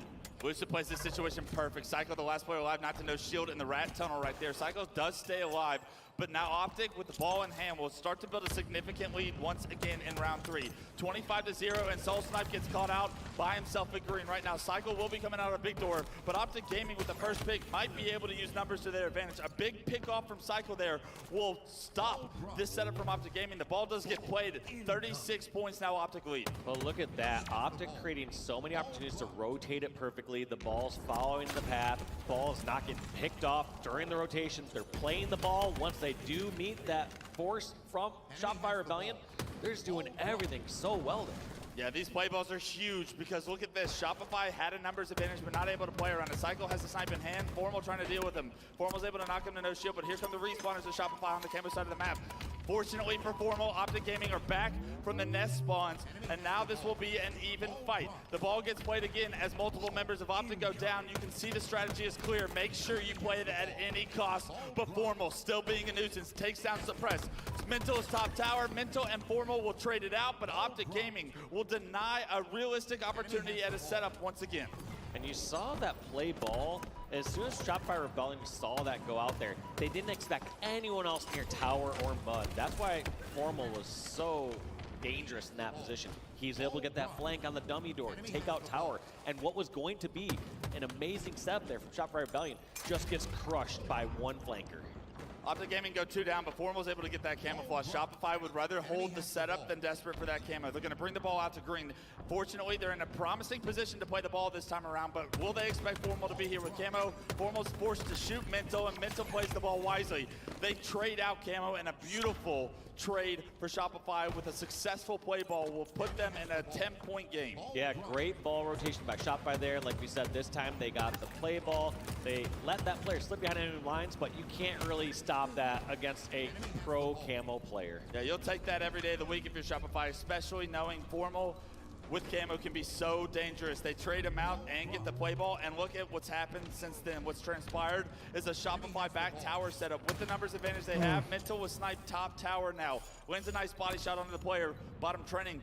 But Mental's going to back it up, not going to overextend. They lose 2 players, and once again, the ball is going to get played. Mental actually going to throw the snipe off the map, but Lucid catches it. Lucid catches nice the by snipe Lucid. in midair before it can go off the map. All right, And Optic let's now see needs what to use this. means They've got for ball, they've Optic got Gaming's snipe. new If they can setup. rotate this thing over towards tower, Completely. It's still a they'll be near full Gucci. sniper. Suppress is over there. Bullets. Lucid's looking that way. Let's see what Lucid decides to do here. Ball is going to be able to draw some players out from Shopify into some odd locations, and there's going to be 1 pick over into Nice. No. Nice, Lucid. Oh, Lucid. Okay. Wait, can he do it? Oh, my God. Lucid, you madman! He's disgusting. He catches the snipe, and he takes over with it. That is unreal. Wow. Lucid is feeling himself, and you got to think that all spawned from that sniper not being tossed off the map. That's why it is so important to throw these power weapons away from your opponents and rather be in nobody's hands than in my opponent's hands. Lucid put Shopify on World Star right there with an unbelievable overkill to give Optic a 30-point lead. And if you're Mental and company, you're like, man, I thought you played that snipe. And we saw how well Lucid can play with that snipe. Wow. One of the most impressive clips I've seen, but the game goes It's not on. over Shopify yet, had but the ball at green. Suppress is going to try to play definitely a big this time. momentum It builder. doesn't They've got get caught. almost a 3 go down for 30-second lead. Shopify, however, Optic quick to get to bottom middle, and now Lucid and Formal will be in charge of making this ball carrier's path clear. Just like that, the Optic playbook every single time is get in front of that ball carrier and clear the path. If you are an opposing team playing against Optic and you think you can get some free shots on the ball, I got some bad news for you. Last push for Shopify in game 1 right here, and they have to deal with Formal with camo. Formal able to find a pick. He gets double teamed, however. During that double team, a lot of damage going on to these players for Shopify. 3 go down, last player alive. Lucid versus Mental, and if Mental remembers how this last battle went, this is dangerous. You gotta be nervous, but Mental with the confidence, challenges in the window, wins the one-on-one, and will keep this game going on for Shopify to have an opportunity to respawn and compete for this ball. Formal just staying alive. He's not going to desperate this ball. He's just going to buy time, wait for his other teammates to get in over there. Looks like Dead Zone's also be baiting this. This ball could reset shortly as well, so we're going to see. And I believe there's the ball reset going back towards the tunnel. So Garage is no longer the play. Who's going to be there for the pick up the ball? Shopify have to play towards bottom middle, and Optic Gaming are patrolling bottom middle right now. They got ball in hand, 97 points. It's over. And game 1 is over. Put a Let's go. punctuation on it. Lucid Optic said, "I'll starts do it off myself." right. And Optic Gaming find themselves up 1-0 in our elimination finals. You ask about the superstars in these big matches. You can't ask for much more than Lucid there, going 40 and 27 with one of the nastiest overkills we've seen so far throughout this weekend. Dude, that goes up there with the chick overkill, in my opinion. In the moment that it's happening, elimination bracket finals, game 1. I gotta pee, and chat. the I'm fact also that gonna, Mental go rinse out tries my to throw shaker. that snipe off the map, and Lucid just catches it and robs him like a left field home run ball.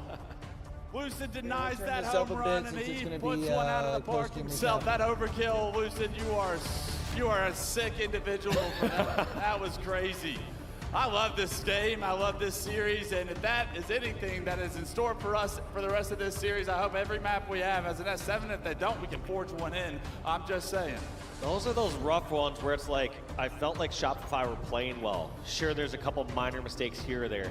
But when the superstars just hit that next level, when they're on fire, it's just everything goes right. Like, as that play was unfolding, I was like, he's probably going to hit this. Like, as he goes for that third and that fourth shot, yeah, you're like, the dude's going to hit it. It's like you're watching a montage before it's even being created. He's lining it up, and it's so smooth when he does. We're going to take a look at the highlights from game 1. But, Dave, I want to talk about round 2 and how poorly round 1 went for Shopify. Round 2, they responded so resiliently there. They were down big, and they came back and punched this to a third round. And round 3 was competitive up until that clip. But What did you see from Shopify in that round 2 that gives you promise that they're going to be able to push this series past 3 games? One, it was the outslaying prowess. You saw them completely outslay Optic Gaming during round 2 and also do some great ball play. When it came to round 3, it was a little bit closer in slaying. Optic definitely ahead in the slaying department, but like I said, when it comes to oddball and even slaying, that's gonna favor Optic. So I saw moments from Shopify Rebellion where they can slay with the best of them, where they can do well. But in the end, it was just Optic coming out ahead in slays and with the superstar plays. I'm gonna be quiet as this clip's bound to come up very shortly. Here it is. The first is an easy single shot. As the second's a body shot on the respawner cycle, he gets finished up. Lucid knows exactly where this player is. A body shot, headshot, and then lines up the slide right there. That is disgusting. Probably the best clip we've seen this year by far. And what does he do? He picks up the all ball right after it. He says, I'm gonna get some time here. You can tell how locked in this young man is. And how rare do you see Lucid actually pop off or get excited? He has to do something special to get himself excited. Yeah, it's gotta be an overkill. No scope took down the whole team in the elimination bracket finals. And what a way to kick this one off. Fireworks to start it off. Street Slayer's the name of the game for game 2 right here. And if you're Shopify, you've been in so many close games today, but you haven't been able to punch the ticket. Did the stats on the Slayers on the screen here for Shopify give you some promise that they're going to be able to tie this series up? Absolutely. I mean, look at that. They're the best Slayer team here in 2024. Yes, they dropped, you know, some close ones. We saw that slight panic SSG there. SSG one, that was tough. Up by 5 against SSG, I believe on recharge, but you know, it's a whole new game in Streets. When I start to think of how tricky and how quick these players are, this is the best map for them. They can just make so many flank routes, be in so many sneaky spots, and just like that, we get a 2-1 lead here for Shopify Rebellion to kick off Street Slayer. A strong start, but you still got to deal with Tommy Wilson with the Bulldog shotgun, and that is a difficult task here. Wooster's going to jump into the tires. The 2-pump shot into the body will make the kids drop as he shrouds the camo. He's going to pick up that camo. And now Camo Lucid Shoddy is a problem on the map. The game is all tied up, and here comes Optic Gaming. Yeah, Lucid knows where the player's at, and he is headed directly for him. And look at this, not even just assuming that they're going to be stagnant, he is moving quick and trying to get these cutoffs. And I've never seen anyone ever hide in this spot. And we're seeing such great plays from all these players. They have all these tricky locations and know how to outplay each other. For traditionally a game that's played at such a fast pace, Lucid slows it down. They have to be so weary about where is this Camo player. Lucid finally makes his presence known. He transitions it into a double kill, a triple kill for Lucid. The last player running from Lucid away. Lucid wants to hunt him down, but respawners will back Lucid up and suppress him. It's just a triple kill this time around. Lucid's doing it all himself. Teammates calling where they're at, getting them weak, and Lucid finishing off the kills. You ever seen Perfect Halo, Dave? This is Perfect Halo. 4-0 to start this one off right now, and Lucid is letting the game come to him. Notice the pace that he is playing at compared to everybody else what seems to be in the lobby. Lucid not giving any lives away and finding the kills where he can. Yeah, he's waiting for that information, hearing where people are weak, and then going for those finishes. So many times he's also just going for those cutoffs. It takes a different level of intuition and understanding of Halo as you hear somebody's over at Cafe and saying, okay, that means I need to get this shot weak over towards ATM or Bulldog side. Lucid spots 2 players he knows, Soul Snipes, no shield. It's an easy double. Lucid starting this game off 7-0, make it 8-0. It's another triple. The overkill's in front of him. He wants it. You can tell he's going to get it. He gets the trade. And yes, Lucid starts this game off 1 kill away shy from a frenzy. At least 2 triple kills to his name. And he is continuing to take over. And look at the assists from his teammates. 12 assists total between Formal, Dead Zone, and Trippy. Just setting up so many great plays for each other, especially for Lucid. Trippy with the red gun gonna jump heaven. He gets denied from heaven, gonna get sent back to the death cam now as Cycle. Gonna try and push these respawners from Optic. Formal not technically focused on him, but Formal turns and burns Cycle all of a sudden. Formal feeling himself, he just trash talking. Y'all saw this shit? Gameplay, something that has not happened to Cycle all weekend long. It's gonna be a sweep. Formal turns on him with the first 3, and now you're starting to feel the nerves get to the young guns. I felt like when we were seeing these previous series where Optic or FaZe were taking on Shopify or Pure, you saw these individual plays, especially from Pure.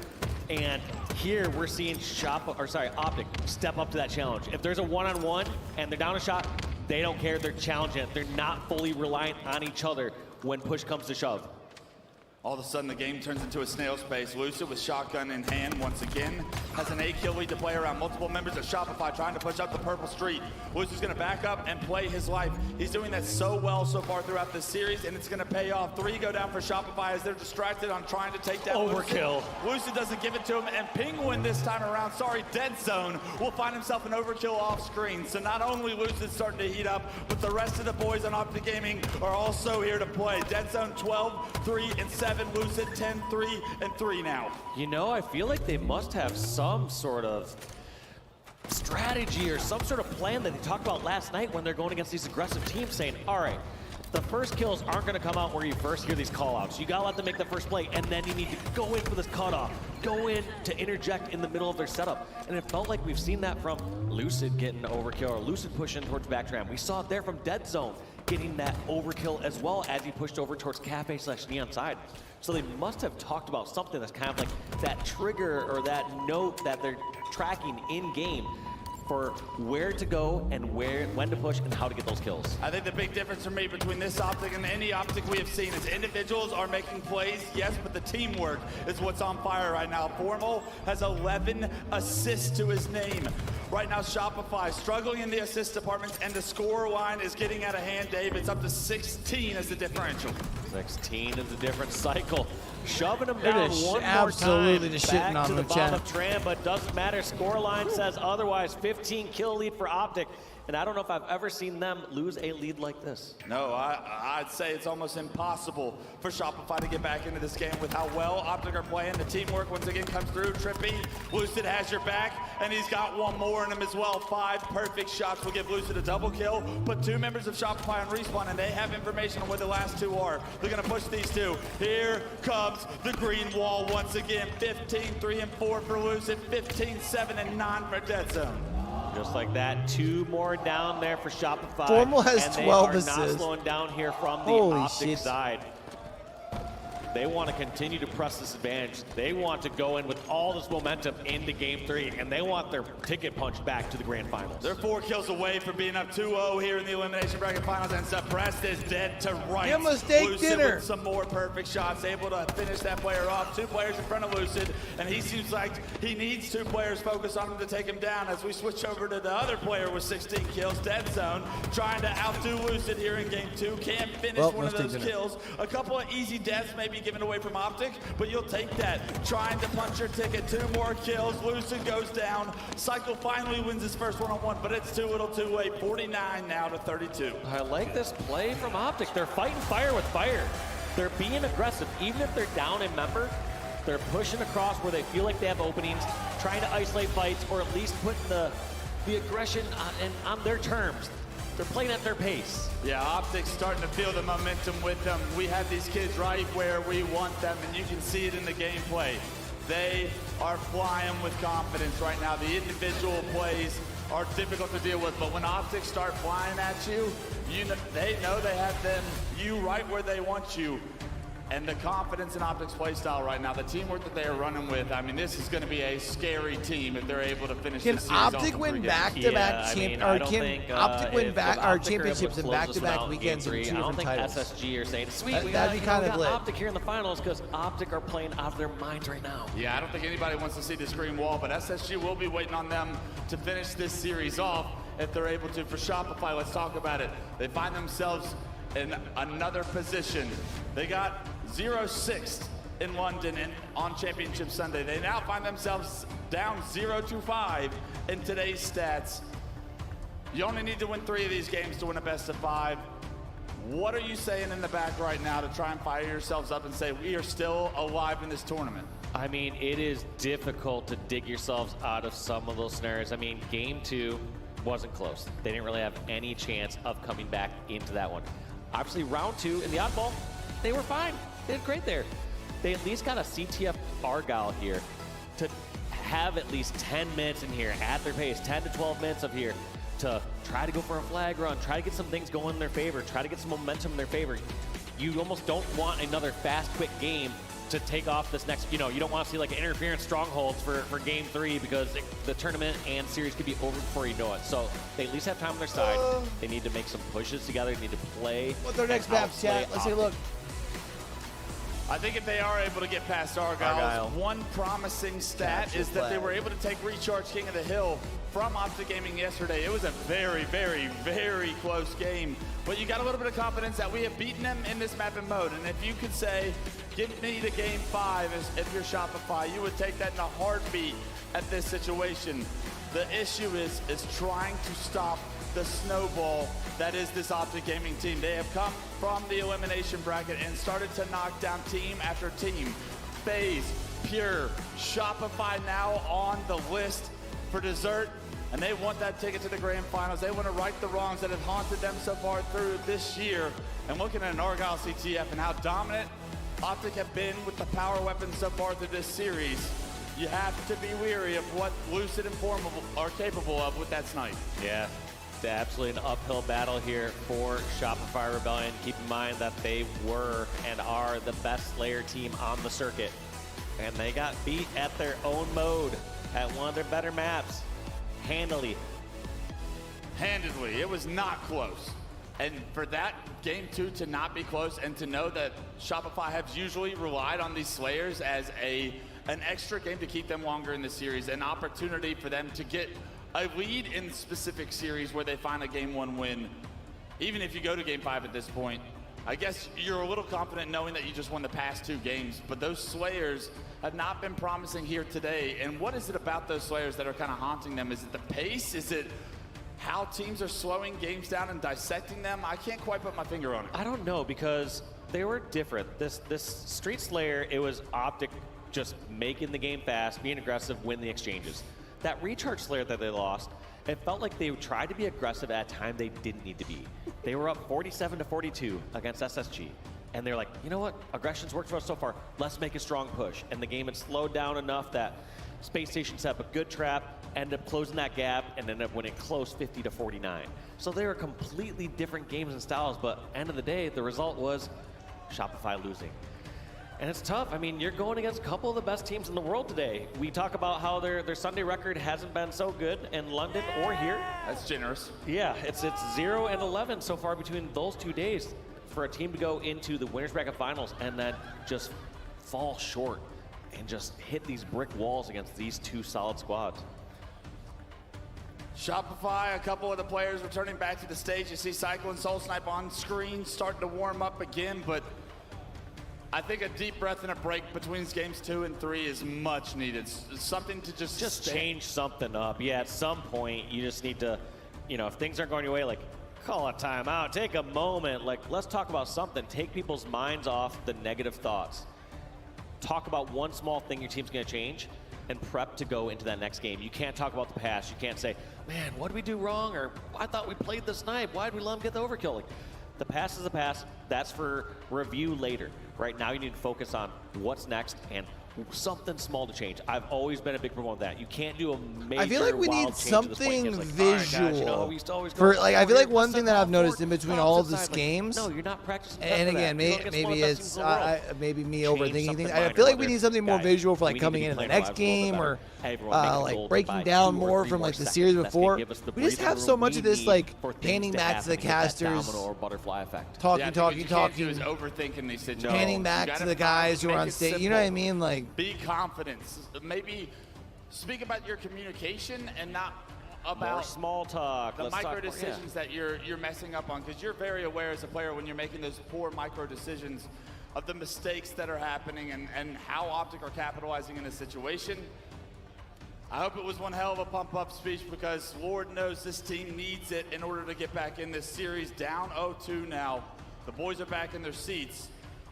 They appear to be a little bit quiet. And on the side of Optic, I mean, what are they saying during this break? Do you even think they got out of their chairs at this point? When's the last time you saw, like, Trippy just had a wide smile on his face after that game? He was like, what are my teammates doing? They're playing out of their minds. Like, they are in high spirits. But job is not done. Look at that. Serious faces all around. Fist bumps coming out from Optic. They are locking in for game number 3. Argyle CTF for game number 3. The S7s have haunted Shopify so far through that series. That Lucid Overkill is the clip of the weekend, maybe the clip of the year, for God's sake. But we might have something special in store for you here, because if these players are shooting like they are, and there's a couple of S7s on this map that come off respawn, this could be What's exciting. the name of this map on Halo 2? Optic Gaming, one more game to go back-to-back grand finals. No, not Halo 2, Halo 3. They've won another chance to redeem the wrongs from their grand finals appearances so far, and now they look to be in a very promising position to get there. But Rebellion, one of those squads that when I know they what catch fire, Nargile. when This is they're definitely a Halo outplayed, 3 they are map, and dangerous now to it's stop. triggering We me. have yet to see Optic really hand them control or let them into these games outside of that round 2 in Oddball. But here we go. It's going to be Formal versus Mental. We got ourselves a good old-fashioned snipe battle. Formal, legendary sniper, actually expects Soul Snipe to be overextending. He's going to pick up that lane, knock Soul Snipe to no shield. There's 2 members of Shopify already in the base of Nice. Optic Gaming. Formal's going to body shot both of them. Neither one of those players died. Now Shopify look to be in a promising position to get a flagpole. We get a flagpole, and they've got both snipers. Teams being incredibly aggressive. We're going to have both flags being taken out at this point in time. But Cycle, I would say, in the better position, has Formal snipe behind enemy lines. Now he's trying to figure out where are these players spawning. Big kill. Ends up taking out Lucid back in his base. So no longer do they have to worry about their flag as much. Now they're back on the offensive. That's Trippy and Lucid down. Can Shopify get a flag grab? They got a touch, but it does look like the flag was returned at the same time. However, Optic Gaming did just enough to get that flag back to their base. Cycle was going to be a thorn in their side, but they're able to take him down, get that return, and keep this at a 0-0 game for now. Look at this, a 2-2 split here from Optic. 2 fighting on each lane of the map. Cathedral? Who's gonna win their sides? Looks like Suppress gonna take out Dead Zone. So gonna drive me many crazy players now. here kind of on defense, and that's so tough. Nobody's really in a position to help finish off Mental there. And player after player dropping. Formal, only one over here.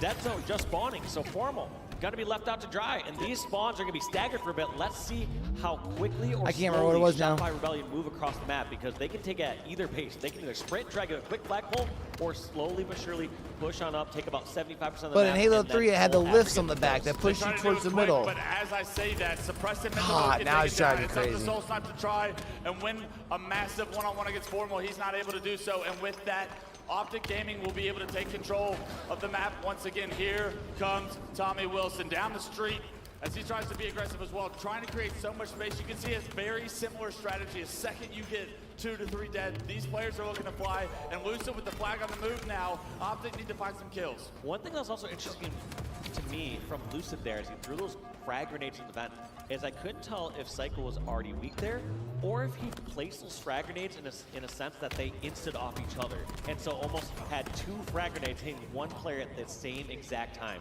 Not sure if that's exactly what happened. I'll have to check the VODs later, but it felt like Cycle died real quick. Look at this situation. The Bro, flag Chad, is it's on already the move. They're gonna 3:30. drop That's him, kinda try and wild. get some kills. I believe all 4 members of Optic will be coming up respawn. It's Trippy first, and he's away from that flag. I say already 3:30, but I mean, we are technically almost done with our third series, depending on if Optic can take game 3 here. Last shot until just now. The last shot gets the job done. They put 3 down on Shopify, and Trippy, once again with this quick street route, looks to be aggressive and deny some space for respawners of Shopify Rebellion. Trippy almost winning that 1v1 against Suppressed. Suppressed able to close that one out, and as soon as you kill that player who's the furthest up towards your base, you get to breathe easier. You're no longer at risk of dying and potentially a flag being snagged. Formal gonna play very passive with this next sniper rifle. He's gonna back up all the way under his base. He does land a body on the Soul Snipe. Soul Snipe makes him work for it though, knocks him to no shield. Now Formal trying to play his life, able to create an opportunity with numbers, but a beautiful melee from Soul Snipe to close that distance is cleaned up by a teammate on Shopify, and now Mental trying to make it a double, cannot do so. Back and forth, these 2 teams go to fight for control, but Cycle with the snipe is gonna create an advantage now for Shopify. Cycle sitting in his vent. We're gonna have to see if he can do anything with this QT, if he decides to even go for it, but it's more so just getting this height control at the moment. Just trying to lay down shots and allow his teammates to push all the way across the map and get in better position here. But as soon as Mental gets off, and that was a grapple bringing down that QT. Also, Cycle getting sniped at the same time. A series of unfortunate events unfolding right before his eyes. Yeah, it's about time Formal started hitting some shots with the snipe. You give him enough opportunity, he will seize that opportunity. Still a 0-0 game.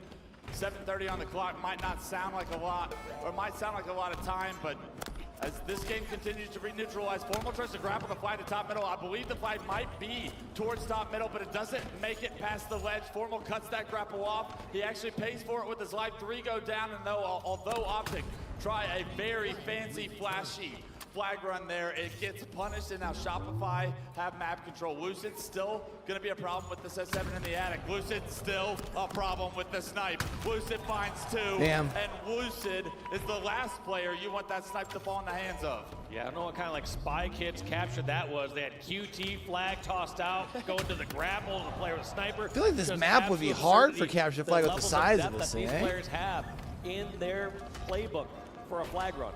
Flag on the move, and some of Optic might be spy kids, but Lucid looks like James Bond out there. All right, well, Optic gets one. Everyone. Formal says, I want another chance at this snipe. As they take a 1-0 lead, Formal with snipe is going to be a problem as well. Look at the kill feed, though. Trippy's found the other snipe, and he just ripped 2 faces off himself. This is now an Optic domination as they have both S7s. They have complete map control. They do lose Formal and Lucid, so Shopify will release a lot of the pressure from Optic right there, but they still have Trippy to deal with. Still half the game to go, though. Plenty of time for Shopify Rebellion to get a cap and answer this. However, one thing that needs to be stated about squads, especially like Optic and SSG, is they are way more comfortable when it comes to the slowing of the game. They're okay as the game really pauses or drawing out the clock a bit more. They just have more experience, and they're just more used to having those longer battles against these big 3 teams that generally it's not a 3-cap game, it's generally a 1 or 2-cap game, and so they're used to making fewer mistakes and capitalizing when they do have those windows of opportunity. And not only are you getting to play from the lead with another flag on the move, you're also playing to your own play style. Shopify traditionally play very fast and chaotic and try to make the game very difficult to read for Optic, but Optic doing such a good job so far here throughout this game 3 to control the pace of the game. Trippy jumping from attic to attic, not able to finish that kill, but picks up that quantum. And in the meantime, in the side of our screen, we see that second flag get punched in, so Optic get a 2-0 lead, and now the pressure is on Shopify. 5 minutes, down 2-0. What do you have for us? This one is rough because 1 cap by itself would have already been a strong feat. That would have already been difficult for Shopify to come back and get that cap. Now they have to some point do 2, but looks like Optic's going for that dagger, tossing that flag out. They want the grand finals. They're trying to get there as fast as possible. They don't want this 5 minutes to hold them off to give Shopify any chance. But that flag, it gets stopped. Demi, we're about ready for the grand final, baby. I'm down for that. Shopify find an opportunity. Gonna be ahead of pace for grand final even. Of their own, but Trippy gets 2 players to no shield from this ridiculous angle. And now the respawners of Optic look like they've stopped this cap dead in its tracks once again. Just love these plays by Optic. When they do have somebody alive across the map, they're able to hide and be in a tricky spot where they can either get an isolated 1v1 trade, or they can wait for the teammate spawn and lay out the damage needed.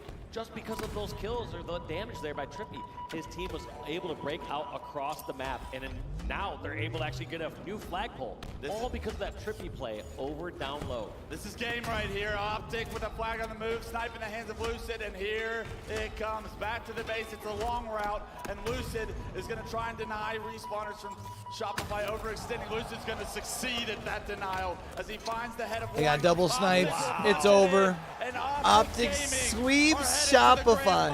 Back to back Wow. to back this year, and let's see what they have All in right. store to rewrite the history books for 2024.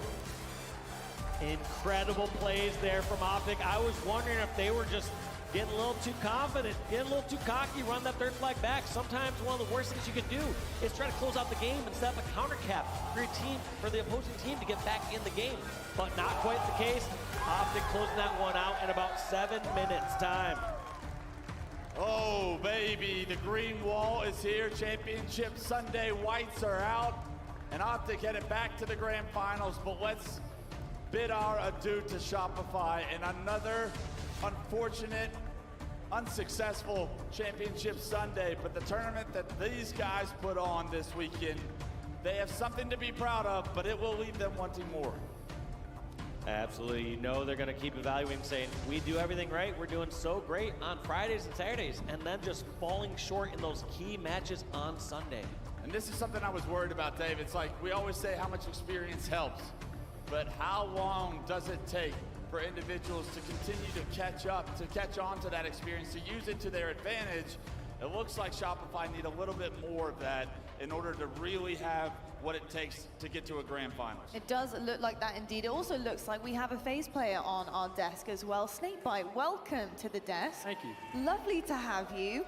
Now, I want to get your take on that game because Shopify Rebellion, they just can't seem to find their feet on a Sunday. What is going on? I mean, as somebody who's so experienced in this, having to elevate your gameplay on a Sunday, I know it's difficult. It's also a mental battle. You're tired after a really long weekend.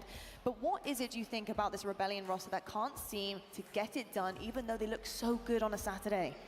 I wouldn't really say it's something to do with not being able to get it done. Obviously, that's how it's gone the past 2 events. But honestly, they played great against SSG. They could have won game 2, could have won game 3. And really what it feels like is just getting your one win in. And it just came down to that. You know, you lose a little bit of momentum.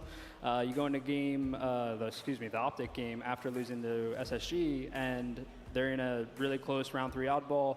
Lucy gets an overkill, and it feels like something goes wrong every single time, and that's kind of how the dominoes fall sometimes. It certainly does indeed, and looking back at some of the replays here as well, you know, Snakebite, we've got some incredible players on this roster, but when a guy like Lucid starts popping off, he's entering this flow state. Talk to me a little bit about that. What is a flow state? How does it affect not only the player, but the team around him? Yeah, it just feels like you can do no wrong. You know, for every player here, obviously everyone's so individually talented, Lucid especially. You know, you're hitting every shot, you're making every good play.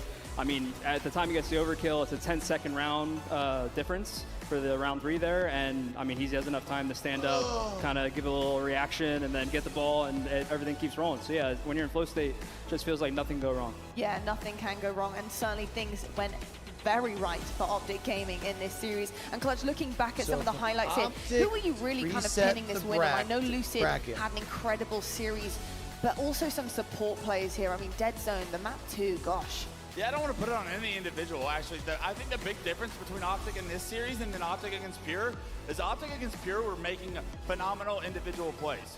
But the teamwork was a little off, and I was concerned about how their Sunday would go, even though they were able to get past Pure. Optic's teamwork was on this series. You saw how dominant this team can be when their teamwork is on and the individuals are popping off.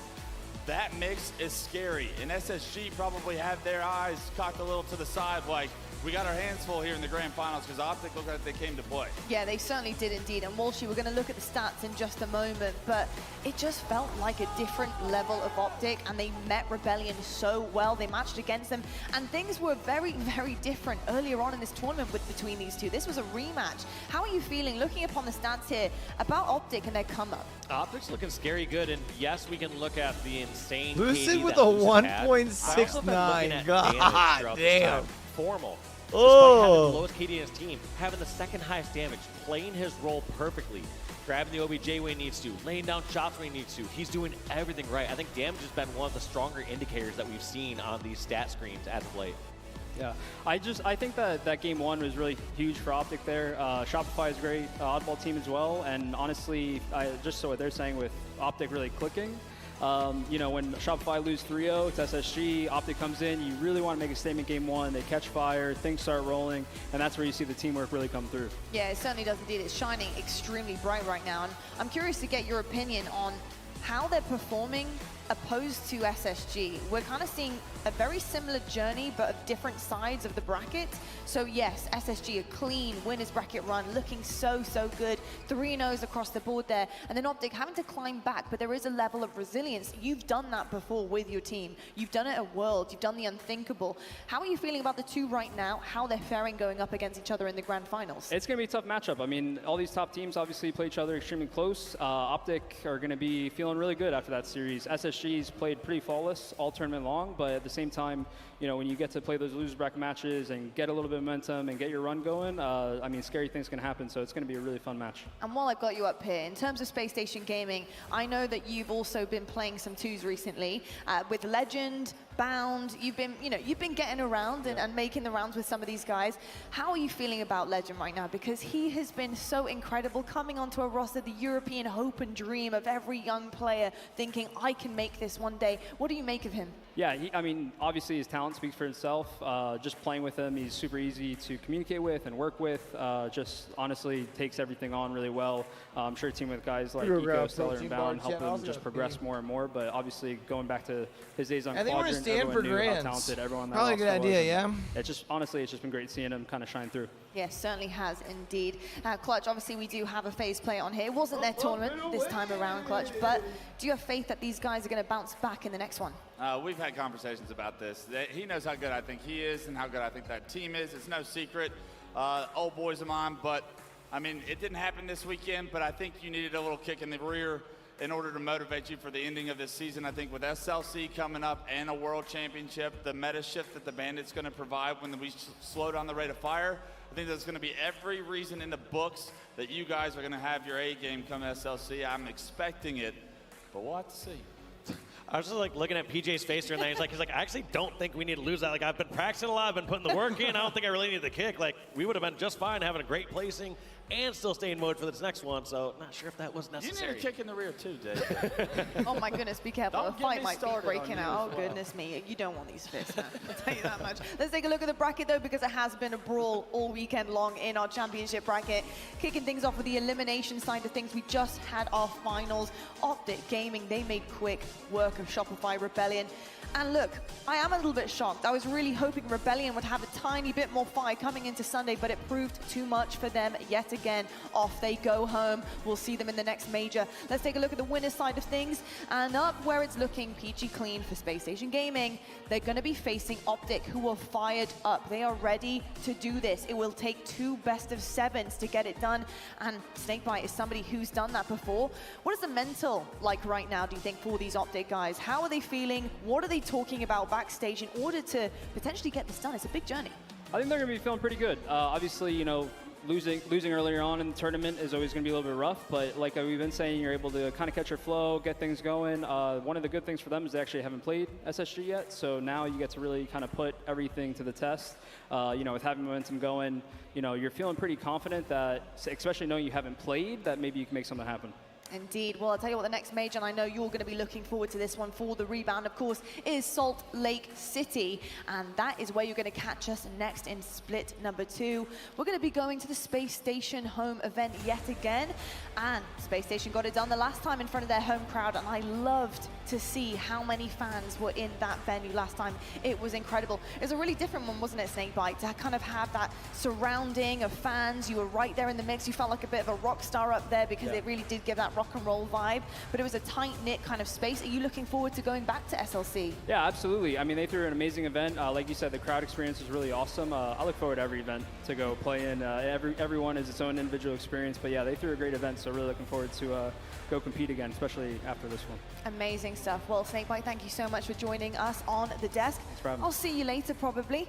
And with that, folks, we're going to head to a quick commercial break. When we come back, we do indeed have the match you've been waiting for all weekend long. It's going to be our grand finals. It's Space Station versus Optic Gaming, and I'll catch you on the other side. I've got you under my skin.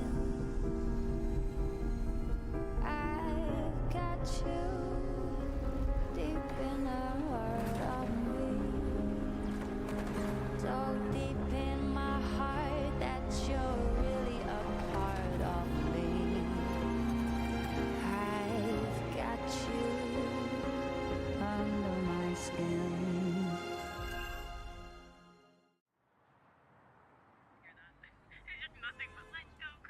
Oh my god, it is so hot out here. Can they just let us in already? Right? The tournament hasn't even started, and I'm already sweating. Look, here comes the staff. Welcome to the HCS Atlanta Major. Before the doors open, does anyone have any... Oh, me! I heard fans get to play the next Halo Infinite update early. That's right. Available to play all weekend long. Stop by to try out the new sandbox updates, such as the new Bandit Rifle Rate of Fire, and more. What else can we play? Fans in attendance will also have the chance to compete for cash in Halo 3, 5, and Halo Infinite side events. But like that was What if I yesterday. don't have teammates? Don't sweat it. Lone Wolves can sign up. That was yesterday.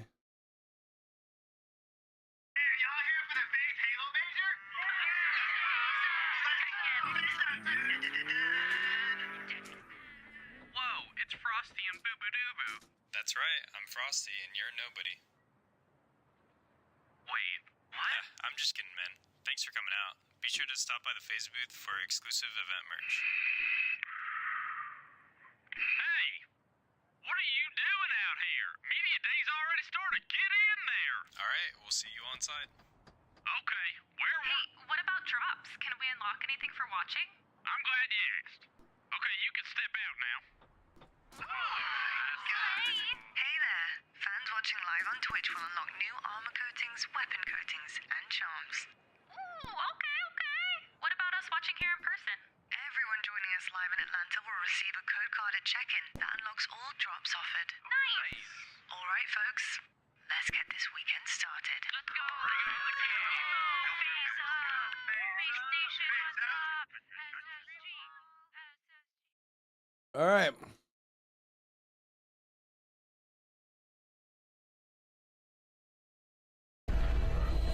Be warned. If you not proceed.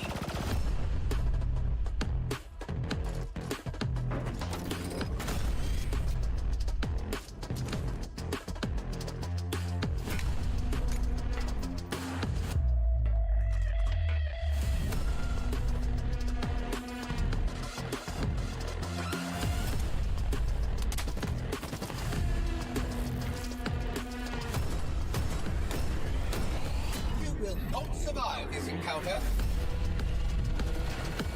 You are making me angry. No! Enough! Must we do this the hard way? The task is done. Now, clean up.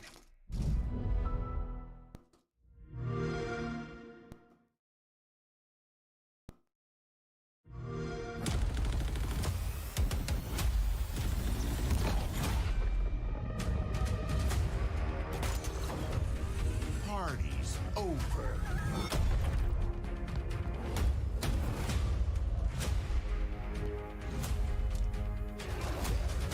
You belong to me.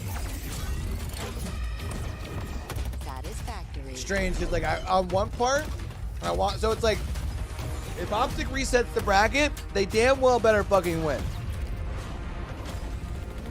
If not, just let me see Space Station Gaming come out here and just look dominant as ever.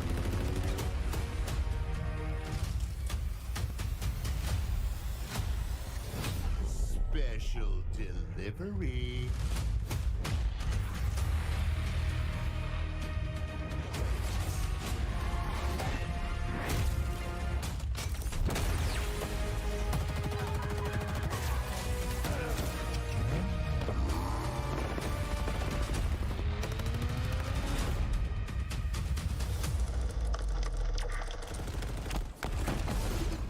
Betrayal.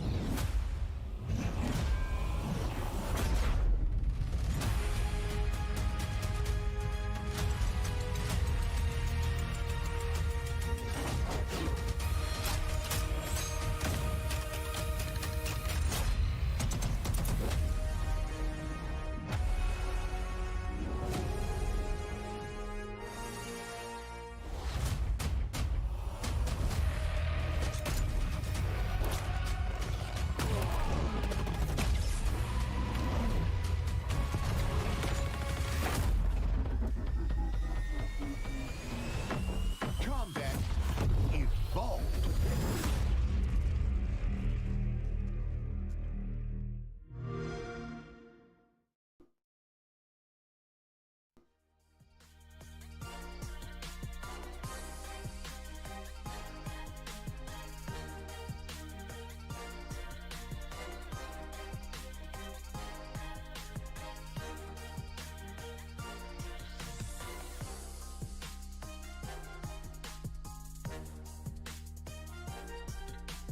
They're coming back here, chat. Let's get ready for it.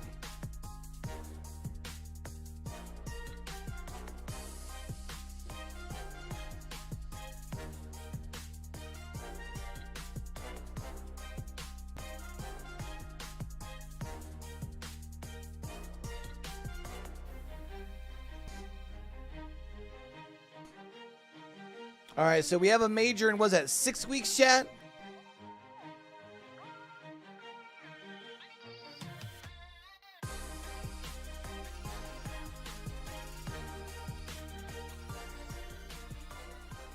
Yeah, in 6 weeks. Well, this is it, Atlanta. It is grand finals time, and we have two absolute titans on that main stage.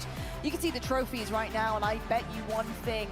They have that in their sights. That is the motivation, another chip, something to go forward with, to know that all that hard work, it meant something, that they got something out of it. We have two very different teams with two very different journeys, but both absolutely exceptional. Clutch, Onset, Bravo, lovely to have you on the desk. We're going to talk about the first team, which is going to be who's Space casting Station then? Gaming, Bravo coming and all the Onset? way through the winners bracket side of things. They are looking so good. What a difference it has been from London. And really for me, it's just a bounce back. This is just the same old day for Space Station Gaming. They are always in a prime position. It is not often that you see this roster lackluster. It was a very difficult London for them, but wow, the bounce back has been everything fans could have asked for. How are you feeling about them right now? It's a perfect trip through bracket play so far. Haven't dropped a map since pools, and this team looks like they are on fire. Bound is moving today. That winners bracket finals, you could tell when Bound is locked in the difference that he can be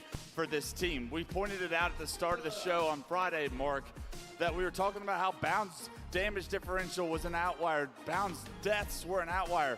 This tournament, a much different story. Bound's impact for this team to be where they are coming from the winners bracket is massive.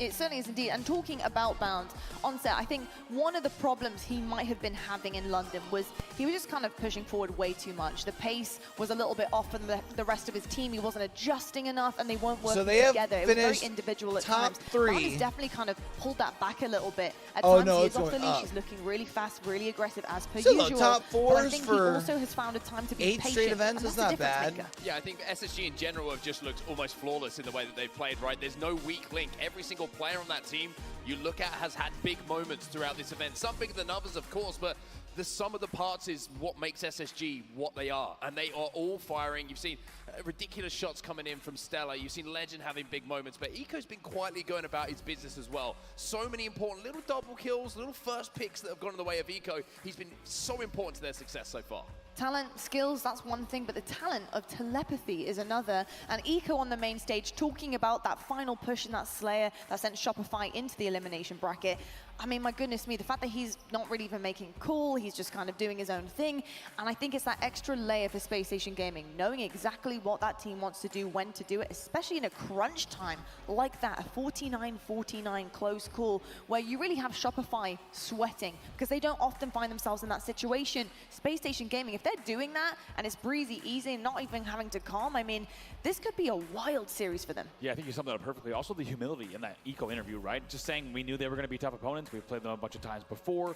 We took that situation one moment at a time. I think says a lot, right? I think a lot of players will come to that main All stage right, and be no like, the tech Bulls were pauses. doing this and that. Instead, he's like, hey, this was a tough series. We got through it. And I think that tells you kind of where their head is at for the grand finals. They're ready to make sure they put in the time here in this best of 7. Yeah, they certainly are indeed. On the other side of the stage, though, with the green wall behind them, we do indeed have Optic Gaming. They're looking to take another one here. They want a chip this season. They are yet to do so. This would be Space Station's second, and you best believe they want to snatch that one right out of their hands and do this in 2 best of 7s. Clutch. How are you feeling about these boys? Because I do feel like they've hit a new level here with their gameplay, and every single one of them are feeling it. I feel great about where Optic's coming from. I know 2 best of 7s against an undefeated right now SSG seems daunting, but if anyone's going to do it this weekend, what Optic just showed us in that elimination bracket finals is that they are here to play. The teamwork is on, the individual skill, the playmaking is on, their objective efficiency was perfect in that game. Optic looked like championship Optic form. But that's a lot of games in that grand finals. You got to make sure there's enough gas in the tank, and that might be my only concern. It certainly is a lot of games, and I think they're going to have a lot of stamina, but if going through the elimination brackets taught you anything, it's that the cardio is on, and they're definitely well trained at this point in time. Onset, though, what are you looking out for the most? What are some of the keys for Optic Gaming to get through 2 series? Intensity, and it's got to be there from game 1. It's got to be game 1 to whenever they want to be in a position to lift that trophy. And like Wes said, it's going to be a long, long road. If they do want to do it. But something that really just jumped out to me was the first listening of the day, the way that Former was communicating with his teammates, the way he was letting them know when he was hitting his individual shots. And on top of that, the pop-off from Lucid on that overkill. Usually Tommy's the kind of player, he does something like that, he's looking for the next kill, he's very composed, but I think they're fired up, and I think they're here with a point to prove. Yeah, that pop-off had me sweating. I even had to change clothes, go to the back, and steal Scherzy's shirt, for God's sake, because Optic heated this place up so much with the plays that they're making. That elimination bracket finals for SSG had to be a little eye-opening to understand that the Optic's going to give them every bit of what they can take here in the grand finals. They certainly will indeed, and I can confirm he was sweating more than I've ever seen one man sweat in my life. You've seen this man sweat a lot. Hey, I don't get breaks, so I literally had to run about 150 yards to rip Scherz's shirt off of him. He's still back there. Like, Scherzy sat naked in the green room right now. It's like, uncomfortable for everyone else in the room. He's still in the back like, where is Wes? But it really was crunch time. I had a little fan for him that he was using off his shirt. It got hot. I mean, I was starting to sweat too. Lucid overkills like that. Yeah, Lucid overkill was disgusting. I half that series with a fan up my shirt, trying to cool it down. Yes, he did. I do think also that one might have been making Chick sweat, because that could have just taken the best overkill we've seen so far in Halo Infinite. There was debate backstage. You know what? I was thinking about this, and we were kind of going back and forth on it, just discussing it, and I was thinking to myself, you know what? Actually, I do think that could have been a little bit more impressive than Chick's. Chick's was very impressive, don't get me wrong, but I'll tell you why. It was the kind of levels, the reticle movement, the placement had to be there. It had to snap on. Chick's was on one plane. Lucid's was on 3. That was crazy. The verticality and the consistency of the shots, it wasn't like all headshots. It was body shots, pull out the DMR, continued the process as the last shot was obviously the flashiest, but the moment for me, elimination finals, game 1, and he sets the tone and rips anything that Shopify are about to do away. I mean, it all comes down to Mental trying to throw that snipe off as well. Mental tried his best to avoid this from happening. He's like, and then he turns around and fucking overkills. Yeah, he's like, 5 seconds later, he's like, I've seen this film before.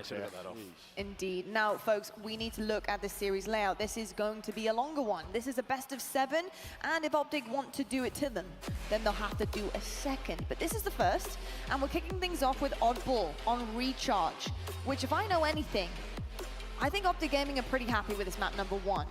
They're really good on Recharge, and they're very good at Oddball. Clutch, what is sticking out to you here in terms of the journey of both teams to get it done? I think interference is a all right, best of 7. Game 3, and that is something that I think SSG can use to maybe get back in the series if Oddball and Slayer Solitude don't go their ways. I like interference strongholds for SSG, but what I'm looking at is a ton of the asymmetrical maps. We don't see our first CTF until game 6 in this series.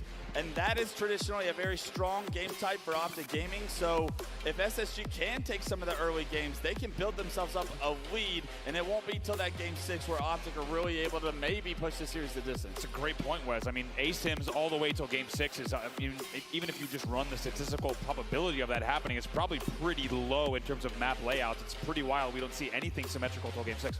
Indeed. What are you going to have to see from the two teams? Who is that kind of favoring in terms of the kind of scrappiness, the individual talent, and being able to kind of regain and adjust when you're put into difficult situations? Yeah, my focus goes immediately to SSG's pace and how SSG plays some of these ASIMs. They fly, and when they get advantages, they push advantages and force split spawns. Optic are going to find themselves on their back heels throughout this series in some of these maps. Can they deal with the pressure? If the answer is yes, and they can stall that pressure before the score gets out of hand, Optic can win this series. But they are going to have to deal with the snowball of SSG throughout this ASIMs, and specifically a lot of those middle game types, Live Fire King, Interference Strongholds. The pressure will be on. How to Optic handle the pressure? I love watching how it's not just these I feel like Optic's got to come out and start 2-0. SSG trying to apply pressure, Optic trying to hold angles, trying to deal damage and let SSG walk. And there's like nothing less than that. Set up for the grand final, and I think we have to talk about a couple of players as well, right? Trippy is the man on Optic Gaming who put the tweet out and said, I do think Strongholds and King of the Hill favor Space Station Gaming. Wasn't my best tournament. They've both been phenomenal up until this point. I don't think you want to go into Slayer on saying, hey, that was on me again. Sure. You want to be the guy who was saying Streets and need that in Atlanta in order to stay alive. Congratulations, everybody else suck it. There's only so many my bads. as we say. So I'm looking for both of them to have very big series, but obviously only one can win. Trippy has impressed me today, and that makes me believe that he is turning this Optic team around, and this is their best chance at a chip this year. Another thing that would be very impressive, is if they did manage to reset this bracket. Let's take a look at the second series layout that potentially could be coming. How often do we do this? this? We're already taking a look. I know, and I'll tell Wow, you what, already giving away the script chat. Okay, looking across this again, a lot of maps. Just in case we go and reset the bracket. Pretty early on. Sure. We have 2 symmetrical maps, but the big thing is these ASIMs are the big ones. There's Solitudes, the Recharges, the ones that have a lot more space, the ones that take SSG a little bit longer to get to the spawn kills, a little bit longer to hit those fast rotates and force split spawns. This series is going to be Optic Gaming's if they get to it. Yeah, I look at that and I look at there's a lot more control on some of these maps, right? King of the Hill is a control-based, setup-based game type. Capture the flag, Argo. It's very linear and it's very simple to focus on certain areas. And then you have an oddball in the middle, which Optic have been phenomenal at. I think they're one of the best oddball teams in the world. And then, I mean, when you get to, if we get to the last 3, by the way, because we are looking a long way ahead there. Way ahead. It starts to hours get, from now, to be honest. It gets a little bit crazy. It certainly would get insanely crazy. I also do think in terms of Optic Gaming, if we're seeing players like Dead Zone kind of on the flank, getting really sneaky, I think this layout could bode very, very well for them indeed. I'm excited to see how this kind of goes, but that first one is looming over their heads. They're going to have to really push very, very hard in order to get this done. How are we feeling right now about the roster's mentality? Because they have had a kind of shaky, kind of split 1, to be perfectly honest. Consistently getting second. They're now here in split 2. This is the time to do another grand finals, Wes. I'm sure they can't help but think, that second place, it's looming over them. There's a potential for them to also take silver home today. Yeah, they come into this series with a chip on their shoulder, and usually when you put a chip on one of the big 3 shoulders, they eat that chip and they take that chip. I expect that from Optic today. I expect them to be the best versions Optic's of gonna themselves reset it. Is that what he year. thinks, huh? This is a championship roster. They made the switch to Dead Zone to win trophies. It's eluded them twice. It's been in the back of their heads for months now. This is the moment that they've been waiting for, hoping to get back to, and I'm expecting the best from them. I certainly am indeed as well. And talking about the best, I really do think we're seeing a very, very good formal indeed. I've got to say the step up has been amazing, especially from London. He has been cooking on that stage on set. What do you make of that young, amazing, legendary man? I mean, he's been playing some phenomenal Halo. It really hasn't put a step wrong. And I said the difference between when I looked at Formal an event ago and what I look at him now is what I'm hearing. You know, I mentioned the listening. The listening told us so much without saying too much, right? It's the way that he was just, you know, I'm not going to repeat the words, but trust me, you can hear them across the stage if you're on the receiving end of them. He was letting everyone know on the other side of the stage, if he was winning a fight he had no right to win, if you hear Formal barking at you, it's not a nice place to be in. Formal's not an IGL, but what he is, he's a tone setter. When Formal starts expressing a level of energy, that rallies the troops. Everybody gets behind the most historic FPS guy, console player of all time. The fact that you heard that so early in the day tells me that the rest of Optic Gaming woke up behind him, and we saw the teamwork that ensued after that. And Optic has looked better and better every series from the elimination bracket. They're going to look even better here in this grand finals. Well, I'll tell you what, between these two titans, there's definitely no script here. I won't be following anything other than the incredible action on our screens. This is it, folks. Space Station Gaming versus Optic Gaming. Let's see who takes it. Your grand final starts right now.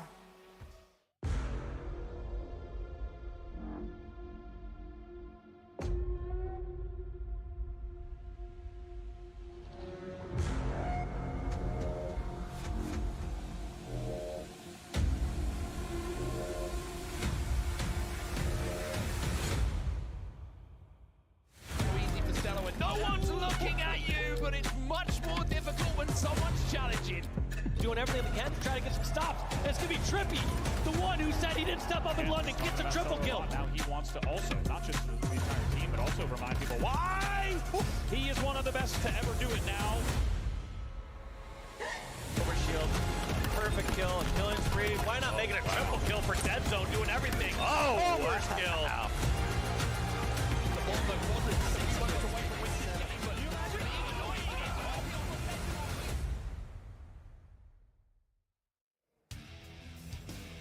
Ladies and gentlemen, what a weekend it has been, but it has led us to this moment. Only 2 teams remain that can blaze the trail to this championship to get this Atlanta trophy. Now, Atlanta, are you guys ready to get this grand final started?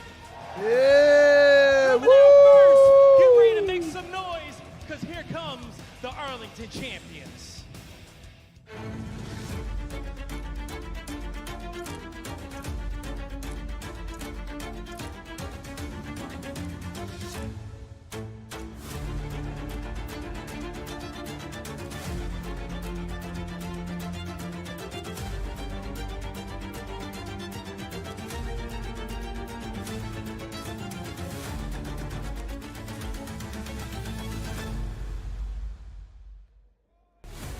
Atlanta, show some love to Space Station Gaming!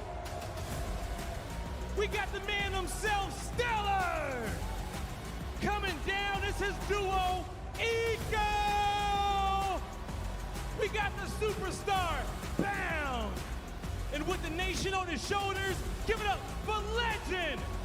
And last but not least, is Coach Elamite. Space Station Gaming looking to do it again and come out with another win. Atlanta, make some more noise for them. Yeah! All right, All right, it's enough for them. Take your seats. Bring out the green wall, because they're the ones who are winning this shit. It's time to bring out their opponents. This squad has been fighting hard to make it back to this point. Looking for their first win of the season. Green wall, get ready to get loud, because here comes Optic Gaming.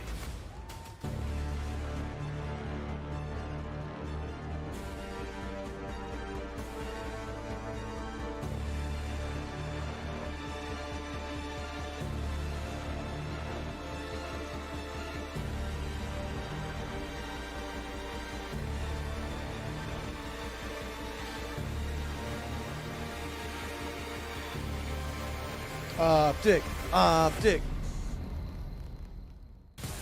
Make some noise for some of the best to ever do it. Optic Gaming. Give it up for Optic, baby. Here comes Dead Zone. Followed up by Big Team Trippy. The FPS legend, it's Formal.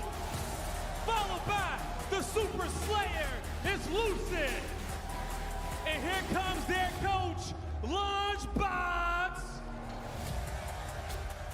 Optic Gaming looking to get their first win of the season. Atlanta, one more time, show some love to Optic Gaming. Lunchbox still in the scene, huh? All right. Take your seats. Now, Atlanta, one more time, help me set the stage ablaze. Only one of these 2 teams can come out on top. Are you ready to get this grand final started? Woo! On set, Rob. Let's light it up. So it is on set in Bravo. Well, here we go then, Atlanta. We have our 2 teams who have made it through the bracket to our grand finals, and what a story it's been for both sides of this stage. And there's something almost interesting about this series, and it's the number 2, right? The number 2. Let kind of, give me a few seconds here to explain, right?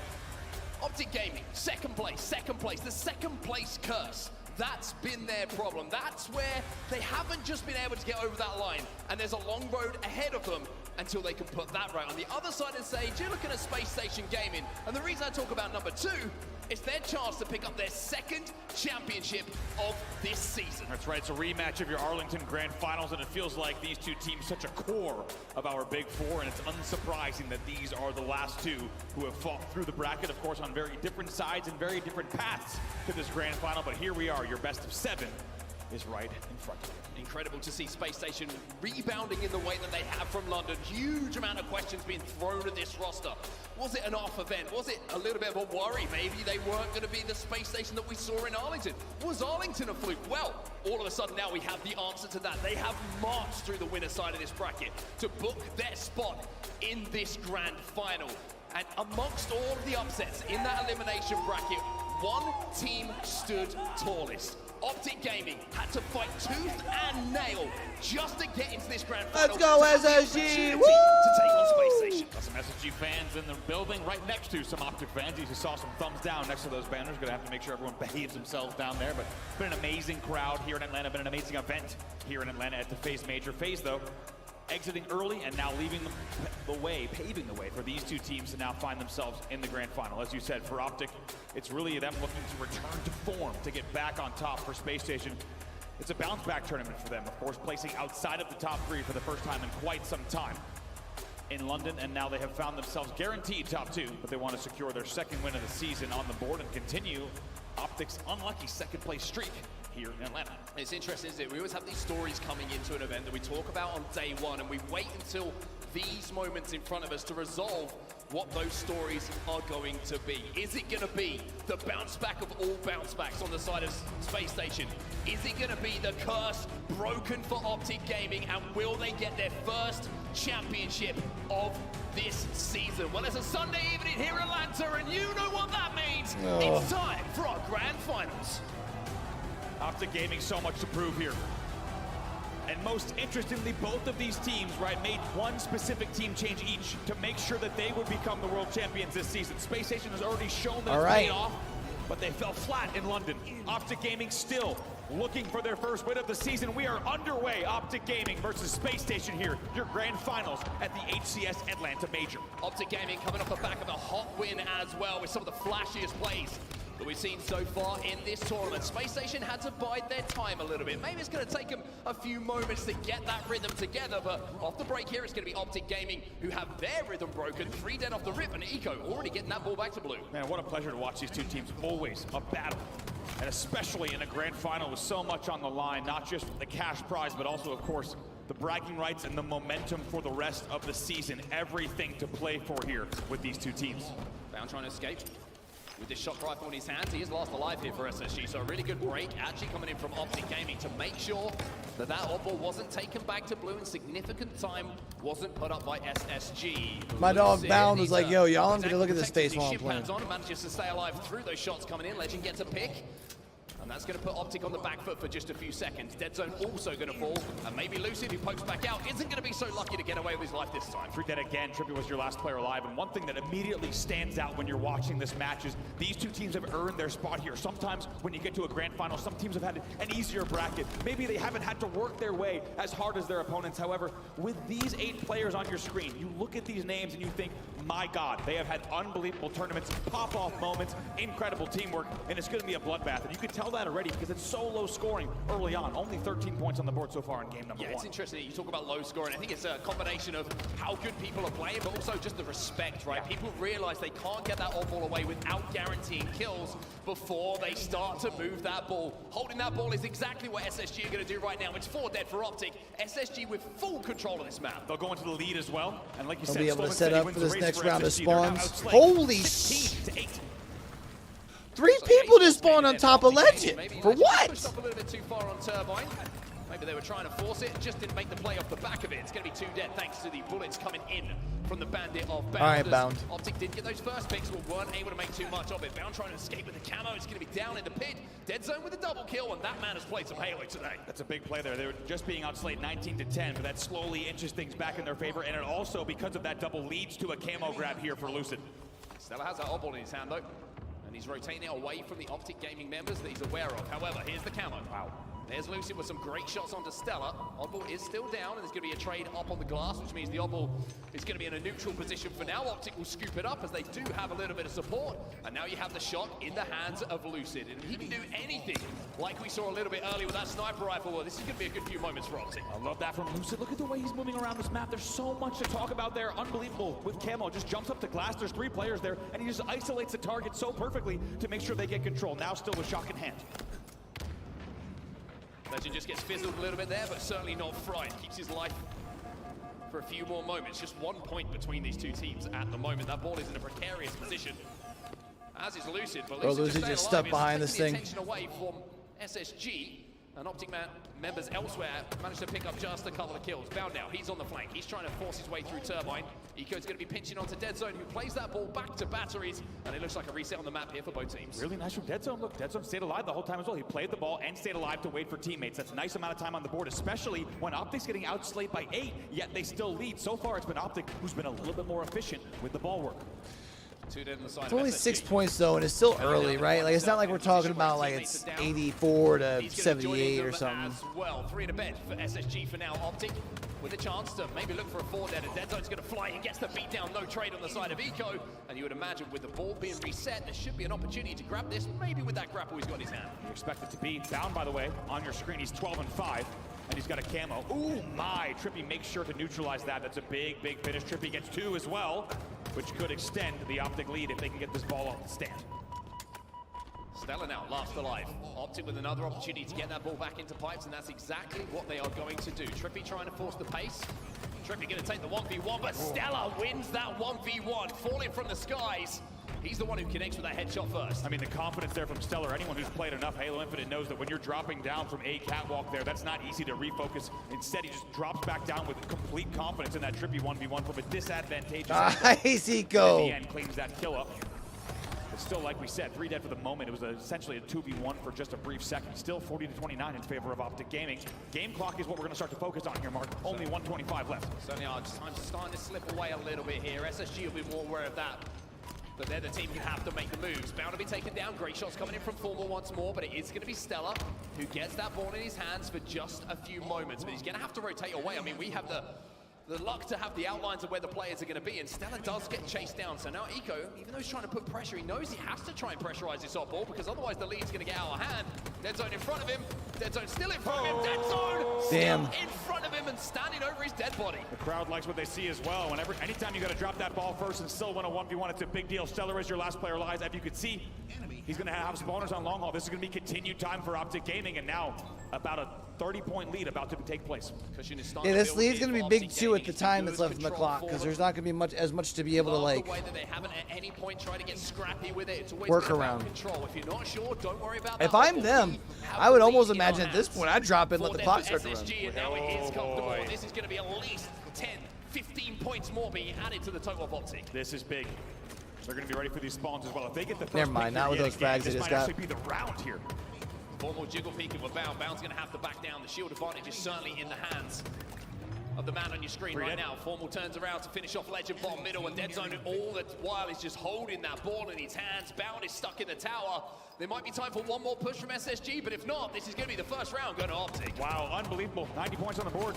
Optic was trailing, as we said, by 9-kill deficit. 2 dead again. Unbelievable. Optic Gaming goes into the slaying lead for the first time at the 94-point mark. Stella with a desperation play. Top goal. Not going to be able to get anywhere near that oddball. And Dead Zone, who has had the easiest job in the world for the last 30 seconds or so, gets the first round of the board for Optic. Unbelievable there. In the end, it's a huge, huge point margin difference in that first round, despite it being, once again, as we said. So is this where Optic goes on some crazy-ass run, resets the bracket? I hope so. 44 after, once again, it being 29-20. Space Station lets that game slip away from them. And another great round from Dead Zone, right? 73 points on the board. He had the most objective time by far in the lobby. Also had the most kills on Optic Gaming and the least deaths. That's how well he played that round. Dead Zone, he's been outstanding so far today. He really has now. The opening, Space Station knows they need to bounce back in a very big way here. Formal going to win that battle bottom middle. Now try to get his way back to elevator as well.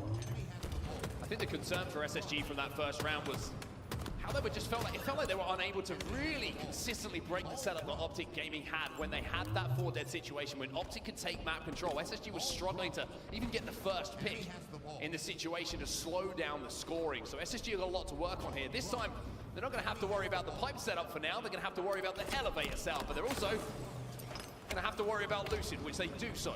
Take the shock rifle out of his hands, and maybe that's the break they needed. 2 dead for Optic. Stellar barely gets away. Bro, Formal, another game. Granted, he's not hella positive.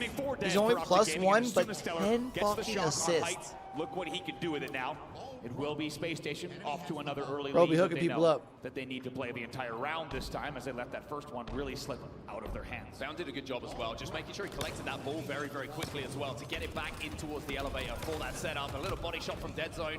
onto Dead Zone, excuse me, from Stellar. It isn't going to be enough to take him down. And now all of a sudden you're seeing he gets scrappy. Optic have managed to really not let Space Station get a considerable chunk of time here. It's a very similar start to what we saw in round 1. Nobody wanted to overcommit for that oddball until the kills come their way. Optic find themselves with 2 dead, and there's 2 fresh spawners as well. One thing I also got to point out is Bound stats. He's 18 and 13 now. A while ago, he was about 13 and 4 or so. 3 dead for Optic Gaming, by the way. So you can just tell that he's really putting pedal to the metal there in the end. I said they got to be on the ball at some point. They had 2 dead for a while, then 3 dead. He could at the end of that round to keep things close, but in the end, it was a dominant round win. However, Space Station now with a narrow lead in this second round. 3 dead. Stellar's last player alive on stacks with the C spawners. Yeah, this is really, really impressive stuff. I mean, Formal goes for that oddball, but his job there was to help Dead Zone get the camouflage. He did exactly that, and now Legend, having got his first pick, has no idea where Dead Zone has relocated. It's going to be 1 kill at least, maybe even 2. Stella's trying to get Dead Zone just got absolutely fucked on. Stella not willing to trade, only willing to go 1-0 in that fight. The 2 teams, by the way, tied once again at the 64 kill mark. Interestingly, Stellar is leading the game with 21 and 15. However, once again, it has not translated to objective efficiency just yet. Dead Zone is the last player alive for Optic Gaming. This should be time for Space Station. I mean, this was all Stellar, this run that we're seeing now, because he got that kill onto the camo player, had no right to do that, didn't trade the situation, flies back out, gets that first kill, then immediately recognizes next thing to do, get some more points on the board, and that's exactly what he does. Rotates it towards those teammates off spawn, picks up another kill. Stellar's doing it all at the moment. Really doing everything he can there, tries to rotate the ball all the way to C. In the end, it does get cut off. You have to wonder if it was a bit of an over-rotate potentially. In the end, it was going to be Optic Gaming grabbing time and about to tie up the round. Looks like Lucid knows of Eco's position there down on the yellow door. Needs it out, forces him back. And for all the good work we just saw from Space Station Gaming, now we are seeing the lead change. Optic back into the lead. This is where Top took the lead last time in the first round, right? It was right around when Space Station Gaming was, I think they're at 30 last time. Once again showing that it's not an easy kill when you're going up against the man whose name is Stellar. Shake of the head there from Lucid. There, it looked like a little bit of a confusing battle at the end of the sneaky there. The pre-nades looked good from our side. 2 dead for Space Station Gaming, and Eco's going to have to retreat just a bit as there's good pre-nades coming in from Control as well. Still a relatively low-scoring game. It's Optic up by about 10 here. Camouflage is the focus for both teams at the moment. Lucid going to get a pick. Lucid going to survive for just long enough, but Eco again with the right elbow to secure himself a kill. Formal now trying to get an angle on that camo. 2 dead for Optic, 1 dead on the side of SSG. It's going to be 3 dead now for Optic. This should be a camo pickup for SSG. Stellar now with another camo and an opportunity to get back in. Hey, he drops it though right away. Leads the game in kills. Bound only behind him. Space Station. Good use by Optic, or good job by Optic to make sure he didn't get much off that. Translate into points on the board just yet. Yeah, really interesting. Actually, that kind of worked out for Optic Gaming there. Constantly being able to challenge bottom middle means that SSG were never getting oddball time. The camo popping up at the time that they won that initial battle has allowed them to kind of keep it scrappy, keep it messy, and not let them get set up on the map. A 2v2 on the map turns into a 1 versus 2 in the favor of Space Station Gaming. Trick P is trying to survive, but this shock rifle takes a huge amount of damage, but not enough to take him down. Finally, I mean, Shields have been flashing for what felt like 12 seconds. Finally gets his shields back and avoids the next grenade that might have been coming in. And God, you really cannot ask for a better matchup, right? As we talked about, these teams, by the way, still within 1 kill of each other in total slays. It's amazing to watch just absolute, as you say, strategic. My God, by the way, shots from Lucid there from the bat ledge, absolutely beautiful. Just really just. Bro, Lucid's just built different. Get the hold that they can. Optic Gaming still narrowly leading in round 2, 39-30. We'll see if they can continue it with a listening. They're pushing tower. Yeah, weak, bank pit, and one bottom tower. One shot bottom mid, one shot bottom mid. I'm gonna go gold, man, go gold. Yeah, already gold, they're already gold. There's 2 guys tower, and there's 1 guy gold. Good plays there. My boy Formal has 2 assists for every 3 kills. Yeah. Go, he's on ball. One shot, gold door, one shot balance. Neither to turbine. One shot balance. That's kind of wild. Two there. Yeah. We don't really need to play into goal. We should play for camo, honestly. 10 seconds. I need to run tower. Hold those. We're gonna go on goal door. I'm gonna go on tower, guys. We're going tower. I'm trying to follow you up. C-plat weak. I'm looking C-plat. Might be ratting here. Yeah, these guys are ratting. Yeah, back salad. One guy C-plat. One guy back salad. C-plat. Gold door. One guy. C-plat. Back salad. Back salad. C-plat. 2 shot. I got bottom camo. Back salad. You missed it. Back to camo now. Back to camo. C-plat on you, Tommy. C-plat still. C-plat still. Not single stack. Yeah, ball's rotating. You guys double. Watch your glass. Am I gonna get out with camo? One shot. Glass on me. Looking glass. Looking at you. Weird nade. Weird nade. Walking. Going blue pipes. Up tower, right, bottom tower. One tower, top tower. One shot, one shot. Just hit C-Pot here. We should try to hit C-Pot. Yeah, one shot. Yo, silo. Okay, here. Bottom middle. C-box is one shot. C-box is one shot. And blue tunnel. Live. Play the ball. Tower, just toss it. Alva comes back into the game. You're going to see the ball be played here, but while the listening was going on, SSG were busy picking up ball time. They now have their biggest lead we've seen so far in this game. Absolutely, 3 dead though. See if Val can do anything in the pipes. He gets taken down to 4 dead. Eco is your first spawner, and an opportunity for Optic to get right back in this game. They trail by 20. Pipe setup again is what they are looking for. Stella's the closest player forward, but there's 2 to try and deal with him, and Trippy's just going to stick him. And that's going to be good enough. And now a second kill will be picked up as well. It's a solid push coming in, but it's a bit of a flood. It's straight into those grenades from SSG and made those kills maybe a little bit simpler for Optic than they would have wanted. Deadzone now leaves that ball behind. It's going to be picked up by a teammate. He's going to finish off the kill onto Eco, you would imagine. He's alive. He's a ninja. Going up against each other, and it's Deadzone who wins yet another battle, which should create some space for his team. Lead change here. Optic Gaming does go into the lead here with 30 seconds left on the clock now as they cross the 80-point mark. Not much left here. See, the Shroud went down there on the camo jump as well. Maybe SSG trying to sneak forward, trying to coordinate a push here to try and break. No connection with the shock rifle, just the melee. And now you're seeing the rotate from Trippy, but there's a shock rifle at his back. He's trying to throw it put that thing in the middle if you can. Where SSG aren't going to be able to do too much with it, but Eco is waiting. Eco is grabbing, and with just 8 points needed, Optic Gaming went 4 dead. And this is SSG's chance to turn this game around. One more push coming in. Formal going to be the first forward. Here comes a push. Formal and win this 1v1 in the back. Single-handedly, 4 dead. What a push from Optic Gaming to close the round. They needed it. It had to be perfect, and they do it. All right, so Optic take game 1. We talked about how important it was for them to need to go up 2-0 if they're going to want to force this bracket reset. And you've got to go back and watch that from the SSG point of view, because surely something's gone wrong there. Unreal. Eco has the ball at back Hydro, thinking, okay, we've got a second. We're going to put some shots down.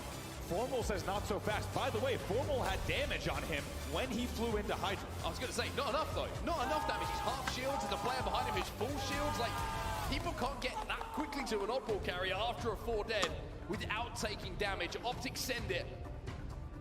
Optic win it. Wow. And Optic Gaming will find themselves 1 up. And the first brick in a very long road is going to be laid. Laid down indeed. By the way, Space Station outslays in the game.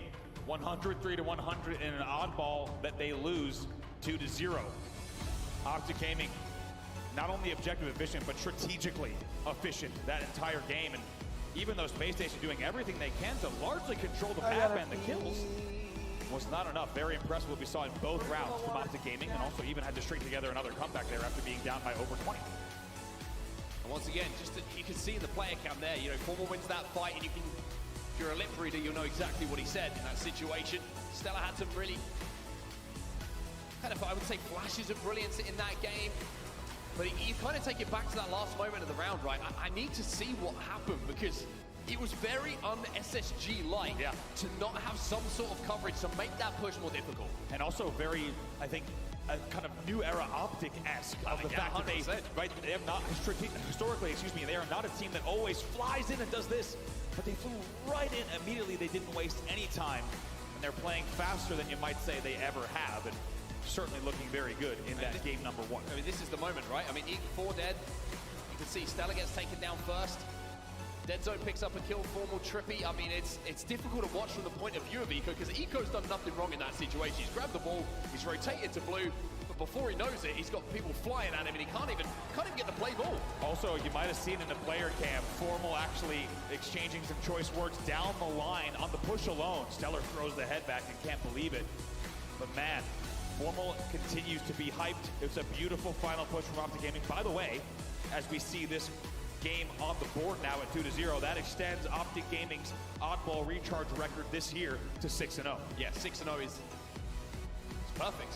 What else do you want me to say about it? No surprise to see them win in that game type. Now we, though, change our game type, change our focus just a little bit. And when you're looking at those Atlanta stats from this tournament, when we're looking at Slayers, this is where SSG have excelled. They really have. SSG on this specific map as well is 3-1 on the season. Optic Gaming, by the way, 3-3. So clearly the gaming record overall for this game type specifically goes to SSG. We'll see if they can tie up the series with a game win.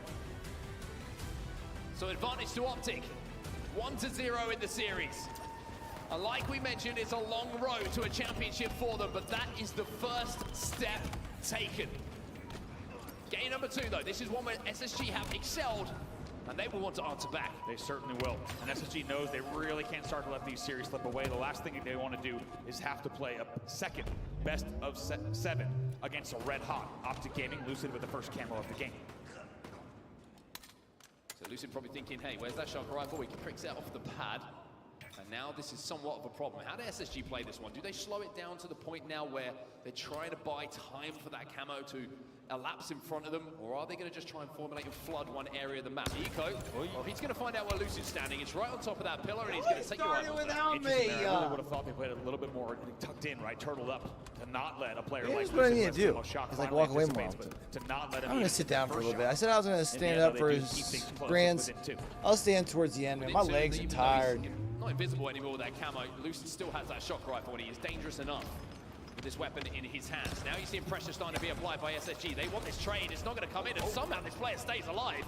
Eco is going to get one. Bound is going to get one, and even though Lucid picked up 1 kill, he's trying to retreat and keep this weapon in his hands and in his team's hands. Stella gets the final member that was in and around the loop, but it's going to mean we have a tied game. Lucid does escape, though. Yeah, off of that tussle, it's essentially just SSG tying it in the end. It's a little bit awkward around loop as well as glass. The way the kills were exchanged. Man, the way that puts relieves my legs a little bit. Eco's job in this game is to tell everybody where Lucid is standing with the shock rifle, because it's been twice now that he's peaked and been brained almost immediately. 10-10, we find ourselves. As Bound flies out, tries to get out and survive for a few more seconds. Lucid tries to do the same. Stella's going to chase him down, and it's a big push coming through on the LR from SSG. Trades coming through, but they're favoring SSG by the looks of things here. Yeah, scrappy, and it's messy. Kills being traded back and forth throughout the entirety of the game, and I think it comes back to what you said in game number 1, Mark, as well, about the respect that these two teams are showing each other, and knowing that if they make the wrong choice, if they overextend just a bit, the other team will run away, riposte all the way up. What was that? Oh my God, Stella, that is absolutely ridiculous. Camo eliminated. Damn. That was probably like the that could have been a camo that could have been used to help turn things around. Instead, that kill. Well, I was gonna say, especially Stella wins that fight there. Those kind of kills are just, they're almost worth double, right? Because it's not just the kill without getting traded. You take the camo player out of the game, and there was a lot of time left on that camo as well. They'd only just managed to pick it up, and we know what a role you can go on if you get that power up in your control. So a huge swing moment. It's not a multi-kill, but it almost feels like it in this game as Trippy will fall as well. SSG find themselves 3 dead for the first time in quite some time, and that gap is starting to close ever so slightly as Optic chase them down. They're starting to close indeed. Eco makes sure that he's not taken down as the 4th kill. We'll see what they're going to be able to do as they start to push out of the yard. Starting to formulate some kind of push, now only a 1-kill lead for the side of SSG. Well, SSG do have that lead. The pressure is now coming in from Optic Gaming to try and collapse. You can see that they're all trapped at the moment. The Formal doesn't check his corners, and he's going to be taken down by Bound. And with Legend on your screen right now, it's a I say they're keeping Optic in this game, man. It feels like they should have been able to pull away. I'm going nest. I'm going nest. Spawn in blue. I go LR tunnel Legend. Going LR tunnel Legend. 2 flowers, quick. 2 flowers. Blue ramp. 2 flowers. This next team fight is big because if it's like won heavily by Space Station Gaming, they can put themselves 20 kills away and they can have like a good like 6-7 kill lead. 3 guys in yard. One blue. Flower side bound. One's driving to loop. Go flowers down. Yeah, LR weak. One shot LR. One shot LR. One shot LR still. One shot snipe stairs. No. Snipe stairs and soda, guys. Going for camo now. One shot on camo. Yeah. Top mid. Gonna be top mid, Brady. One shot top mid. One shot U-turn. You turn to get with camo, I think. It could be. Yeah, see, one shot U-turn. Nice. I think there's. Do you get the blue guy? You're in this corner. I'm in all One shot thrust. One shot flowers. We're talking about Space Station being up around that 6-point marker here at 30 kills. They're at 8 now at 33. Unless Optic can really like work the next bit camo when it pops. It should be coming up here soon, I believe. Okay. Hotel, right? Good inside that, good inside that. Tell me. Watch out, tell. Let's watch go. Bottom mid, watch out, bottom mid on me. Go and dip. Dip to Zinky. Garbage. Zinky jumping up right. Two shots. They're both Hotel. We saw Space Station have a big comeback on Top snipe, one shot. And dip. You Slayer earlier today. Yeah, watch out, blue ramp. Back blue, weak down. The pole. On my flowers. You get back to Berry. S4 4 1. Yeah, you're trying to come here. I'm gonna nest. Watch out. Benches. Yeah, I can look benches. Go on top side. Step in, Rick. One shot, tap in. What a run this has been from Bound, by the way. What a game this has been from Bound. He is slipping, he is sliding, he is challenging, he is outputting damage and He's at a 15-7. 15-7. Bound finds himself as SSG now move within 9 kills of tying up this series. I mean, unreal. During that listen, you and I were looking at each other and shaking our head, and we were thinking the same thing. The amount of damage coming out of this guy is absolutely unreal to now be double positive here in a Game 2 Slayer in a grand final. Unbelievable. Stellar also grabs the camo. 5 kills to go for SSG. Stellar gets the kill as well, and they are getting cycled here, Optic Gaming. I think they know that maybe the writing is on the wall in this particular game type. Dead zone, he'll fall to Stellar. Camo still in his hands, just 2 to go as Legend adds another to the tally. Well, it's now going to be a best of 5. Just looking for bodies, looking for the one to call the 50th. It's going to be Eco who secures it, and we are all tied up. 50-33 in a Game 2 grand final against Optic Gaming is a statement. We saw earlier on that they certainly had the statistical advantage in Slayers, but man, as we say, it can always be something different on Championship Sunday. This time it's Space Station absolutely dominating and shutting down Optic Gaming. They answer back in a huge way. Yeah, very, very impressive gameplay from SSG. And it came off the back of essentially a 3 or 4 dead situation. They were able to hit spawns, keep cycling the split spawns, and it was so difficult for Optic to get any presence on the map. And I love the aggression that we saw from Bound as well. Just spotted out that moment where he had the disruptor, he had a nade, spots out Trippy, just the end of the gun, maybe a toenail, whatever it was. I think not only can I get in a position here to get this kill, because I've got the thrust, I can get out as well. And then everyone's attention is on me. The rest of SSG flood off the back of it. Bound turns his attention to new sets of spawners, while the rest of his teammates are still cleaning up the damage. Perfect gameplay coming in from SSG. And when you're watching Bound gameplay that looks like that, where he's in one fight, out into another, cleaning up this, cleaning up that, that's when SSG machine is rolling and it is looking like everybody is taking their responsibilities. Couldn't agree more. I mean, how many times during that sequence and during that listening did we see Bound dealing damage to 3 separate players before disengaging, right? I mean, unbelievable. He was getting either 1 or 2 of the kills, making sure he was also dealing damage in 1 or 2 other places, and then staying alive. And that is so hard to play against when you're on the side of Optic Gaming. A few of these clips at the start will be from the point of view as Lucid. This play, though, this play is kind of what felt like triggered the run that SSG went on, and you can see that even though the lead, I mean, I don't know if there's so much that SSG went on a huge run after that. It's just it prevented Optic from being able to close the gap. They kept the gap from there out, right? 3 or 4 sets of kills, then you're seeing a 5-kill advantage from here. This is the kill we were talking about with that disruptor. Bound gets out with a double kill, in and out of all of these fights, and Optic haven't moved off 25. And look at the score at the bottom now. It was around 28 to almost 30. This was the end of that as well. We were staying with Bound that entire time as he hit the 15-7 mark. I mean, as you said, just really, really great control, and it leads to, when you have Bound doing things like that, it's easy for Stellar to grab the kill. By the way, Eco just finishes this one before Stellar even can, as really a deafening shot to the dome is how that game ended. Space Station fans excited for what they just saw on your screen. Also worth noting, game type-wise, as we take a look, the last time that game type was played by each team, Space Station had 50-35 Rebellion. Optic Gaming had lost 50-45 to Pure. So that tells you that that definitely was a game type that was one-sided historically as well. And now getting ready for strongholds on interference is going to be a rapid pace of this game. Well, let's look at this man's stats when it comes to strongholds. Incredible. First across the board in KD.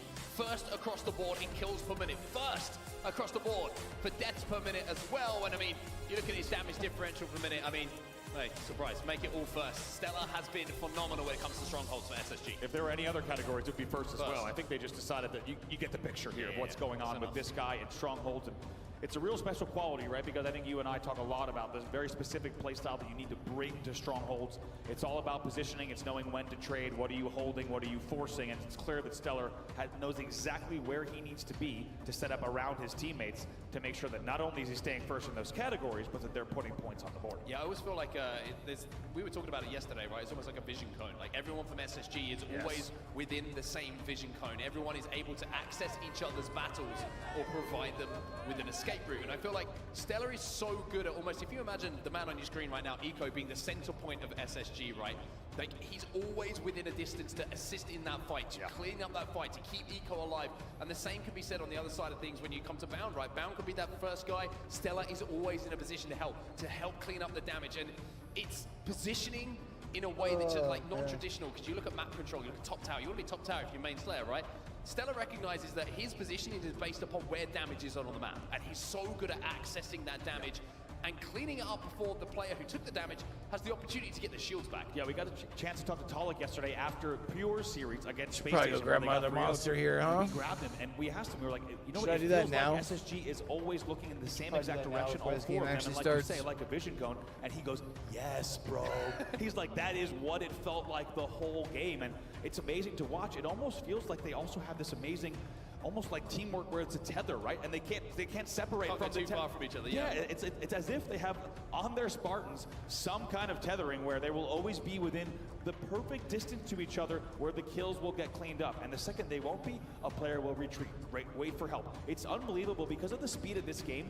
You cannot overstate how difficult it is to constantly be exactly looking at the same priorities with the opponents that you have, especially in a team like Optic Gaming, but they're doing it. Well, isn't it interesting we say that actually, because we were talking about how when we look at SSG, we feel like their skill ceiling is almost infinite, right? They can be, when things are working for SSG, you see a game like we just saw, with this insane level of communication, teamwork, skill, ability, but because it is so kind of precise, it means that the floor sometimes for SSG can be a little bit lower if things don't start to click, like we saw in London. So SSG at the moment seems to be hitting the height of their game. Optic Gaming, they took a little bit of a battering in that previous game, but now it is a reset, and this game type, we know all about it. This can be punishing. Also worth mentioning here, it's perfectly timed because at the 1-1 mark here, tied up in the series, both teams coming to this specific game type with a winning record in Atlanta. Well, Bound looking to continue his good work from the previous game in the Slayer. Hey, peekaboo, there's another one. Manages just to take one down as well as some shields, but it's going to be Space Station who have control of B and C, and will be scoring momentarily. There's Stellar, doing what he does best. You had a feeling from Denzo's POV that might be what happens. Overshield up right now. Stellar knows he has one more battle to fight before they're able to grab it. Optic at the moment, all trapped to A. Overshield is up, and look at this prioritization of targets coming in from Stellar. Pressure completely onto the spawners here, and there's some more perfect shots coming in from Stellar. Now he's turning his attention back home because he knows there's another kill for him. Lucian is dealt with, it's 4 dead. He takes down Dead Zone, it's a killing spree off the rip for Stellar. You and I are watching that, it's not even 4 dead, it's only 5 dead somehow. Right away, the first spawner gets taken down as well, and just like that, it's Overshield in hand, it's 42 points on the board, it's Space Station picking up where they left off. It's a triple cap, and it is hurting Optic. It will hurt anyone on interference, and now you're going to see Formal in the 1v1, but Legend cheats because he has the Overshield, so he has a little bit of advantage, but uses it to make sure he guarantees the kill. Just keeps dealing damage. This is the theme, by the way, from Space Station. Even when they've done a lot of damage on the map, they somehow pivot around, they whip around, they get to a new angle, and they deal even more damage. 78-0 off the opening. 82 and rising, and Legend has not died on the map yet. He's yet to die. And it looks like SSG are about to cross the 100-point mark. Maybe there might be an opportunity for someone to take him down. And well, finally, Chad, I think if they have this dominant of a performance on strongholds, like, is there a way? Is there a way that Optic bounces back and is able to then still reset the bracket? It just feels like no, right? But I think Legend just died as the team hit the 100-point mark. I don't know how many times in HCS history a team has had 100 points on the board at this level. Certainly not in a grand final, when you have a player who hasn't even died yet on your team. Well, this is the problem for SSG though, right? It's like, hey, fantastic, great start. However, go 4 dead, and then you find yourself on the back foot, and there could be a triple cap coming your way. But look how well they have fought out of this situation. That was a 3 dead situation for Optic Gaming, even though they picked up the kills, and they've lost the Overshield as well. And Legend said, I've died once, but I have no plans on doing that again. Wow, look at also a very late pop of the overshield, brings it all the way down low and then is able to just snag it and pop it a little bit late, which means they can continue scoring, and he's going to run these catwalks, wait for his teammates to spawn up, of course. Now Bound start to push as well on tower. It's 123 points on the board. Like what SSG are doing here as well. They're not overextending, they're not giving any freebies away, and Lucid's going to fly forward, and Lucid, with a little bit of help from Formal, will negate that overshield. Legend, that's your second death, and you'll remember that one for quite some time. A little bit of a difference there, right? When you see an Optic player so far in this game look for more, they typically get taken down. When you see an SSG player look for extra damage, they somehow not only deal the damage, but they get out of it as well, or some teammates come to help as well. 2 dead for the moment for SSG. AB holds. Stellar with a heat wave. Formal with no shields. Formal should fall in the next second or so, you would imagine. And indeed, Stellar's going to chase him down. Look at the pressure he's trying to keep on. There's a thrust, but even with that, Lucid shots are pure enough to make sure that that was not an easy kill. Optic trying to get control of A. Trippy winning the fight, but traded out by Legend. And 2 dead again for Optic Gaming. And Dead Zone can't control A as well. The reset's going to come in thanks to Yeah. Nico, glad you said that. Really the only player alive. It doesn't quite hit the same as it used to. I ain't gonna lie, Hot Sauce. Essentially in a 1v1, and now hits unbelievable pre-nades as well to keep losing. Ain't gonna lie. Almost as if he knew exactly where he was. The timing of that grenade was absolutely perfect from Eco, and even though it doesn't secure the kill, it keeps him out the stronghold, right? And that's how you win the game. Although I do gotta say, it at least very different in terms of objective efficiency here in this game number 3 compared to that game 1. Right now they're outslaying. They at least, I feel like with the movement nowadays, stick more to like what the kids are looking for. I feel like as far as competition and movement, I'm still a BR over DMR guy though. So the fact that this DMR is so much meta as a want for me personally. Onto their opponents. It's a 2 dead situation for now. This should be 3 dead as Eco will get the kill, even though I thought for a second he got the stick, but Lucid managed to avoid that as well. Yeah, very nice job here from Lucid. Even going to use a last bit of overshield to start to engage, but most importantly for him and the squad, they will finish C, and it's now a trip cap for the first time for Optic Gaming. Wall 2, we're still dead. Where the spawns are coming in as well, because you can see. Also, I'm gonna keep it real. I'm not a huge fan of this Strongholds playlist. Have all of SSG trapped over at the nest, and that's why you're seeing Stellar on his own. He's last player alive. It's Lucid versus Stellar. Stellar wins it, but he's lost alive with no shields. It feels like it's that kind of weekend for Stellar, even though he does get taken out in the end. If he's in these 1v1s, he's hitting those shots and he's winning those battles. Now, it will not translate to control for SSG, as Optic Gaming will continue scoring on the AB hold, and they're right back in this game, but still a long way to go. Told myself since I had a chance to actually check out an event instead of like just checking out the tail end of a championship Sunday this weekend, I would. It's been cool. If I don't have anything going on during the Space Station event in September, I'll watch. But we'll be like on like real baby watch at that point. Once again, Optic Gaming actually just went into the lead in the kills category, so they do still trail here by 40 or so. Excuse me, 70 points or so. We'll see if they can get back into this one. Formal is 13-7, doing everything he can to get the team back in this, but Formal, Stellar on the other side, as they fall 4 dead, is 14-11. Now the push for that triple cap, you can see the Dead Zone's first priority is where are the spawns coming in. He's gonna wait for damage. Like, I'll watch it when there's not anything else really going on. Like there's not like DCT or RLCS going on. Your time to strike. Eco in the 1v1. Eco will win it as well. Kills like that just stagger everything and give SSG an out to get back on the map. 3 dead. Lucid is your last player alive. You're going to see his top tower should be an easily 2v1 isolation. Yes, it does come in the end. Great team shots coming in there, and great once again. You've been watching much of the Shift Summer League at all, Rocket League wise? Space going to look to continue doing Hot this Sauce? They're going to look to control B. They will begin scoring again. Only a 50-point lead, though. Yeah, another overshield goes to SSG, and Legend, though, the man seems to be spawning with it at the moment. Every time he goes to his POV, he's got an overshield to make his life a little bit easier, and now you're seeing overshield still in their hands. All right, we talked about how maps 3 through 5 pretty well favored Space Station Gaming. Right now, Space Station cruising here on map 3, about to go up 2-1. Blocking the spawns over at the bunker first, and now he's going to move forward. Yeah, look at this, just ready for anyone who might push in. Looks like players going to start to push a mid-haul push. Optic Gaming, and Legend's actually going to give his team that information. In the 3v3 on the map right now, 220 on the board for SSG. This is the home stretch.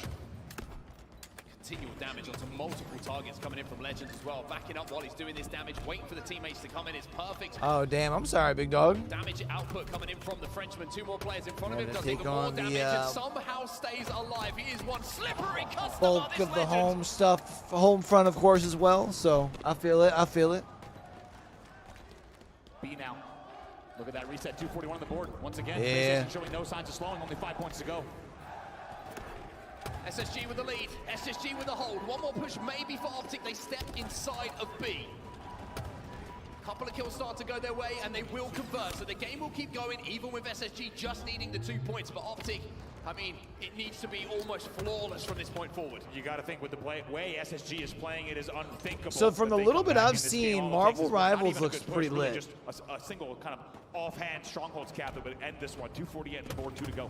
Eco hunts behind one, and we'll get the kill. Legend got another as well. It's 3 for Optic, and this will be game going to SSG. They're inside of C, they're inside of B. The final points will tick up. And from 1-0 down in this series, SSG will go into the lead. All right, SSG up 2-1. Once again, Optic's going to have to find some way to turn or like pump the brakes here because these next couple maps was a much closer game than we actually saw. Between King of the Hill on live fire. As you say, SSG now takes the lead in the series. I wouldn't want to go to streets down fucking 3-1. I kind of like what I'm seeing from the Spartan on the front of the stage here. And challenges happening on this stage as well. Optic Gaming, a few forward rails here as we look across the main stage. 2 difficult game types to really get your head around. Sometimes when you find yourselves 3 or 4 dead on interference, you're probably thinking, hey, what's the next game type? Yeah, absolutely. By the way, also worth mentioning, SSG will now extend. Yeah, I'm trying to get back in my shit on as far as like YouTube content, then doing watch parties in between. Well, and it really showed in that game as well. That man thinks it's happened 2 times. He's talking about the 2 times this season that he wants to see SSG lift that trophy. And now with the 2-1 series, just because like long term. That we just saw, and I gotta kind of highlight a few things in this game and a few players in particular. I would like to keep talking about him because the way that he converts damage into kills is world class. Do like daily like esports just chatting and like watch parties. Like I would like that to just be like my content in like 3 to 5 years. You cannot ask for more from a player on your team in a grand final. Yeah, very, very impressive. You look across pretty much everyone's statistics. I mean, do VOD reviews of like, you know, maybe big games that like we can't watch, whether it's like Pacific stuff or late NA stuff. For Legend, excuse me, to find his first death. He didn't have the best stats statistically, but the damage output that he was involved with led his team with 13 assists, and his control of the But like literally just be a channel that watches a fucking shit ton of esports. Talks esports. On the other side also with 13 assists, but as we saw, and you can even see on your screen right here, that final scoreline of 250 to 152. Just once again, I mean, it flips game 1 on its head because we were pretty concerned about objective efficiency. Do a podcast or 2 of Space Station. Optic Gaming was looking so good. In that game, however, it really became a very different story. SSG is badminton on for Olympics right now? Optic Gaming another loss to now only be 2 games away from calling themselves the HCS Atlanta Major Champions. King of the Hill Live Fire up next. Let's take a look at some of the stats for this particular game type. You're just like watching it because of the shuttlecock, don't lie. Because you can see that the record for Optic isn't the best. On the other side of things for Space Station, undefeated here in Atlanta. King of the Hill has certainly been a happy hunting ground for them, and something I think they've worked on away from this event as well, coming into this main stage match. Interesting as well, because it's important to also look at this specific game type and not just King of the Hill overall. In this specific game type in 2024, Optic Gaming is 4-1. I feel it. It's fun. SSG is 2-3. You ever see those videos where people get like the shuttlecocks like stuck in their leg though? To tell your story, isn't it? You gotta keep big picture. It really is. So if you just look at overall King of the Hill in Atlanta, I think you can say, ooh, this one looks like a Myco SSG. If we look at this specific game type though. Yeah, like they catch a zinger like to the calf. It could be Optic Gaming tying the series. However, as we always say on a championship Sunday, it'll always come down to the moment. Can Optic Gaming do it here? Maybe it's an indication of the hard work that SSG put into the game, away from the game, right? Away from the tournaments, in those scrims, in their preparation, in their VOD review. To make sure that weakness isn't something that's exposed here in Atlanta. Well, SSG, they're up 2-1 in the series right now in time for some King of the Hill. Stella has been out of this world so far in this tournament. Let's see if he can continue that form here in the next game. And if you're on the Optic Gaming side, you're worried that Stellar's kind of hitting the final form, right? You really don't want to ever let him heat all the way up. It can get very dangerous. Already on it, he says. Yeah. The momentum and just really continue where he left off with Dead Zone with a very nice shot there to take down Eco. A little bit early time here for SSG, but the delayed camo spawn is going to meet a little bit of attention, moves away from the hill towards that. Deadzo going to have a line of sight on it, but first of all, he's got to deal with Bound, who is flying, it's Stella, who is flying forward, almost expected. It was like a foreign match, I didn't know that. I feel like the Announcers announcers were not English. Camo and Stella has the snipe, and Formal just found that out for himself. It's true, it's scary with the movement on SSG, isn't it? If they were all wearing Is it? armor, you'd have no idea, because they tend to all fly into areas. He said that's a great fake video. speed altogether. Here's the pushback green from SSG. SSG looking to pick up the kills before they step into that hill, using this camo to its max. I know he's here somewhere. Somewhere ain't good enough sometimes, but look at the play from Optic, by the way. Optic are giving as good as they can on this hill. It's not going to be an easy. Oh no, I know there's that. Still inside that hill. And oh, is that what this is from? Oh, that's probably what the other thing was from, huh? Gaming members coming from. It's Damn. wild the percentage plays that Stellar looks for, right? The fact that he I got you baited. He's going to hit that body shot to clean up the Nest player. Just a lot of high confidence plays coming out of him, but so far it's paid off for Optic Gaming. As you said, a really good hold there on the pillars and sandbags angles that they took, and now only moments away from closing out the first hill. Yeah, they've done a really, really good job. I think it kind of started with the hold that they had when that camo was in and around the hill. They picked up a couple of kills, they spawned in the big door, they managed to fly out and keep contesting. And now you're seeing them step inside. Oh yeah, I'm not seeing any other ones. This could be the first. I've seen where they've gotten stuck in rackets, though. I see that, but that's like not really got surprised there on that crazy. I think Stellar thought he was going to walk in. Once they got the Nest kill, generally, once you get that kill, you can get breaks on back green. You can get I got you baited. on pillars. Instead, Optic Gaming really great timing on their team shots. That's crazy, the whole ass thing, though. Yeah, for real. Though. And then eventually close out the first hill as well.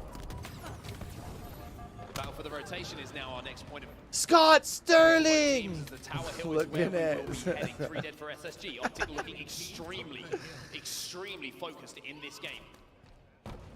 Haven't really put a foot wrong so far. Even when they didn't get that camo, they were securing hill time. In the meantime, Eco's going to wait for them, and I like that from SSG. Yep. Wait for the I mean, part of it is it's harder. It's getting harder to spot on some of them. Here. I think Deadzone's still alive. But Deadzone's actually going to pop the camo. We'll see if he can stay alive. Big help coming in.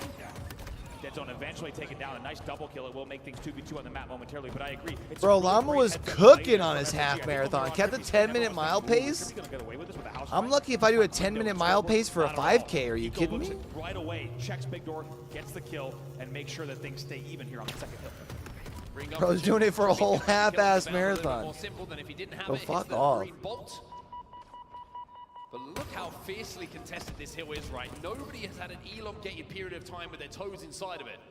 Maybe Lucid with his sniper rifle can change that in the favor of Optic Gaming. I'm not gonna lie, I've been thinking about getting back into more like long distance running. In some of the small towns around us, they do quite a bit of like the 5Ks and 10Ks and like this fall and spring. They are now 2/3 of the way to capping this hill, and it's been thanks to the sniper rifle in the hands of this man. Yeah, I mean, this team looking very good on this game type, like we said. I was a guy that did a lot of 5Ks and 10Ks, but I wouldn't call myself a runner. I was just an athlete that enjoyed running, but like I didn't like go out and run distance. Such a high sense play, a high acceleration. It's so fun. Like I wasn't like how Llama goes running like 3 to 5 like days a week or whatever. A huge majority of this hill have fallen at just at the wrong time to call it their own. SSG do break, and now they have to hold. Like I did track in middle school, a little bit in high school. They tried to get me to come out in college. Because we had a track athlete that was on our team. To try to make this work and close out. I used to work his ass in sprints. That means the first kill will go to Optic. Yeah, no damage either coming in from Stellar, which is very rare in those situations. You just get caught off guard ever so slightly. I was like a 4'8" guy. One a sprinter, one a long-term, like a long-distance runner. And even though Bound does get the kill with the trade, but that like 4 and 800, those are my bread and butter. But look at SSG, they're flying across the map. This has been such a staggered push from both sides that now the spawners are involved. Yeah, really interesting. Just chess match between the two teams, right? Just slowly, as you said, knowing that they didn't want to take the damage. It took so long for Trippy to even leave the nest boxes there to actually go into tower because he wanted to play very selective angles to avoid cuts as well as dummies. In the end, the first kill on the next rotation, first 2 kills. But yeah, every October in the town that we like just moved from, the second hill as well. A lot of mental battle there. They do a half marathon. Like I know I wouldn't be able to do it this year, but I feel like if I were to get into it, really important this for Optic Gaming as well. Having lost the last 2 games, you need a bit of confidence and momentum to swing back your way. Securing the first hill, a good way to kind of. I could probably get ready for like the 10K this year. My time wouldn't be great, but it'd still be a good run. Just to give me something to like work for like 10Ks like in the spring. This time you get the feeling he's not going to go through a fight without doing some damage. Yeah, just like you said, so rare that we're on Stellar's POV. Essentially, him getting taken down. My only problem right now is like I don't know where to fit. Of what then led Like I don't know where to fit like consistent running into my schedule. At this stage of the game, just 37-36. Like if I'm being dead ass. They've been neck and neck in terms of Like I know that sounds like such an excuse, like oh it's just like 30 minutes to an hour, but like I'm already waking up in the morning to go to the gym. Because I'm up so early, if I'm not working late, like I'm in bed kind of early. Bro, I've been hitting the gym pretty hard. I've like honestly like I'll do like 15 minutes like light on the treadmill, like nothing heavy. At the end of my workout. Especially the first 2 picks, this will be their hill. They get the kill on the dead zone. Eco's watching bottom middle. But gets another one as well. And you get like I do want to. I would really like to get into doing like doing some like 5Ks, 10Ks. That's exactly where we find ourselves. The SSG get that hill on the board as now we move to the mud hill. And for Eco, he's got the snipe and he can break this open. Also worth noting there that Optic actually did go for the stop. And now they find themselves 3 dead yet again. Back-to-back 3 deads because they tried to fly in and get the stop on that. You have to think it's a high-risk, high-reward play in the end. Now it's going to lead to still 3 dead. More time on the board here for SSG. Thinking about getting a bite. Up this game. Eco probably just saying to Legend, hey, jump in the hill, buddy. I got that sniper rifle, although this is a pretty good spot to snipe, especially towards green. But this angle is difficult, and he decides that if there's one thing I've learned from the previous series, learning what happens when you let Lucid catch a sniper rifle, I'm not letting that happen again. It's a double kill for Bound, though. While the action moves away from the hill towards back green, this man, he's looking for more. Gotta start somewhere. Wow, it's another kill for Bound. 4 dead for Optic Gaming, 3 of them coming from Bound. It's amazing to watch him play. We were actually talking about it in the Discord. I think I posted something there last week or earlier this week. Like I was trying to figure out why I've been noticing like such a difference like the last like month and a half in the gym. And I think it's because I've been like super fucking consistent with my sauna time. I didn't realize that apparently like helps a lot with growth. If you're spending like a good like 20 minutes in there. A lot more simple for the rest of his teammates to take care of. I knew it helped with like recovery and rest and stuff, but I didn't realize that it helped with like releasing more growth hormones and stuff. I did not realize that. 4 dead 3 times in a row. Maybe Lucid can slow this one down. See if they get back to control the map.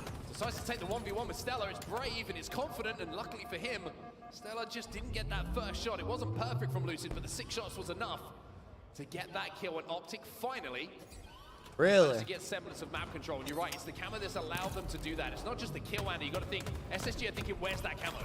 Stellar again. He gets it this time. Stellar wins it. You challenge him a second time. 4 dead, by the way, and you have to think this is such a big hill, not just for this game, but for this series. If this goes 3-1 Optic versus going 2-2 SSG, bro, same as me, dog. Same. Optic gonna have one more stab at this one. Bound is gonna challenge. Stella's gonna get the kill, and it will be 2-2. SSG inside of that hill, call it their own, and now we turn our attention to top middle. And with Stella looking to get on top of that tower, this kill could be massive from Lucid, but Eco keeps his teammate alive. How about Stellar doubling back to take down Lucid the second time, huh? You know, fool me once is what Stellar says. He comes back down to challenge that battle again. All right, we talked about how big this map was for, or how much this map favored SSG. If Optic can still find a way to pull this off, this would be absolutely huge. Now Legends winning the individuals as well. Jumps up and gets above the body of Dead Zone to land the bonk onto the top of the head. And Bound's got a sniper rifle as well, so this is not looking good for Optic Gaming right now. Tower control owned by SSG, Hill owned by SSG, and Bound is standing with the big stick, looking to peel anyone who dares to poke. Yeah, this is not an easy push. Against other players, it might be easy to fly. Oh, I thought he was about to line up the second one too. And he gets the beat down as well on bottom middle. Can't quite convert it into a nice looking double kill, but it's going to be enough for SSG to stay inside of this hill and call it their own. SSG up 3-2 now. How about Bound just, I mean, damn, that would have been a huge hill for Optic to win, but they're already getting time on this next one. Flat or bottom tower because they know you're going to get absolutely peeled by the sniper rifle of Bound. That's what he does, getting that kill, and as you said, getting the melee as well. He's getting a kill, getting another player no shield. That paves the way for them. Yeah, I've been replacing some of my walk time because I used to have like the 30-minute walk to and from the gym. So since like we moved, the gym's so much closer in the new town that we're in. It's like a 10-minute walk, so I've replaced the back end of my walk. On the days that I can, I do sauna. The sauna's not open 24/7, so like on Sundays when it's only 24 hours, I can't get in there. And then like if I happen to go like overnight, like I sometimes do when I work Stride or whatever, like it's not open. But the other mornings, the cleaning lady opens it up at 5, so like I get to do it before I leave. Formal knew they needed to get near that hill, but I wonder if he just could have bought a few more seconds of time. And that's it. It's going to be SSG now who do close out the final moments of this game. It's a turnaround in their favor, and Space Station Gaming now one map away from being your champions. How about Bound 20? All right, what do we think, Chad? Does Optic have what it takes to turn this thing around? I really feel like if Optic were, I said it before the series started, I thought Optic needed to start 2-0. So it really feels like these middle 3 maps favor SSG. Positive or even on the side of SSG. Isn't it fascinating sometimes how a player can have a reality check and come back, and that fire that they have because of, they knew they let someone down. They knew they let their teammates down. They care so much about the success of not just their own careers, but that of their teammates, that they come into the next. The Slayers are so 50-50. You feel like if you win the first Slayer on Solitude, maybe you feel all right going on a Slayer on Streets. But the fact that you lost that as well is tough. I mean, an unbelievable play from them. Also, to lose game 1 the way that they did and now bounce back in this. Let's also not forget in that last game that we just watched, they were down 2 hills. It's just showing that they have brought a different level of resilience to this grand final, and they're looking like a completely different team than they were in London. Yeah, and I mean, it's one more game to go, right? One more game to go. For Optic Gaming, they're probably thinking, we need to try and send this a little bit deeper. The tourney you won in Halo was that 1 or 2? Hot Sauce. I think you said Halo 1, right? So a big game for Optic Gaming. They want to really try and pressurize SSG and say, hey, we're here for the long game, not just for another grand finals appearance. We'll take a look at some of the replays here. It's a great start by Optic, fantastic start by Optic, but it was the mid-game that belonged to SSG. It really was. I mean, and look, also just so dominant to control, right? I think if anyone was placing bets at the early point of that game or the mid-game, they would have said this game is going to Optic Gaming, but also Optic there, after that first hill got capped by SSG, they fly in late, and it was a low probability stop on that hill. I think they even knew it. And I was worried when I was looking at the numbers. Another sequence here from Bound, which was absolutely fantastic. I believe he even picked up more after that. But Optic Gaming spent the next few spawns in a 3-dead blender because they flew in to try to stop that hill late. And you have to think maybe a different game if they don't just try to get that stop. Yeah, it's one of those things you look back on, right? In hindsight, it's always 2020. You're like, maybe we shouldn't have done that. But those decisions and that work you feel like it should have been done beforehand, right? That shot from Bound, by the way, was pretty much the one that secured that top middle hill, and then it was just a case of biding your time, let that clock do the work for us, see the game out, and put yourself one map away. All right, we're going to the streets. 2 things jump out, like you said. First of all, Bound on the first day. I'm standing back up. Interview, just a really amazing response from him, very mature response, saying, Yo, my quads are shot, champ. We'll take a look at the series layout now. It has been all black and gold for the last 45 minutes or so. Space Station Gaming winning three games straight. And they now have played well in tournaments. When they have won tournaments, the Slayers have been a strength for them. And here's another example of it, right? This is what we saw in map number 2, 50-33. The Bound KD in that particular All right, I'm going to need Formal to pop the fuck off here. It almost looks like incorrect data. You know what I mean? Like, it's that high. I mean, a 2.29. While Trippy and Lucid still do their normal fragging things, you know? Unreal numbers, 16 and 7 from him. Of course, 2 players above the 4K damage mark as well. Unreal numbers there. Like we said, nobody going negative in that game either. That seems to be a theme for the side of Space Station Gaming across the last few games. Yeah, I mean, if you're looking at those stats, you're probably thinking, hey, it's time to back it up if you're up to gaming because of how one-sided they are. But this is a different map, a different game type. Hey, the new video's almost up to 50 views for our BCT Champions Pick'ems. Let's go. We'll take that. Optic Gaming on this map and a lot of opportunities. Usually our Sunday Pick'ems, I feel like Streets is a game type you can slow down a little bit sometimes. usually our Pick'ems are usually our Sunday videos don't do that well, but I didn't want to drop it tomorrow.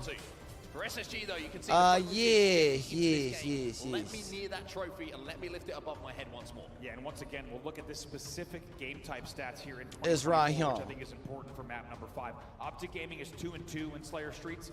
SSG is actually 1-3, so significantly losing records. Yeah. And even though we just looked at the Slayer stats from game 2, this specific game type on paper right now leans in the favor of Optic Gaming. The question is if they can get it done. Once again, we said the same thing about King of the Hill Live Fire.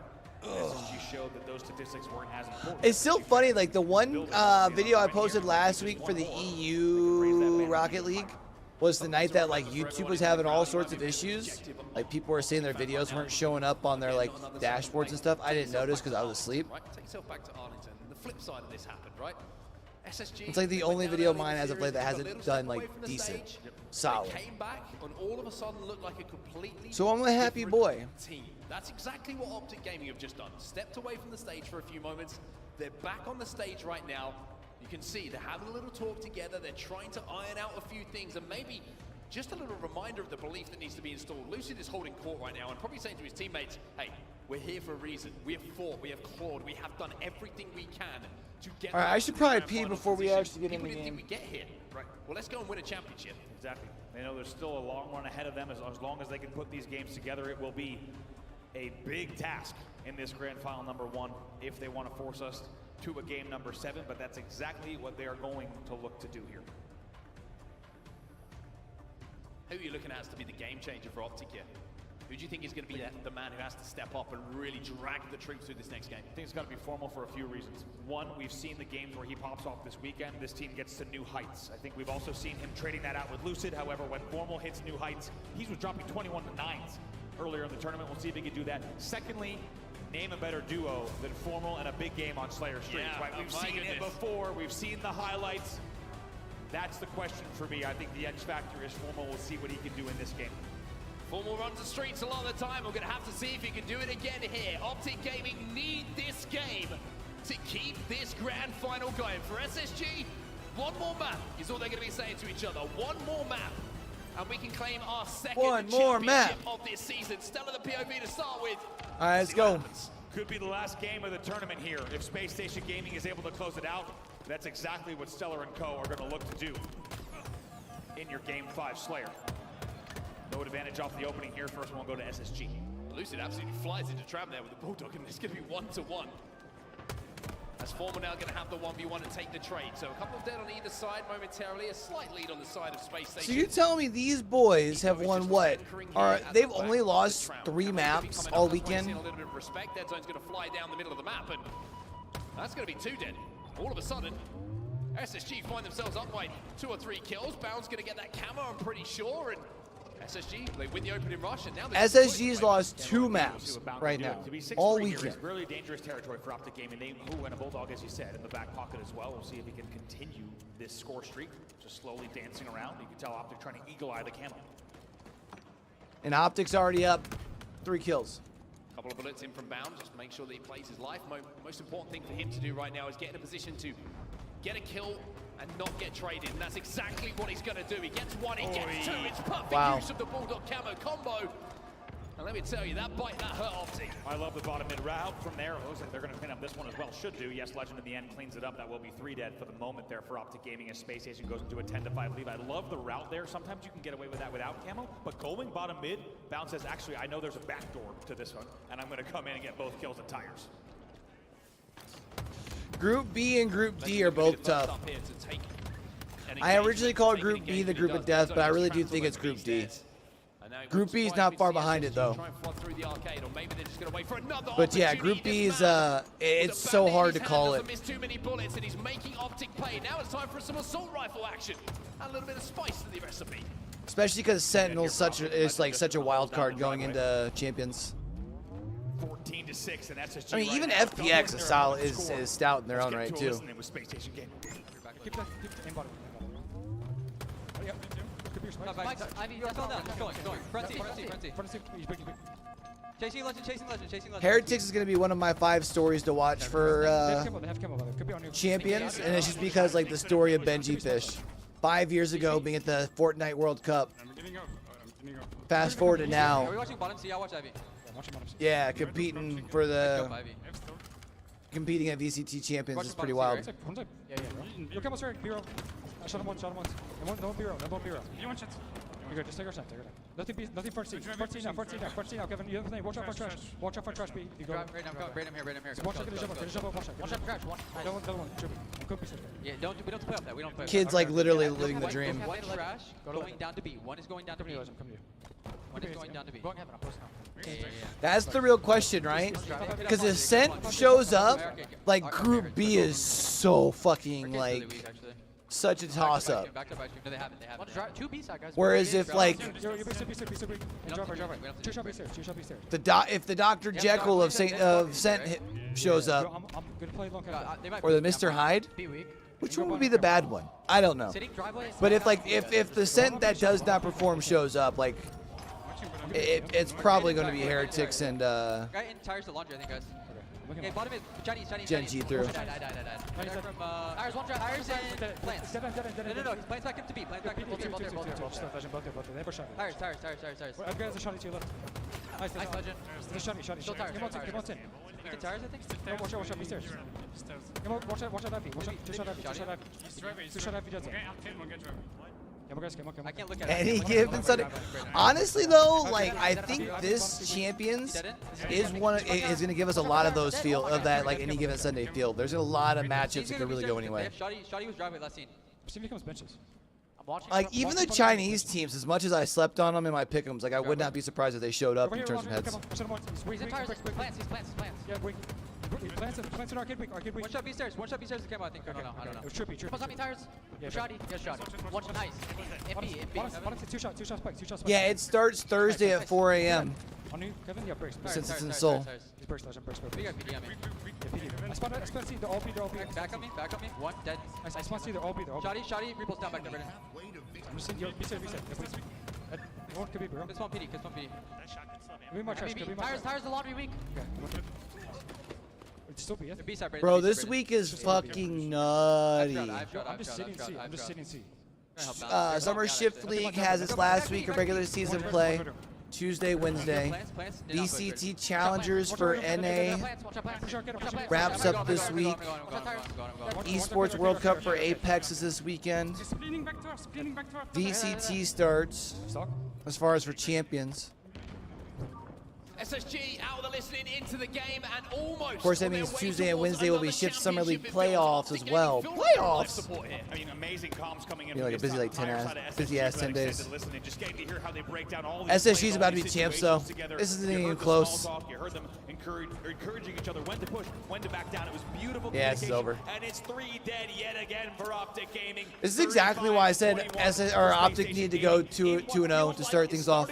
These middle 3 maps just look so much in favor as SSG. 36 kills on the board for SSG. Eco has only died twice in this game. It's the Kevin Smith show here, and he's looking to lead his team forward. Unbelievable. Camo popping here. Maybe the last hope, to be honest, for Optic Gaming because they're 3 dead again, but you have to think they do not have where they need to be on the map. Dead Zone was your last player alive. You have spawners coming in from back A, but it should be Apex is a lot of fun to watch. Could they be winning this with a steak dinner? It would be the ultimate destruction of Optic Gaming in the ultimate way to go towards another championship for SSG. Eco stays alive again. As I say that, he will forward. SSG. As long as G2 does not let FPX's like unpredictability, something that we haven't seen in quite some like time get in their heads and like get them off their game, I think G2 G2 should be fine. They have the camo in the hands of Formal. But this is gonna But I think there's a possibility that Paper X can really come out, throw some curveballs their way early in the first couple maps, and just get G2 all sorts of flustered and end it quick too. Like it could really go either way. 3 dead. Last player here is going to be Bound. See if they can track him down as they slowly try to get their way back into this game. Still alive. Bound got out of there. Bro, talk about G2 as an org. What a run they're on right now. Bound doing his best example of how you can turn streets into a jungle. They won the RLCS major. Didn't they just win LEC? And now they could potentially go from Ascension to Champions in VCT. Free to go for SSG. SSG marching towards another championship. And you have to say the bounce back has been beyond impressive. From disappointment in London to a grand finals here against Optic. Bro, they almost steak dinnered them for the final game of Slayer. That's wild. Once more. This time, it's in Atlanta, and this time, it's going to be theirs to take again. 49 kills, 1 to go for SSG.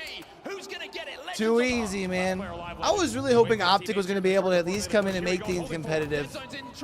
At least, at minimum, send it 6. And the bounce back is complete for Space And it said Space Station Gaming. Their second championship this season in the Halo. Get themselves another championship. Let's go. And the bounce back from the disappointment in London is complete. And how about the yell from Legend you saw in the player cam, right? He pops off. That's a man who's tasted land victory once. and then started to feel a fourth-place finish, and he wanted that back, and he wanted it bad. The entire Space Station Gaming team shows up in a huge way. Space Station fans as well here in Atlanta as they now focus on the trophy ahead of them. Give it up for Space Station Gaming. Wow. Atlanta, your champions here. There's no sparks on the stage or nothing. All the way through the winners. That's the ceremony? Whack. And a dominant performance to win it.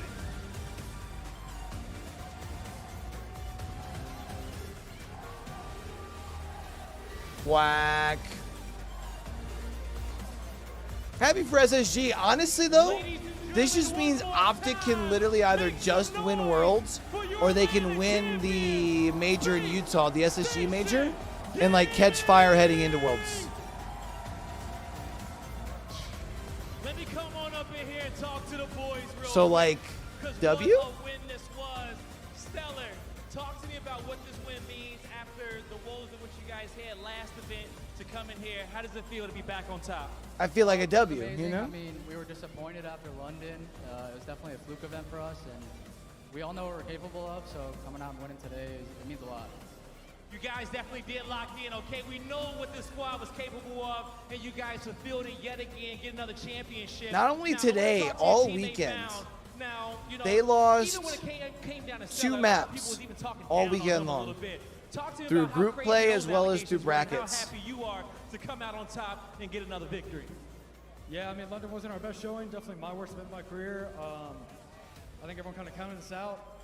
I mean, after London, I was pretty much on the game all day, every day. I fucking love this shit. No, 3. Shopify took a map off them. Prove people wrong. Get another one. It definitely does feel great to prove people wrong, okay? And you guys have done it. But yeah, they only lost 2 or 3 down maps. the line. Okay, I got Captain Eco in the building, big brain himself, man. Talk to me about what this tournament was like for you and the squad, and how does it feel to get this win? I mean, this tournament was amazing, honestly. Look, we actually put in so much work previously, and I think it showed up. It definitely did show off here, okay? Atlanta, did their hard work show off? Truly did, okay? Now, come on, let's make some noise for Legend, all right? The man who carries Legend says he didn't even want the trophy. To get your second win. The first was awesome, but talk to me about how the second one feels.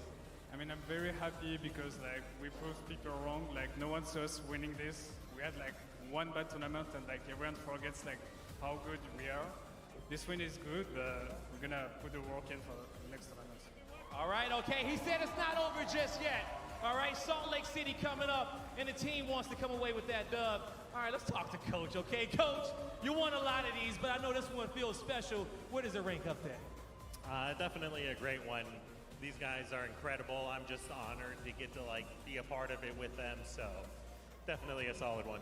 Definitely is, okay? Now just kind of talk to me about what you guys went through from the last event here, and you know, how does it feel that everything in which you guys worked on came to fruition? Yeah, I mean, London was a big disappointment for us. We knew we weren't playing even close. All right, chat. I think we're going to get up on out of here. Y'all know me. I don't normally stick around for the post-game shit. I'm fucking tired, dogs. It is on to the next one. It's your home event. Now, lastly, I want Yo, you to Hot Sauce, I appreciate you coming through and hanging out and chatting with your boy. Chat. Amazing SSG fans in the crowd. Tomorrow, we will probably not have any watch parties, but then the rest of the week, we are busy. We got Shift Summer League. Or no. Tomorrow we'll have NA Challengers, 4 p.m. Winners Bracket Finals. Then we might watch Losers Bracket Round 3 after that, depending on if I still have energy. Otherwise, we've got Shift Summer League Tuesday, Wednesday, as well as more challengers. And then we've got Esports World Cup Thursday through Sunday. So make sure y'all are pulling up. All right. I was trying to raid here in the background, but for some reason on OBS, it gives me issues whenever I'm doing the multi-stream. So go find your favorite streamers, show them some love. I'm up out of here until we catch y'all back for the next one, man. Don't forget, with everything crazy going on in the world today, be true, be you, be sincere. Game hard and love harder. Love you guys. We'll holler at y'all tomorrow. Peace. I'm out here. Oh, check out the videos on YouTube if you haven't yet. Love you guys.